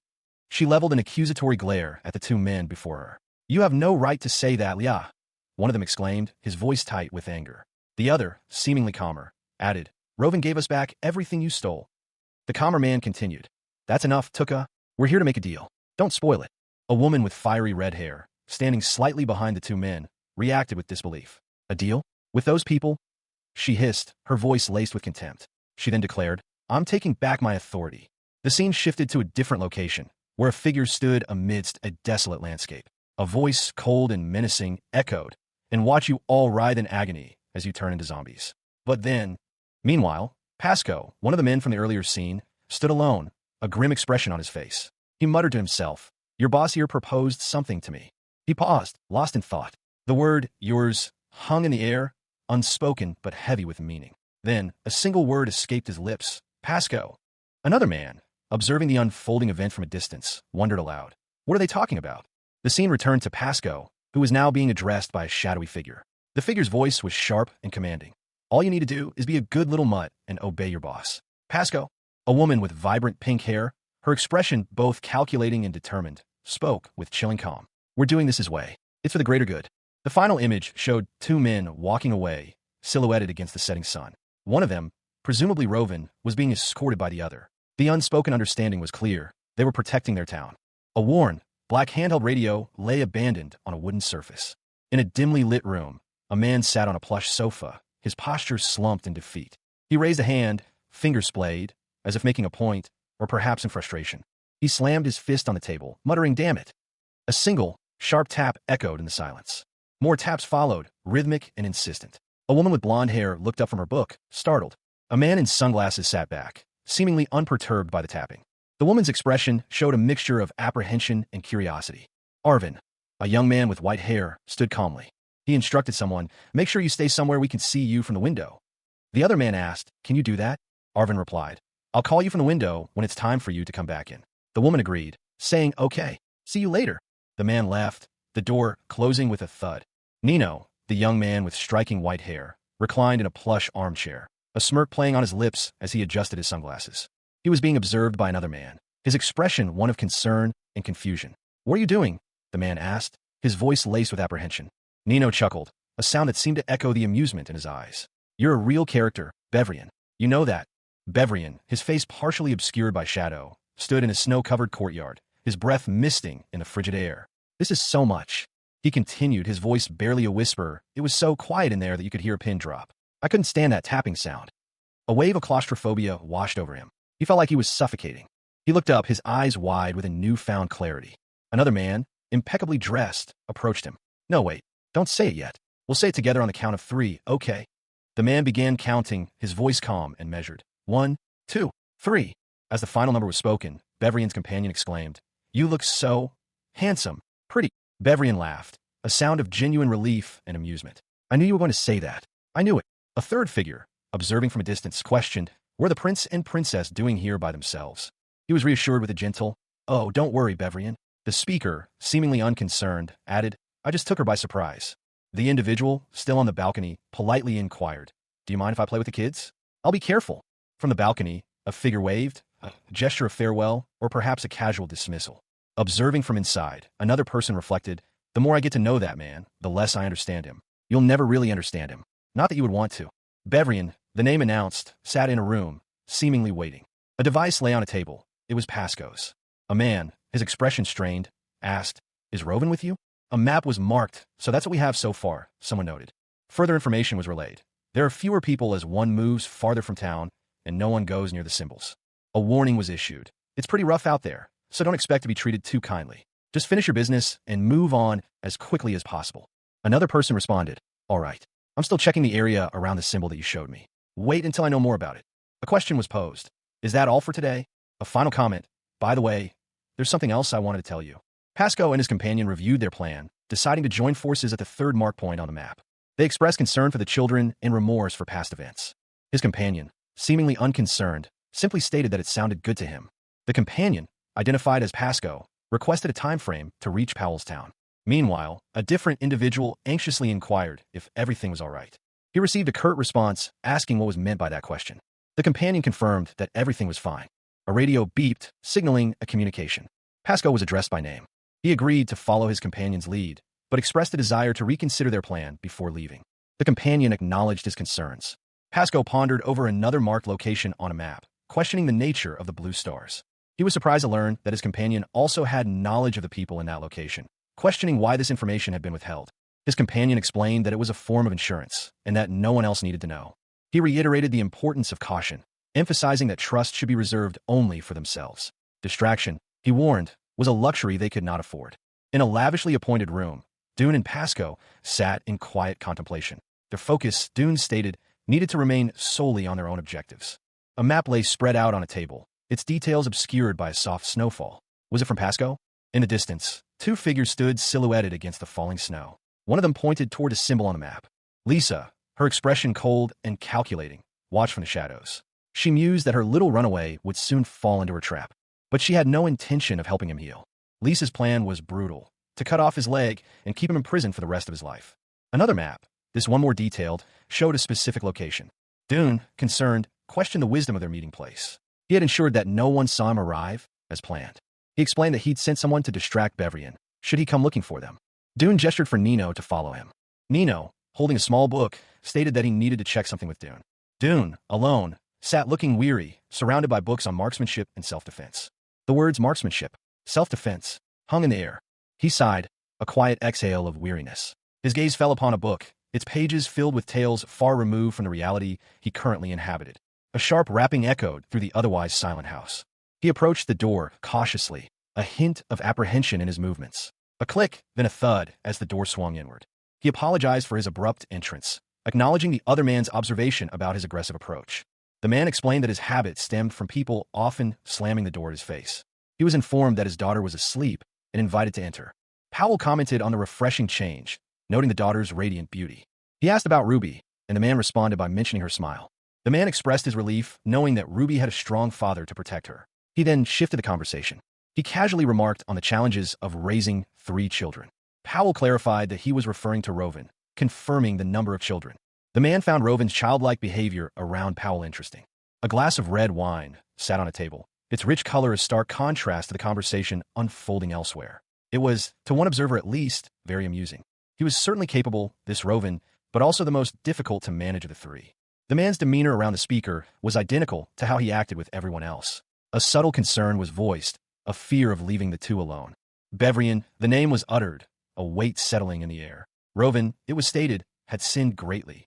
The wine was innocent, yet Rovan's actions were on a different level entirely. However, a key distinction was made. Rovan's sins were unlike those of others. He had never committed a sin for anyone else's sake. The speaker continued, describing Rovan's relentless pursuit of a single goal, a life seemingly defined by it. Bevrian's name was mentioned again, prompting a question. If there were a god, what would he do with Rovan? Rovan didn't scare him, the speaker clarified, despite his reputation. His honesty was surprisingly easy to read. Others, however, were far more dangerous. The common perception of Rovan as cold and selfish was contrasted with the speaker's own altruistic nature. Those who judged based on appearances were simply fools, the speaker asserted. Rovan, it was revealed, didn't want to know about himself. The speaker, however, was self-aware, acknowledging his own psychopathic tendencies while maintaining control. The observation of Rovan's nervous habit, a telltale finger-tapping, was made. He does this when he's preoccupied or concealing something. Despite his attempts at composure, Rovan's true feelings always leak through. One observer found amusement in watching Rovan's reactions. The observer noted that Rovan's capacity for resentment is remarkably low, a fact that could be exploited. The speaker expressed pity for Rovan, highlighting his self-destructive tendencies and the lack of sympathy he receives. The question of how to handle Rovan was posed. The other individual's satisfaction with the situation was evident. Rovan declared himself a selfish person. The speaker's concern for Rovan overshadowed their concern for those he hurts. The speaker's true feelings were revealed. The question of satisfaction was posed. It was not easy to let go of someone so loyal and devoted. He admitted that he genuinely liked both Rovan and the other individual. He clarified that this wasn't a criticism. Because of this shared vulnerability, he would explain his strong fondness for Rovan. He was curious to witness how Rovan's life would conclude. He had made himself indispensable to Rovan, intending to remain by his side until the very end. This was merely for entertainment and to satisfy his curiosity. Rovan agreed. Rovan challenged him, questioning how he could manipulate someone's life for amusement. He called him a madman. He pondered whether anyone was truly sane. He decided to end the conversation, feeling he should leave before losing control. Rovan accepted this and received an item from him. It was a gift to be opened when his faith in Rovan was completely shaken. It would help him. Rovan stood in the dimly lit hallway, a sense of unease settling over him. He could hear a faint sound, a subtle click, emanating from behind the closed door. He paused, listening intently. How long had someone been there? A voice called out, asking where he was going. Rovan, startled, turned to face the questioner. The man, a figure he recognized, embraced him tightly. The man's companion, Bevrian, was clearly surprised by the unexpected encounter. He questioned the identity of the man who had just appeared. The man explained that he had asked his companion to keep Bevrian occupied for a short time. The companion, suspicious, demanded to know what the man had done to Bevrian, suggesting drugging or physical harm. The man simply shrugged. A foot stepped onto the polished floor. Rovan recognized the sound. He heard that voice again. The man's grip tightened. The man's voice was clear and distinct. A woman with long blonde hair, looking distressed, sat alone, holding a book. Someone called out to her. Lisa. her face etched with worry, anxiously questioned Arvin's whereabouts. Dune, calmly seated, explained that he had sent Arvin on an errand. He assured her that Arvin would return with Pasco and that there was no cause for alarm. Dune further revealed that he had asked Arvin for a favor, and Arvin had readily agreed to help, without revealing the details to Rovin. Rovin, noticing ink on his hand, appeared disturbed. The scene shifts to Dune, who nonchalantly wipes away a smudge of ink. A nighttime exterior shot of a grand house. Lisa is shown asleep in a bed. Dune, tapping a document, seems unconcerned. Rovin, reading a book, muses on the complexity of the situation and Lisa's patience. Rovin is asked if Powell did anything to upset him. Rovin shakes his head, implying that Powell's actions are subtle and insidious. Rovin, his brow furrowed with concern, questioned Pasco, "Is everything all right?" Pasco, attempting to reassure him, replied, "Everything's fine, Rovin. You worry too much." A pen slipped from Pasco's grasp, falling to the floor with a soft thud. He mumbled, "Bevrian, nothing at all." Pasco let out a heavy sigh, his head resting on the back of the couch. Bevrian sat alone in a dimly lit room, his head in his hands, clearly troubled. A sleek, dark drone sat on a polished surface, its propellers poised. Arvin, her eyes filled with a mixture of exhaustion and determination, spoke to the device, a silent plea hanging in the air. Silence. She sat alone in the dimly lit room, the weight of unspoken words heavy in the air. Confusion clouded her features. She questioned her actions, noting the drone was not even activated. She considered retreating to her bed, the exhaustion finally catching up. But sleep evaded her. The events of the evening were too fresh, too unsettling. Her gaze returned to the drone, a flicker of resolve returning to her eyes. Despite her exhaustion, she decided to try again, pushing herself to stay awake. Meanwhile, a man in a sharp suit meticulously adjusted his cuffs, his expression serious and composed. Nino, wearing sunglasses, reclined casually, a hint of amusement in his eyes. He subtly flicked something with his finger, a small, almost imperceptible movement. Another man, his face etched with concern, watched Nino's actions with apprehension. Nino adjusted the other man's tie, a subtle gesture of dominance. His actions were met with a cough, a sign of discomfort or displeasure. The man, surprised by Nino's boldness, retorted that he had been about to tighten the tie further. He then questioned Nino's lack of curiosity regarding Arvin. The conversation shifted to Arvin's absence, with Nino having sent him on an errand and accepted his departure without complaint. Nino dismissed any concerns, claiming to be genuinely fine with the situation. He chuckled lightly at the other man's worry. A voice called out, asking if he was done washing up. The scene changed to a different location, where a conversation about dragonflies began. The speaker recalled a childhood game involving catching dragonflies with unusual colors. Nino recounted catching a particularly large and sparkly dragonfly. He described holding it gently between two fingers. Upon releasing it, the dragonfly's wings detached from its body. He recounted a childhood memory, a dragonfly whose flight he'd inadvertently ended with sweaty palms. It was late. He was told to get ready for bed. Ruby, pleased, expressed her enjoyment of their recent game. She suggested they play again later. Nino, smiling subtly, accepted her invitation. He pointed out the age difference, prompting a moment of reflection from Ruby. Nino stated that her actions wouldn't affect his demeanor. He reaffirmed his intention to treat her kindly. He then shifted the conversation to Bevrian, noting Ruby's focus on him. He questioned her perception of her own daughter's flaws. Nino confessed that his heart ached whenever he saw her smile, implying a complex relationship. He concluded by suggesting there's a reason why some things shine so brightly. He stood in a grand hallway, his back to the camera, observing another man walking away. Meanwhile, Ruby slept soundly under a thick blanket. The man from the hallway gently stroked Ruby's hair. His expression shifted to one of concern as he looked at her. He called out, his voice laced with worry, "Arvin?" He questioned himself. "Did I just imagine it?" He whispered, "I trust you." From a distance, a voice echoed, "Where on earth are you, Arvin?" A young woman, her blonde hair catching the dim light, knelt beside a grave marker. The inscription read Melanie. She held a single white flower, her small hand clasped in that of a taller figure. They stood amidst a field of weathered headstones, the gray sky mirroring the somber mood. The taller figure spoke, their words a low murmur, barely audible. They noted the striking resemblance between the young woman and someone else. The man gently urged the young woman to greet her mother, his words laced with a hint of sadness. The young woman, Ruby, whispered a silent greeting, her eyes welling up. She wept silently, her grief palpable. Gasping for breath, Ruby trudged through the snow, her destination unclear. She was met by a young man with white hair, Arvin, who expressed his concern over her unexpected departure. Arvin's companion, Pasco, commented on Ruby's change of clothes, noting Arvin's previous boasts about her appearance. Pasco inquired about Tuka's whereabouts, learning that he was responsible for overseeing the town during Arvin's absence. Pasco and another man stood together, the crisp winter air visible in their breaths. The other man, his face partially obscured by shadow, seemed to be waiting for an answer. They had encountered a few zombies on their journey, but nothing too serious. The man expressed gratitude to Powell for his assistance. They discussed the increased risk associated with larger groups of zombies. The man confirmed that they were ready to leave, but needed to take care of a few things first. Now, the important part. Pasco's companion admitted that he'd almost drawn his weapon again. He wished Pasco had warned him beforehand. Pasco suggested that someone should take the child away from him. He had inquired about Bevrian's well-being. Bevrian was fine. They agreed to depart. They were grateful for Pasco's radio, which allowed for real-time communication with Rovan. Rovan offered his support, reminding Pasco of his responsibilities as head of the household. Ruby waved goodbye to Pasco. They rode off. The rhythmic clip-clop of hooves on the snow-covered ground marked their steady progress. He turned to address his companion, concern etched on his features. "How are you doing?" Pasco offered a reassuring response, though his tone hinted at underlying tension. "I'm fine." He rode on, his gaze fixed on the path ahead, his expression unreadable. They consulted their map. Tuka was investigating the area around the symbol. "We'll reach the first marker by lunchtime tomorrow." Pasco's apprehension was evident. "It'll take 3 days to reach the third marker. I haven't been in a yellow contaminant zone in a while. I'm a bit nervous."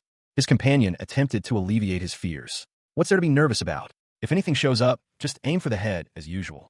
You make it sound so easy." He explained the challenges ahead. "The bigger zombies have thick skin, so you can't kill them with just one shot. Plus, they're harder to aim at because they're so tall." Pasco's companion voiced his concern. "I can see why you wanted to bring Arvin, but shouldn't we have left Ruby back in town?" He responded, "I thought you said she's a natural sharpshooter. I'm not saying Ruby can't be of help. I'm just concerned about taking someone so young to a dangerous place that even adults avoid." Pasco stated his reasoning. "I need Arvin, and Arvin needs her." Pasco scoffed, his voice laced with disdain. He vehemently disagreed with the sentiment expressed, a clear rejection of traditional expectations. Meanwhile, a man in sunglasses, his face partially obscured, sat alone in the snowy landscape, sipping from a steaming mug. A thoughtful silence hung in the air. The children were asleep. A figure stood watch, a silent guardian in the cold night. Bevrian. Pasco offered to take over the watch, but his offer was politely declined. He explained that his men would take turns keeping watch until they reached their destination. Reassurance was offered. Everything was under control. They were there to protect. Apologies were given for any inconvenience caused, but the gratitude was sincere. The man in sunglasses smiled faintly, a subtle expression of quiet confidence. Pasco's gaze was intense, a mixture of determination and concern etched on his face.